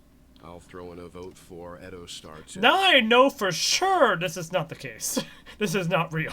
Now I know for sure this is not real. That's the general sentiment. All votes for it. Looks like we have a winner. Then this navigation meeting is adjourned. When it's time to make the jump, Papa. There's still some time before the jump. What should I do? How about a chat? Over here. I would like that. For some reason, perhaps the joy... Yeah, I'm really getting a lot of bad vibes now. Please let this trip be uneventful. Please let this trip be uneventful. What are you mumbling about? Mumbling. The last couple of trailblazing expeditions have been downright terrifying. Come on, start praying with me.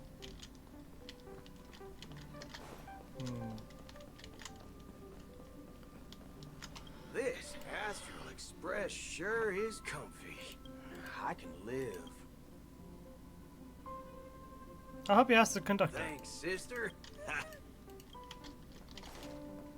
Too bad, I'm pretty sure this is all gonna get reset. Come to think of it, this trip to Penacony was... Technically true. Don't worry. We'll have plenty of turn in early today. You've really been pushing yourself hard recently. If you don't take this chance to recharge, it could lead to long-term problems. It seems fine when you're young, but it's a different story as you... I thought you were gonna talk about the Staron, because regardless of age, it's the Staron I gotta worry about, right? You're fast becoming an excellent... Yep, I'm super duper awesome. Yes, you are. I've known many warriors in my time, and only a few. It's not been easy for you these past few days. You've earned some downtime. Alright, Black Swan, get me the heck out of here, please. You're a memo keeper, right? I have to be in some kind of Memoria nonsense by the power of the order. Please get me out of here now. Oh, you're here. Seeing your reflection among the stars in the porthole. How about it? This journey of beauty.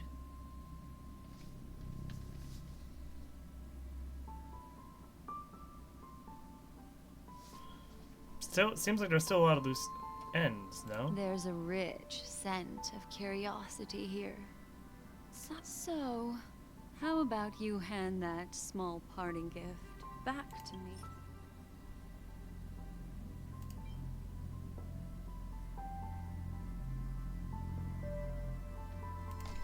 No. Wait, what? I have to give it? Wait, oh, come on. I know I should...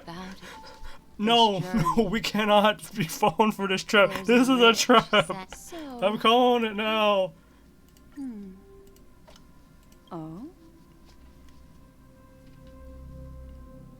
What happened?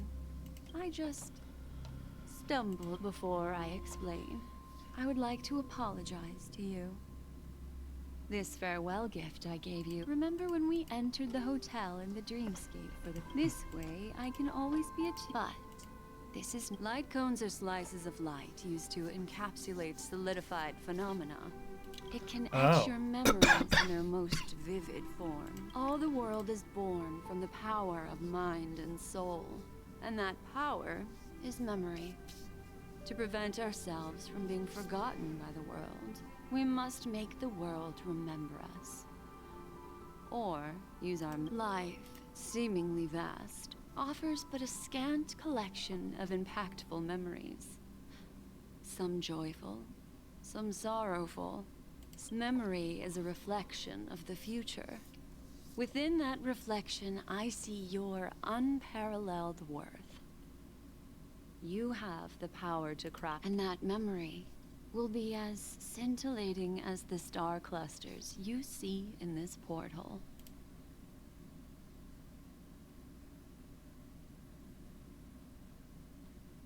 Precisely. But do you know the deeper meaning behind it? The reason is simple. In this grandiose and ostentatious dream of the families, only you personally experienced the entire course. What does that mean? Patience, my friend. Turn around and take a look at your friends. Every one of them is reveling at the arrival of their next destination. I'm looking for an opportune time. A time when you're totally... How about one fine night? I will prepare the candles, aromatics, and even a cushy couch to create a cook... Hi, the express is about to make the... It looks like we're finally about to set off. Ah, that's right. As a small token of compensation for playing that little trick on you with the empty light cone, life is akin to a winding labyrinth where memories serve as our sole companions. You'll remember these words dearly, won't you? In the year 2158 of the Amber Era, the first year of the new epoch, the universe resumed its intended trajectory. The kindling of conspiracy smoldered in Penacony, the land of the dreams. Failing to erupt into a blaze, it instead flickered. Black Swan, can you move along? I'm already aware this is not the true way things are going. Get me back to the battle now, please. The dead and those fated to die remain in their eternal slumber, while the living find solace in deep sleep. All clamored in a cacophony of silence, and then went about their own ways. The cosmos emanated a vitality characteristic of a new era, all for the modest price of a brother and sister's mild grief. Babies are born as stars extinguish. The silver rail unfolds. The story of the Astral Express comes to a close, yet it also embarks anew. Time marches forward, heralding the arrival of a new chapter in the history of trailblazing expeditions.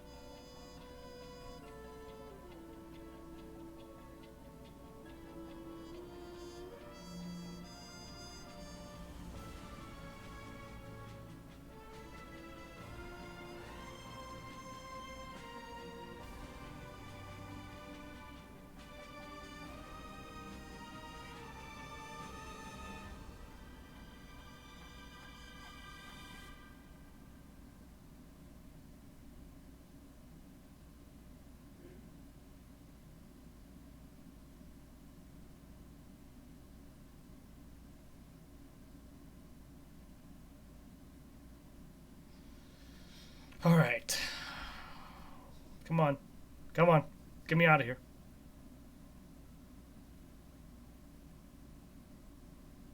Countless shooting stars streak the sky tonight. If you can pick the right one, it will carry your wish to thousands of distant worlds. You're feeling very relaxed now, aren't you? It's time to tell you a little bedtime story. No. I've had enough of Well, your story. Let's start with a conclusion. The crew was defeated in the battle against Sunday. Everyone in Penacony failed. Here we go. And no one survived. Thank you for pulling me back into reality and focusing on the actual truth. Thank you so much. But don't panic. The truth, as horrifying as it may be, is not yet irreversible. There's still a glimmer of hope. And that's why I'm here.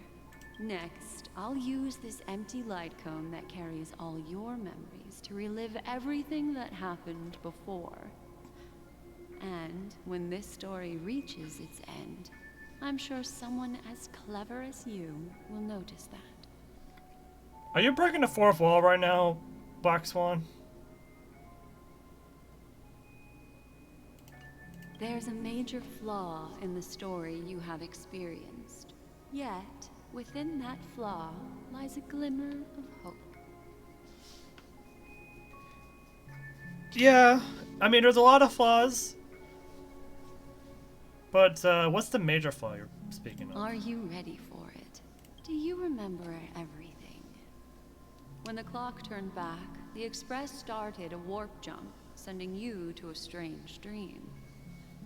You were bewildered back then, and then a Galaxy Ranger named Acheron showed you a way out. When you arrived at the Reverie Hotel, you met the doorman Misha and had a confrontation with Aventurine, an IPC representative. Yeah, this part...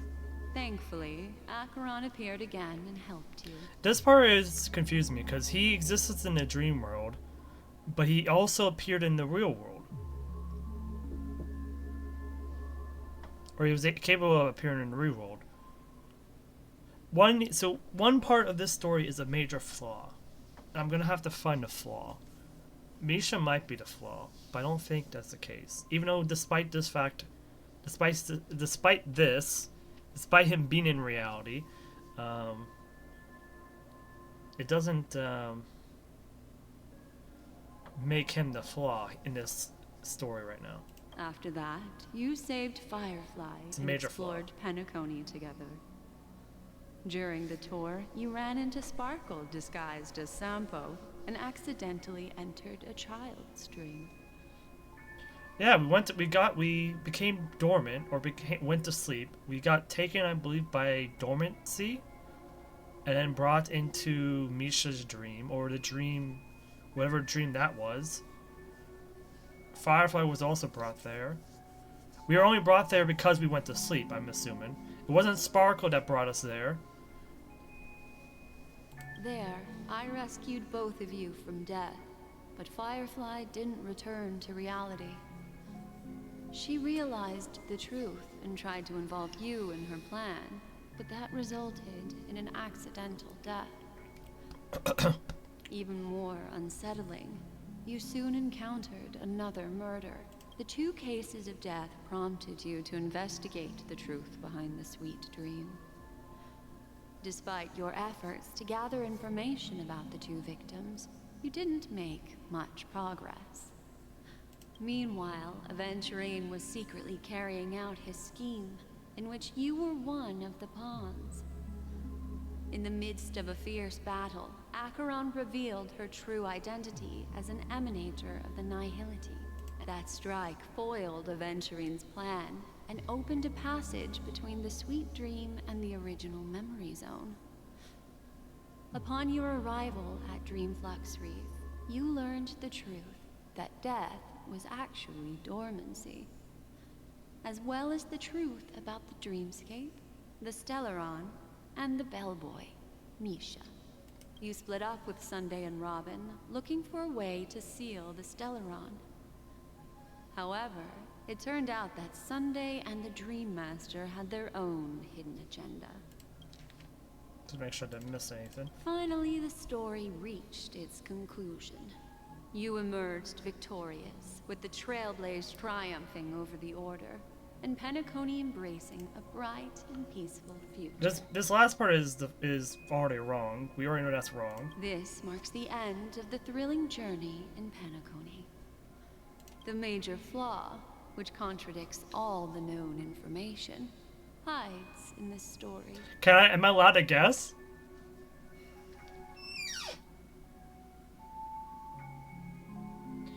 So one of these, I gotta think about it.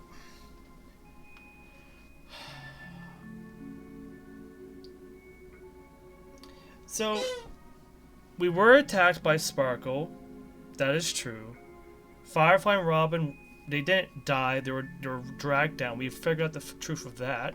They weren't killed. They were brought down to another place. So that was already solved.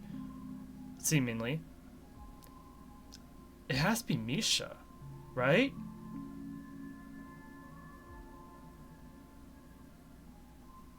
Because this is the only flaw that makes no sense. And, you know, with all the information, it's not about Aventurine. Whatever Aventurine did is not, you know, in here. Like, him appearing in that story, or appearing in the back is not, you know... What happened at the end is not a flaw. Death is the disguise of dormancy. From what we know, the family uses the term death to hide the underbelly that is the flux, right?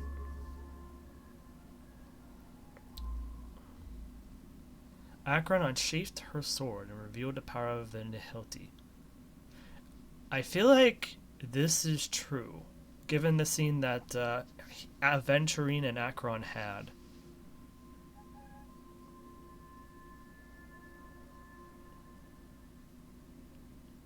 But at the same time, maybe it's not true.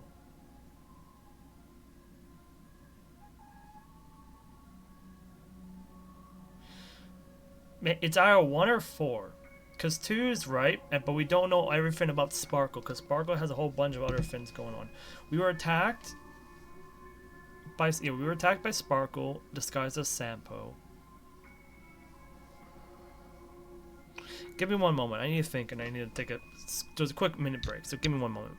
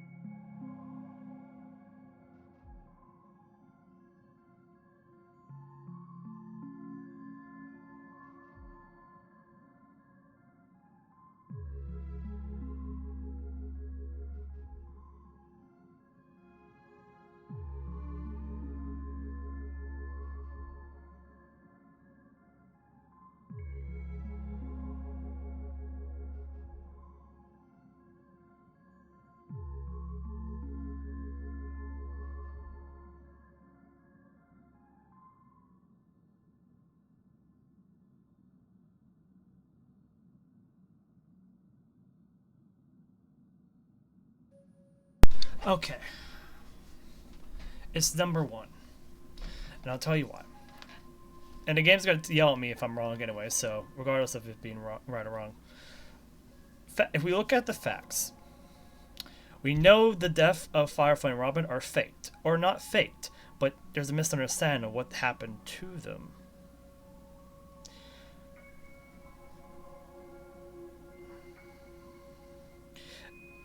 They were... Wait.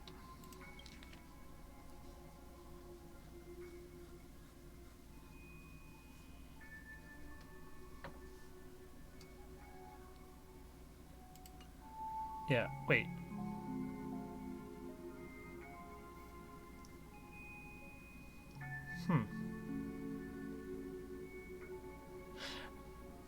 thinking on it now, this might actually have a little bit more weight to it, because the way we saw them both die.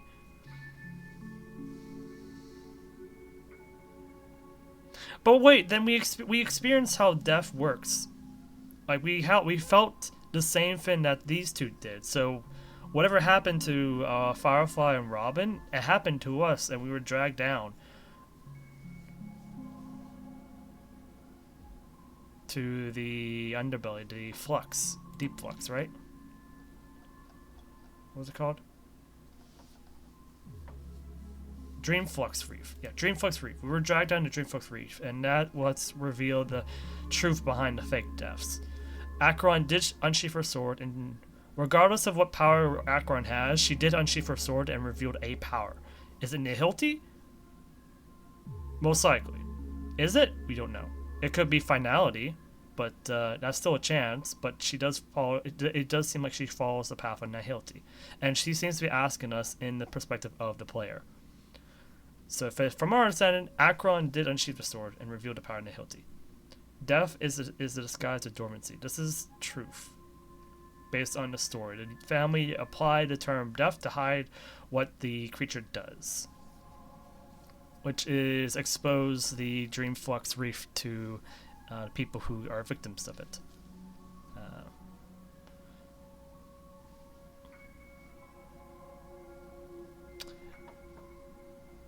There is a bit about Sparkle that we haven't really gotten all the information out, but it's not a flaw. It's just we lack information on this card.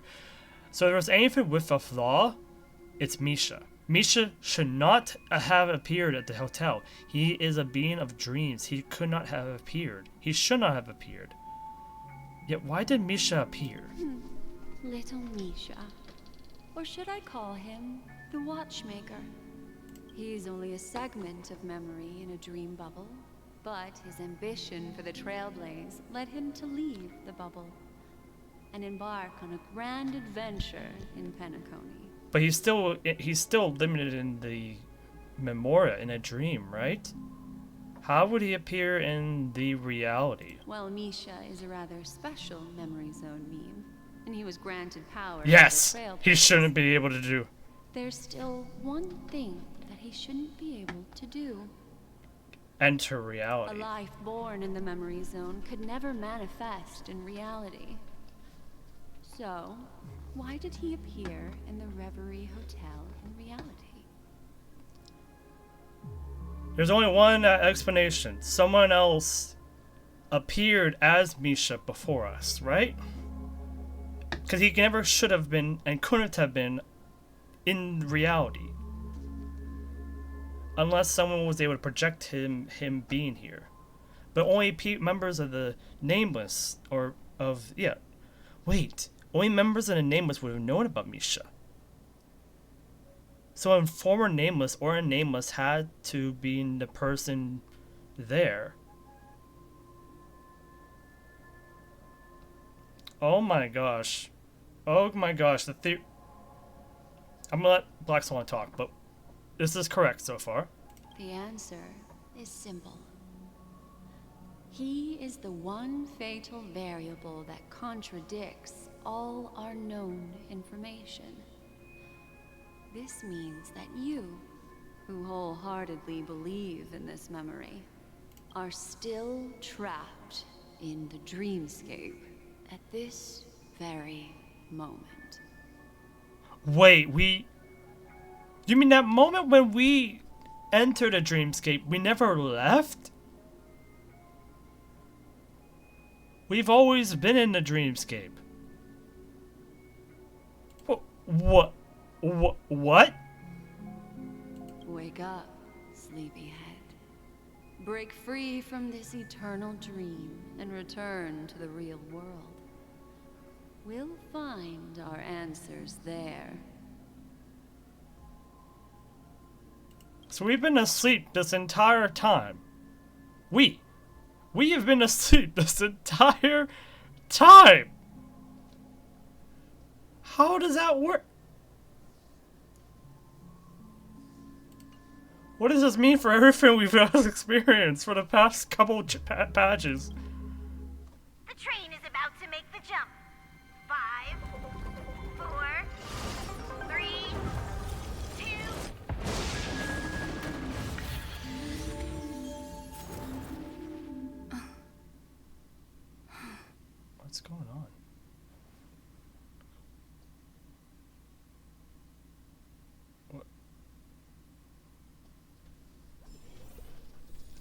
This way, darling.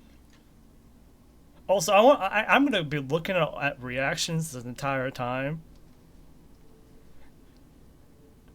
After the stream, I'm gonna be looking at reactions. I'm gonna see, okay, how many of you got it right? How many of you figured out the flaw? I figured out the flaw by paying attention and understanding the lore of this fucking story arc so far. I haven't been going crazy. I knew exactly where we were in the story and what was going on. Not another one. Thank you so much, Black Swan. Finally, I can breathe a sigh of relief. The deja vu is strong with this scene. I understand you must be confused, and we'll do our best to shed light on the situation. However, before that, it's essential to know that this place is the rift between dream and reality.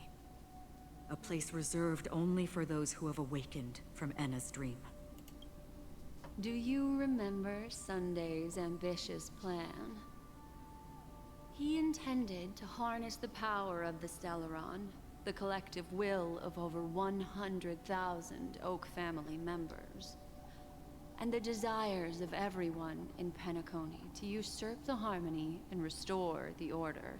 Unfortunately, it didn't stop there. From the early days of our journey into Asdana, we're already affected by the Stellaron. That strange dreamscape where we met. Maybe it was a sign that your thoughts were beginning to drift away. So all this is just a dream? Did I fall asleep on the Express? I don't think the goal of the Order was to put everyone into a deep sleep. Quite the contrary. They used the Stellaron to catalyze the leakage of Asdana's Memoria into the material world, allowing the dreamscape to blend with reality. And that included a lot of Memoria from the Beyond the Skychoir. As time came and went, the dreams eventually became indistinguishable from reality, and reality became an illusion. People think they are awake, but their spirits have long since stepped into the Temple of Order. This is what makes Enna's dream so powerful. In this paradise governed by the Order, everyone indulges in their delightful dreams and lives happily ever after. I believe what you experienced in the sweet dream, except for that flaw, was real. Only in this way could you reach the destination, lifting the crisis in Penacony and embarking on your next trailblazing expedition.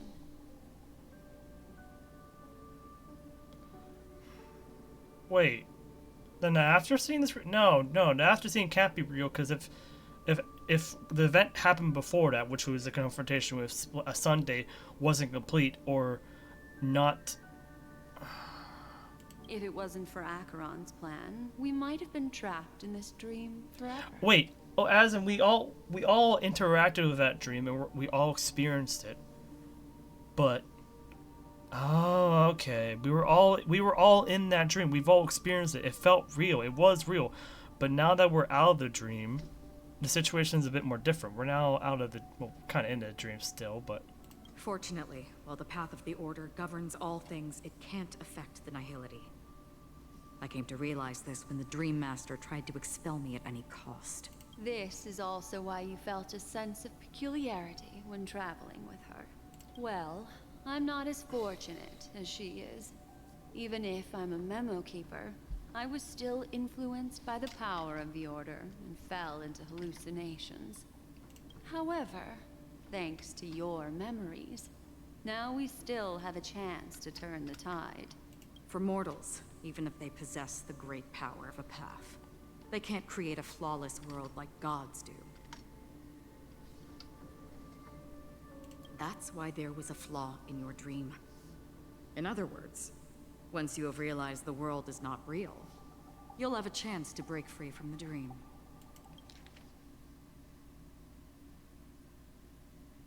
Huh.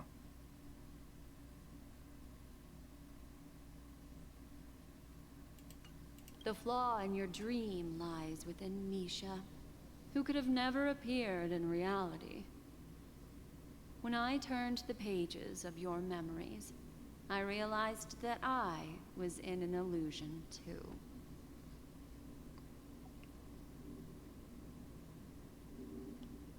We still have a fighting Now chance. Sunday has usurped the power of the Harmonious Choir through the Charmony Festival. Asdana has thus fallen into Enna's dream, transforming everyone equally into the notes of the Eon. Failure doesn't mean weakness. Only the strong can gather the will to resist the order and try to break free. We still have a chance, though. To make it happen. All right, please come with me. These people are... They're the ones who accept Enna's dream and indulge in their happy illusions. We have no means to wake them up now. Not even your clockwork will do the trick. However, there are still other things we can do. Let's keep going. Where do I need to go for... Okay. Stream forth, gleam bold blades. Oh, well, I'm gonna have to go that way. Oh, okay.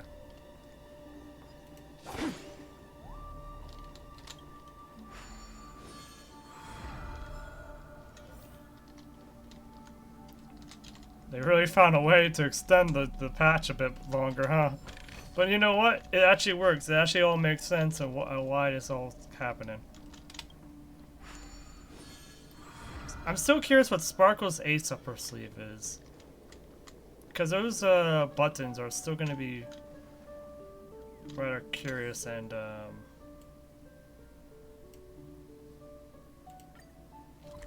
there's... How the heck did they find a way to add more areas to the Reverie?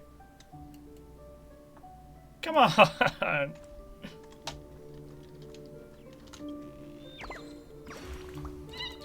Uh-huh. Hello.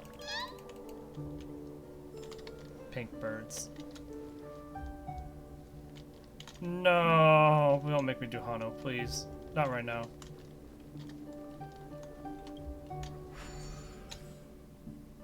This is the right way, right? This... I'm so confused. How am I supposed to get... Wait. I'm so dumb. I'm so silly. I could just teleport. But that is interesting that there's a whole area I haven't really... Here we are.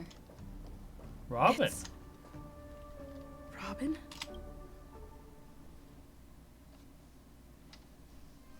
Finally, you've arrived.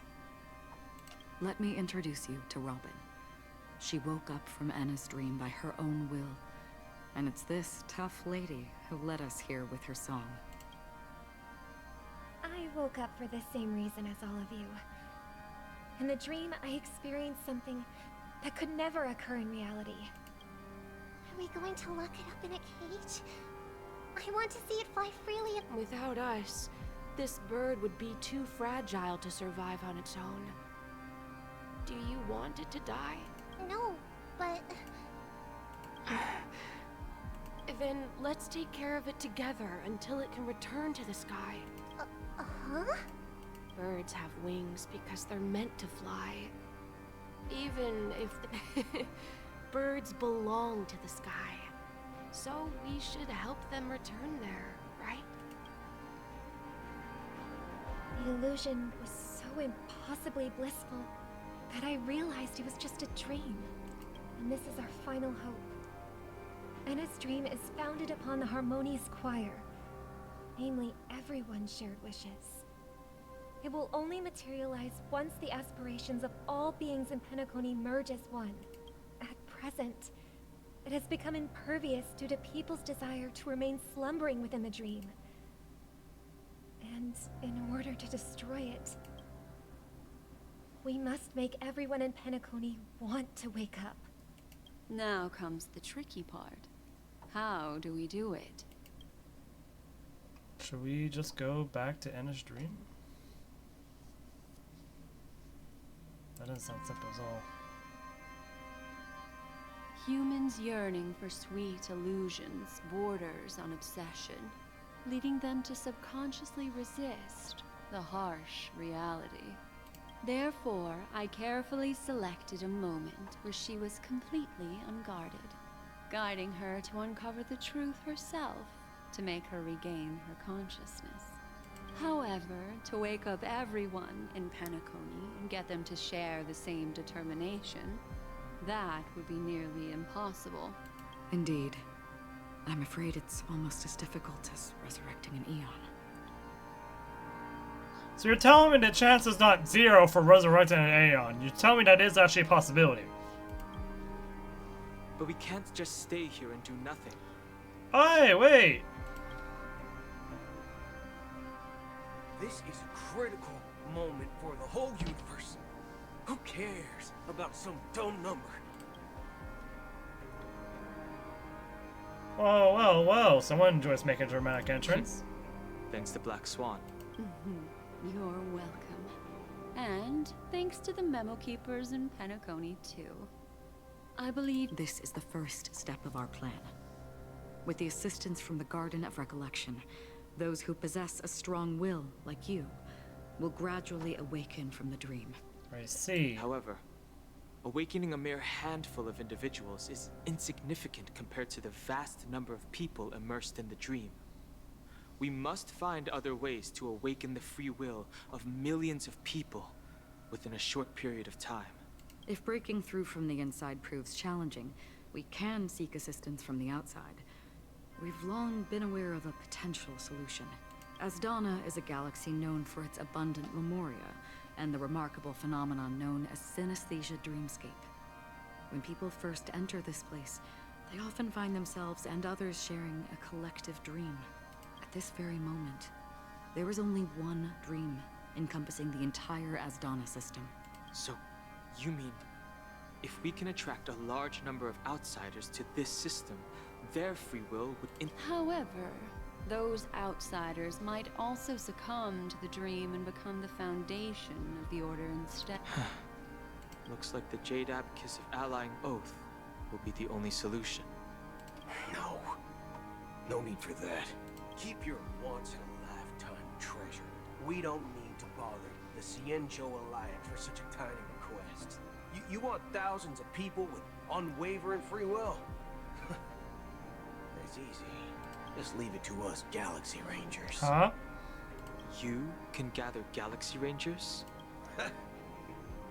Outsiders may see Galaxy Rangers as elusive, disconnected individuals, and actually, they're right. Do you know what it is, Acheron? It's the relic I returned to you. Exactly. Its owner must have told you that it's meaningless to anyone other than a Galaxy Ranger, and that it can only fulfill its purpose when returned to its rightful owner. Because it's a burial artifact, worthy only of a hero who has served the Galaxy Rangers with honor. When its light illuminates the universe, it means the fall of a hero. And in the direction it falls, countless meteors will streak across the sky. Those meteors are Galaxy Rangers, coming from all corners of the cosmos, driven by a shared purpose. Without questioning the cause or counting the shooting stars of the hunt only descend on the longest night. And with them comes the dawn. We've stayed silent for far too long. Now, it's time to remind all the cowards, oppressors, and villains of the universe of our presence. I'll be the one to ignite the first spark. Once the dreamscape is swayed, I'll complete the second step. I'll fine-tune the slumbering souls with the Song of the Harmony, interrupting them with the discord of Trailblaze, and guiding them towards reality. It's true that some people are born strong, and others are born weak. If the Trailblaze is the target of heroes, then the Harmony will guarantee that the strong help the weak. Only the people of Penacony themselves can be the saviors of their homeland. Their path of happiness should be forged by themselves. While I may not be a nameless, I'm willing to instill courage in all those who need it. This includes my brother as well. Anna's dream is too cruel for him and everyone else. Your plan sounds well conceived, but still, it appears somewhat idealistic and romantic. I agree with you, Black Swan. That's why the most critical aspect of this plan is not to convince everyone to choose the right path, but to inspire them to save themselves. So, you're the key in the end, I assume? The Harmonious Choir possesses the power of an emanator. To overcome it, you'll need the same level of power. The final step in destroying the sweet dream will be my responsibility. That's a relief to hear. Now that our roles are assigned, let's get to our battlefields and pose a grand finale. May I have a moment alone with you? There's one more thing I need to explain to you. This grand festival is drawing to its close. This is the starting point for the ultimate stage of our journey. Just as it marked the beginning of all the stories in Penacony. What?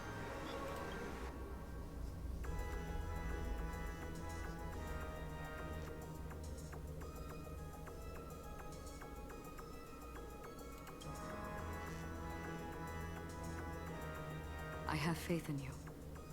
However, before we depart, there is one more thing I must tell you. There's something you should know. We were able to locate you within this boundless dream and find the key to breaking free from the dream. All because of one person's unwavering dedication. Wait, that's what Firefly did? Firefly. She awakened from the dream ahead of others, discovered the Express amidst the stars, and brought us valuable information about the remnants of the Order. She may have been aided by the script, and it came at a cost. As you know, Firefly is a stowaway who entered the dreamscape in a different way from ours. Without the dream pool in the hotel or assistance from the family, she can only awaken from this dream in one way. A real death. We mustn't fail her determination. I'm not implying that we must win this fight no matter what, but our resolve should match that of that courageous lady. Are you ready?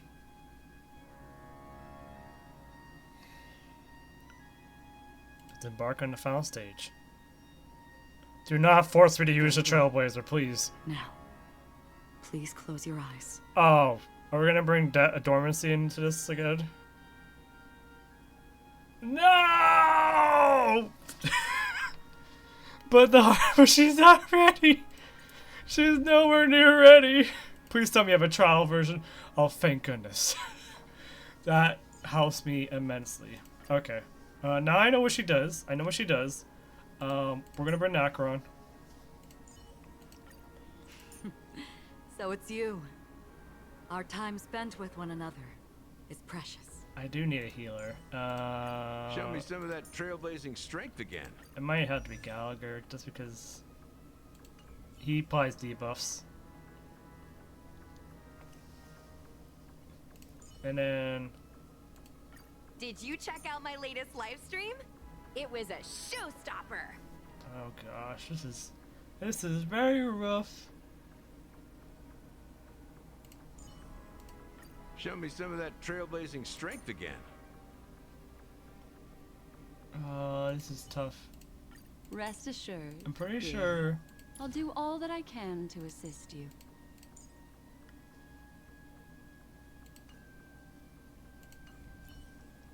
This is rough.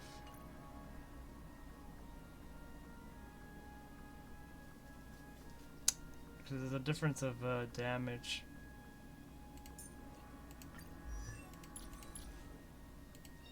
Right. This is the one that gives us the reduction by 1.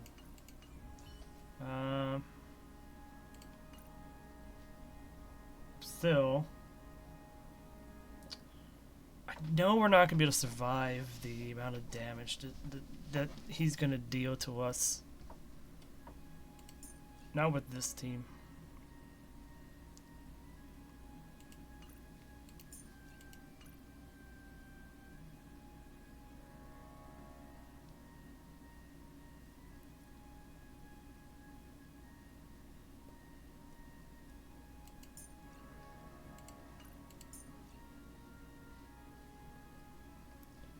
Might have to go with Gallagher. Show me some of that trailblazing strength again.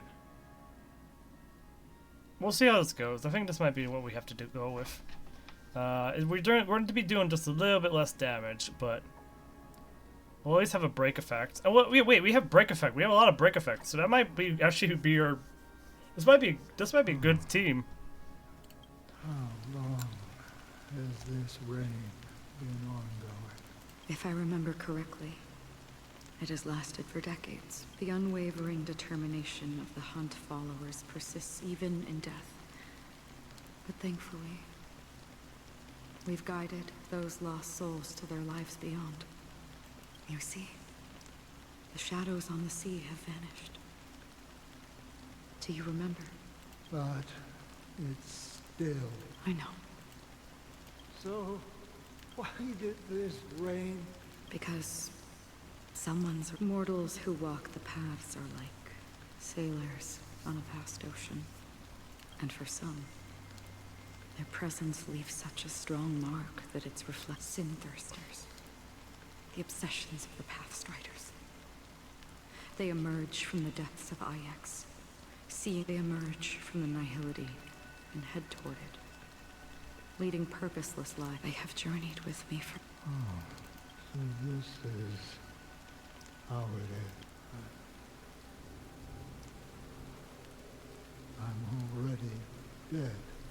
Yes. This is my duty. As Acheron the Watcher. Watcher of the Acheron River. Guarding the path to the abyss of the nihility. Guiding every soul reluctant to become one with it. Back to this side. But if this is what the departed want... I don't know.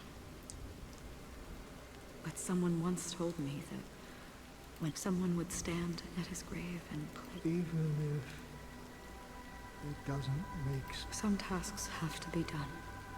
Even if they are pointless.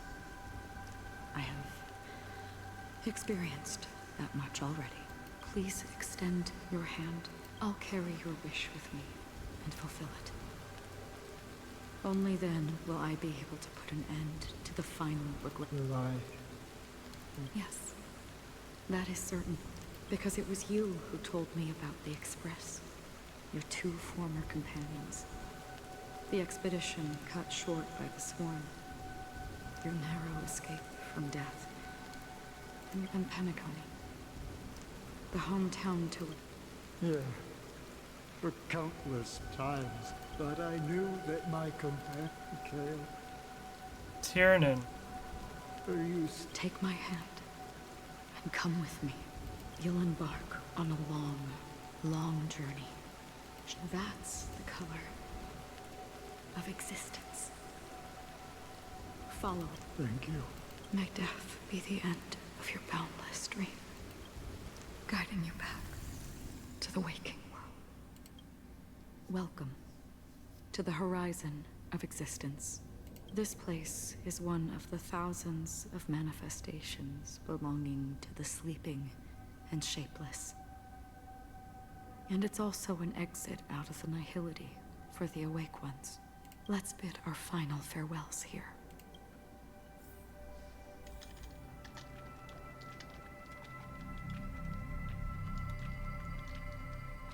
Always distinguish between reality and imagination. All right. Life is akin to a winding labyrinth where memory... May your schemes be forever concealed. Anna's dream is too cruel for him, and it... To the imperfect tomorrow. I still remember the question on the invitation letter. Why does life slumber? We don't know the answer yet, but we're about to awaken from this dream. Or perhaps such is the answer itself. Leave this place. Return to where you belong, and awaken Penacony from this dream.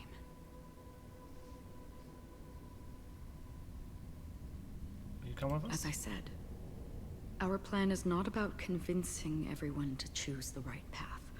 The answer is when they are in desperate situations, like a drowning individual in the deep sea.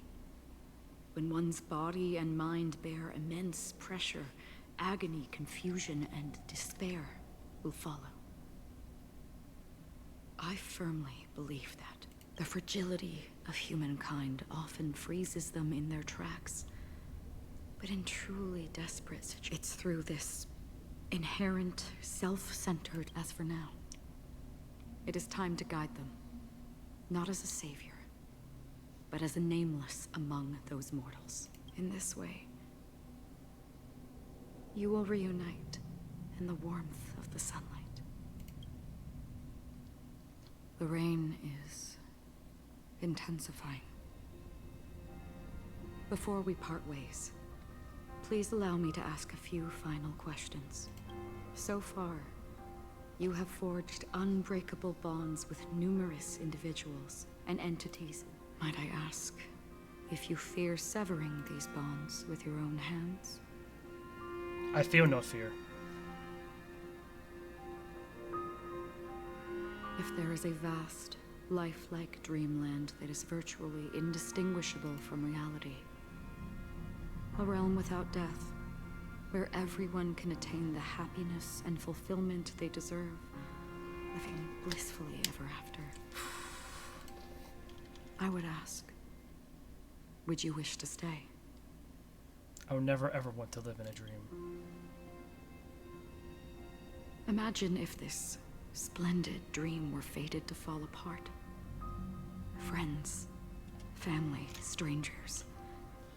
The answers I gave are still here. Soaring birds, the stars, and ultimately yourself. Everyone, and every face they remember.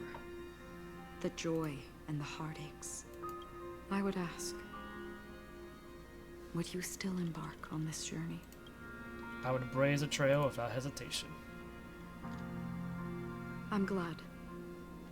The answer itself doesn't matter. What matters is that you've made a decision. Listen, touch, and ponder. And therein lies the sensation. Cherish it, because that's what makes us exist. Oh. Such is the only answer humans can offer when facing the nihility. I guess this is our first step in being able to gain that power, or to gaze. Maybe not the gaze, but gaining that power, because they never gave a gaze to anybody. Which means it would be very rare, or some kind of strange situation that would require IX to get involved in a situation. If the nihility represents the primal fear of life, rendering any lofty convictions insignificant under their imposing shadow, then behind this shadow, there must exist the most fervent source of light in the world.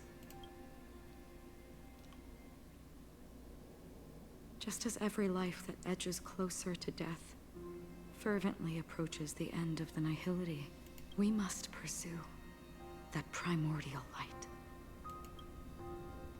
Now, come to think that you exist in the nihility, such a task is absurd. Nevertheless, someone had to do it. As for the meaning you mentioned, even if it's a meaningless task, I've come this far, haven't I? Even if the future you forge. It may not belong to me, but it definitely belongs to someone. What hardships you must have experienced. In that case, allow me to do something, please. Perhaps my existence will vanish in the next moment. Nobody this universe. For me, some things are difficult to recall. Yet there are others. Such is memory. A creation of the past. I remember that marks the start of my journey. The origin of the vibrant red hue in my life. And that's my name. Raiden Ozenmori. May.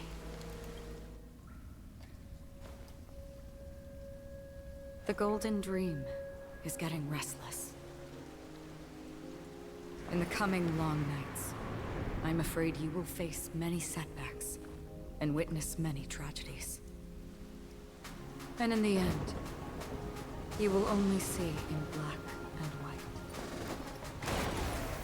But please believe me, that in that monochrome world, there will be a glimpse of fleeting red.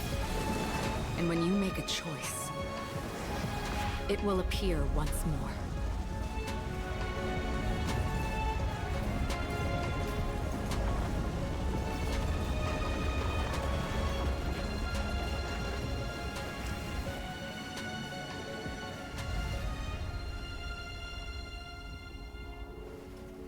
What you must do is ponder its significance, then return to the waking world.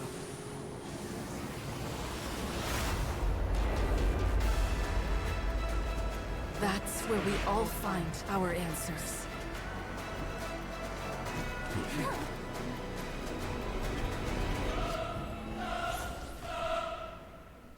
Wait, why is Welt and everything here? Have you broken free from the dream of order? Yes, we have!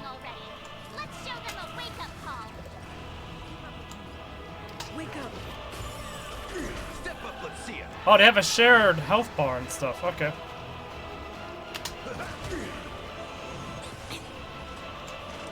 Destined for oblivion.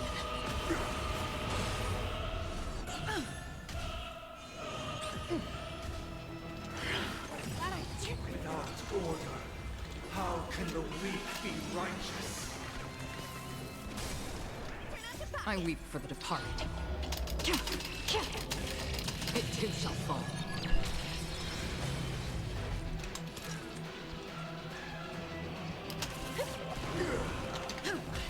In the mood for another beating? How's this taste? Here we go. Why is everybody silent? The noise is fading. Another journey begins. Listen up. Let's play our own melody. Let the show begin. Don't throw the game! I like the confidence. Time to mix things up. Don't worry, it's Life's just a like script. Good, my friends. Indulge yourselves! Disorderly noise. Still the same old. I'll take the lead. Free will and the still waters of oblivion. Probably was a bad idea to go with this, but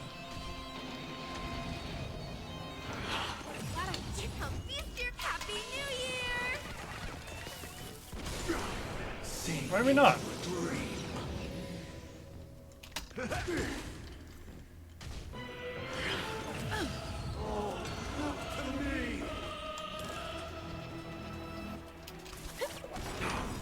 I weep for the departed. Probably should save this, but It too shall fall.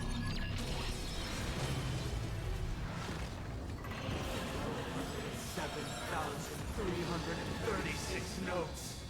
I solemnly invite you to join the glorious chorus and ascend to the heavens.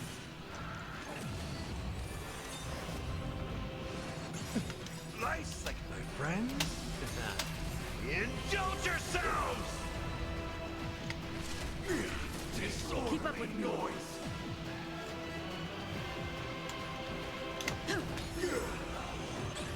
Forget your wallet? show begin. Another journey begins. Destined for oblivion. All things are part of the melody. The dreamscape is indistinguishable from reality. Can it still be called an illusion? Turn to mix things up. Here we go. Turn out your pockets. With this perfect melody I command, recreate We're dead. paradise anew. Oh, we're just barely alive. Oh.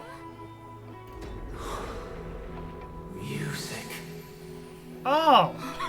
You know, this actually makes sense. There seems to be another kind of sound coming into the Order's symphony.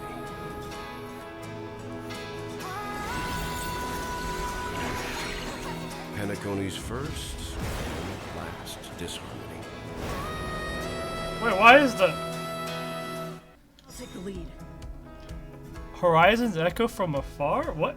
Those imprisoned in their dreams are awakening for freedom. Disorderly noise. Robin, is that you singing? Brother, you have heard their cries. This is not the paradise they hoped for. Even so, they don't know where they should be heading. That's why I had to become the lone star in the sky to guide them. Even if that star must hang in a perpetual night of solitude. Good crew, my friends. Indulge yourselves! Happy New Year! I weep for the departed. It too shall fall. Let's play our. Let the show begin. Listen up.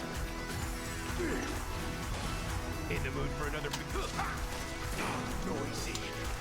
Destined for oblivion. Disorderly noise. Again. Keep up with him. Step up, let's see ya. All things are part of the melody. Sink into a dream. This team is actually doing okay. Still waters of oblivion. Could be better, but hey, it's fine.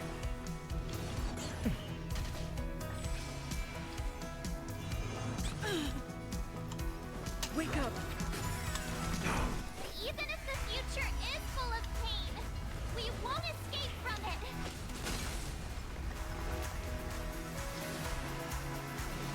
Still the same. Yeah, this whole fight reminds me of the final boss of Persona 5 Royal. Let the show begin. It's the same messaging. In the mood for another beating? How's this take? Noise is fading. Oh, nice like it, my friends. Indulge yourselves!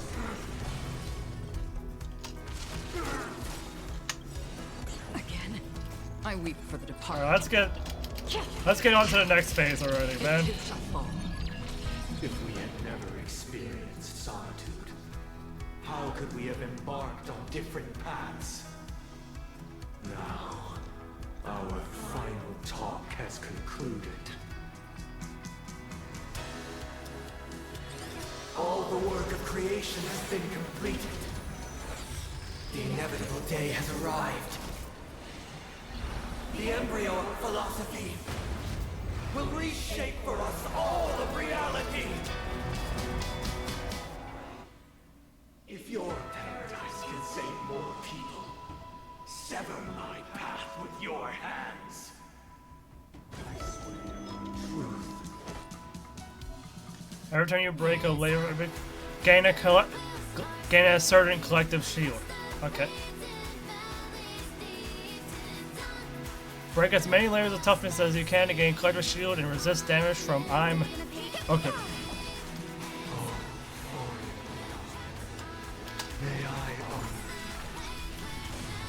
Ooh, that's really good in this situation.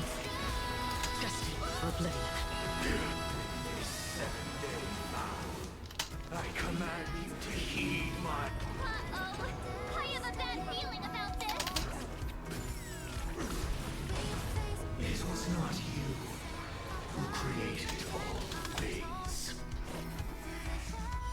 weakness of humanity cannot be redeemed by others. It was humanity that created you. The divine being will become the foundation of our paradise. Happy New Year!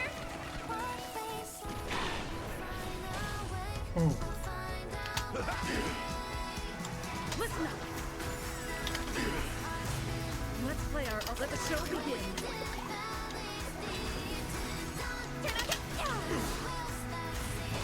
He only has one. Oh, he has one more left. You want to achieve the paradise we promised. But the Order is not the only choice. True happiness and the meaning of life lie in defying the nihility. Embracing all that life offers. Friends? Indulge yourselves! That's half the work. Destined for oblivion. Have a noble soul! Don't be shackled by the past! Blasphemous! Step up, let's see it! Blasphemous! Wake up! Still waters of oblivion. I weep for the departed. It too shall fall.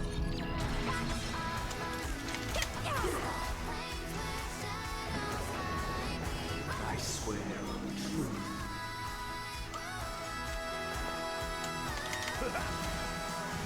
I swear on the calendar. Keep up with. Listen up.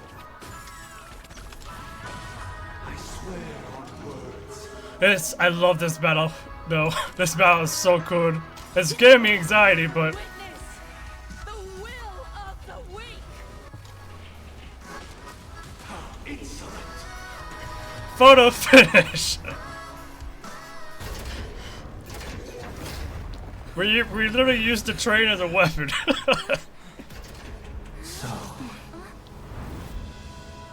why does life slumber? Because someday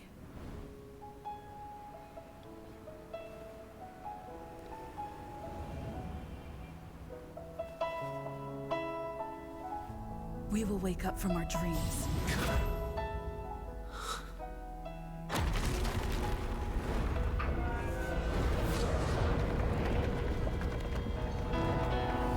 The night is still too short.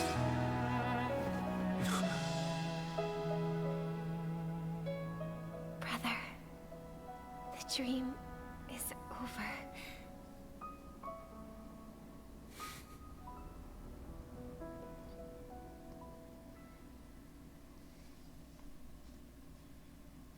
In the first year of the AE 2158, a fiery conspiracy erupted in the land of the dreams, but soon faded in chaos and destruction. Whispers carried the tale of those fateful 48 system hours, when a sun teetered on the precipice of collapse. A paradise stood on the brink of destruction, and a world was poised to surrender to its new master. Amidst it all, a body decayed, a pack of vultures gathered, and a brother and sister were doomed for eternal separation. And so, an eon succumbed to slumber once more.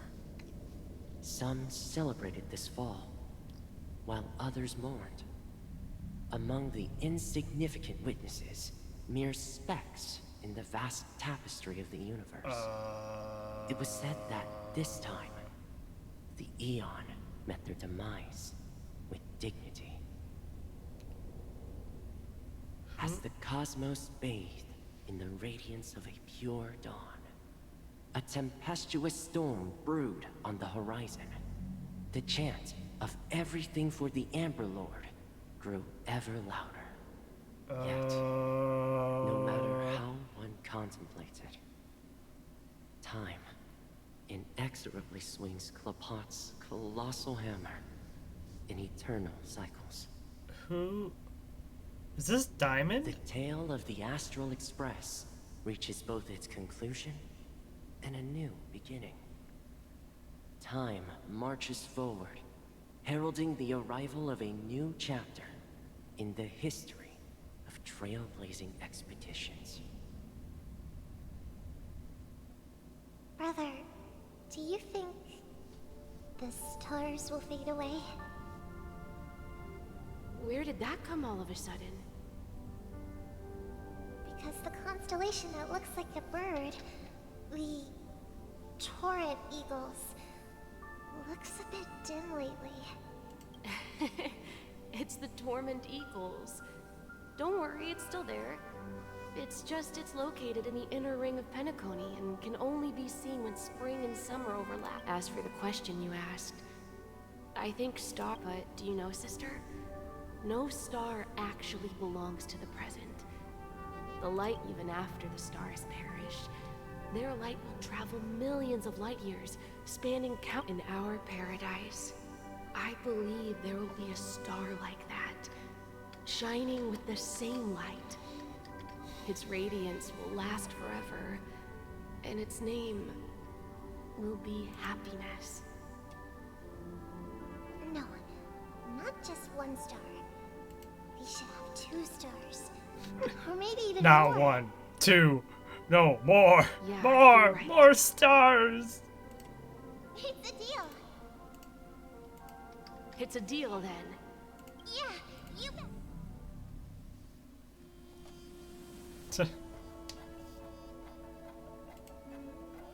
Now we got the good ending. The real ending. Can I skip the credits? Wait, now I realize what happened to Sparkle's WMD?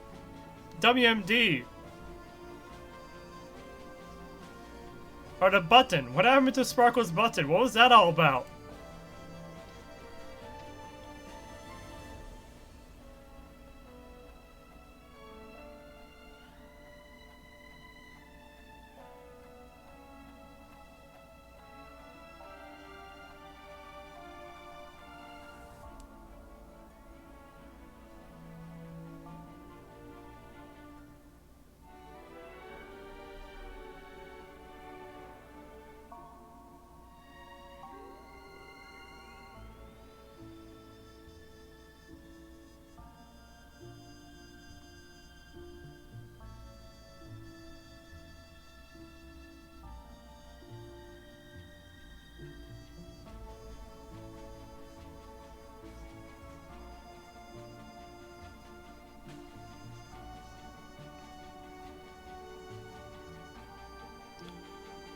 Sadly, no new member of the Nameless, but well, that's fine.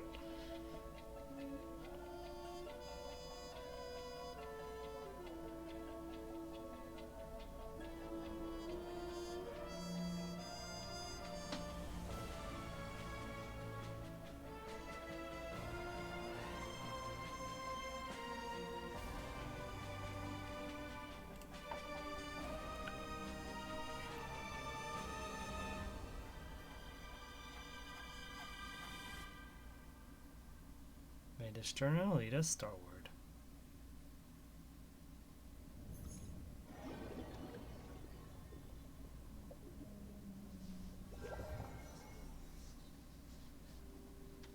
It's a pleasure to hear your voice again.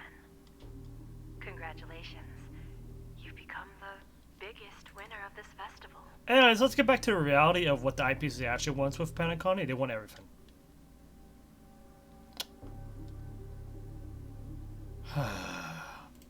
Are you calling just to poke fun at me? No. I'm just impressed.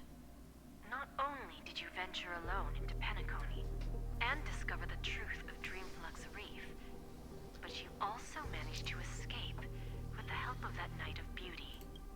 Oh, so Argenti was there. Remember the recording you received from your Trailblaze friend?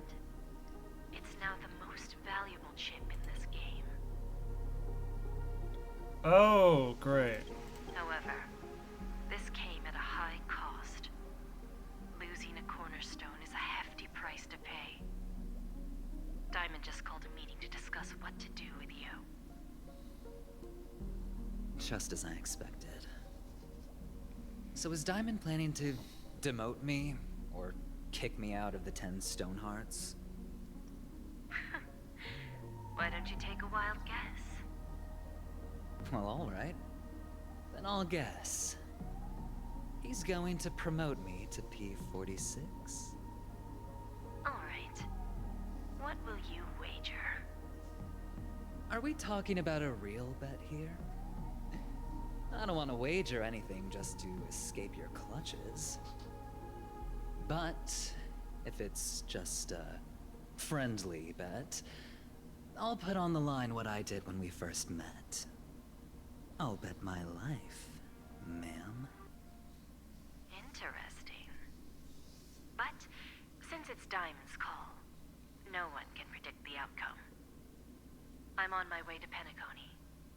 Once everyone is settled, we'll return to Pier Point for the final showdown. Sounds like I'll be out of the action for a while.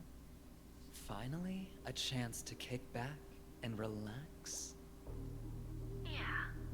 Leave everything to me and Topaz, child. Thanks to you, as soon as the Jade Stone was delivered to the family's compound, we finished up our preparations. The seeds we planted have taken root. Soon, it'll be time to reap the rewards. Oh boy. Huh?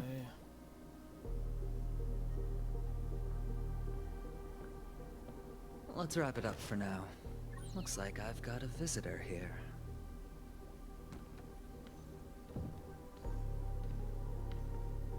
Oh, so many surprises today. Didn't expect a Galaxy Ranger and wanted criminal to show up here. One who managed to take out 2 IPC members under the noses of our fleet. Do you understand what that means? Screw wubba boo, I just put him to sleep. Don't try to intimidate me with that nonsense. Besides, I've taken down more IPC lackeys than the residual value you squeezed. And I don't mind adding a few more zeros to my wanted poster. I have a question for you. Be honest, or I don't mind putting a bullet into your head.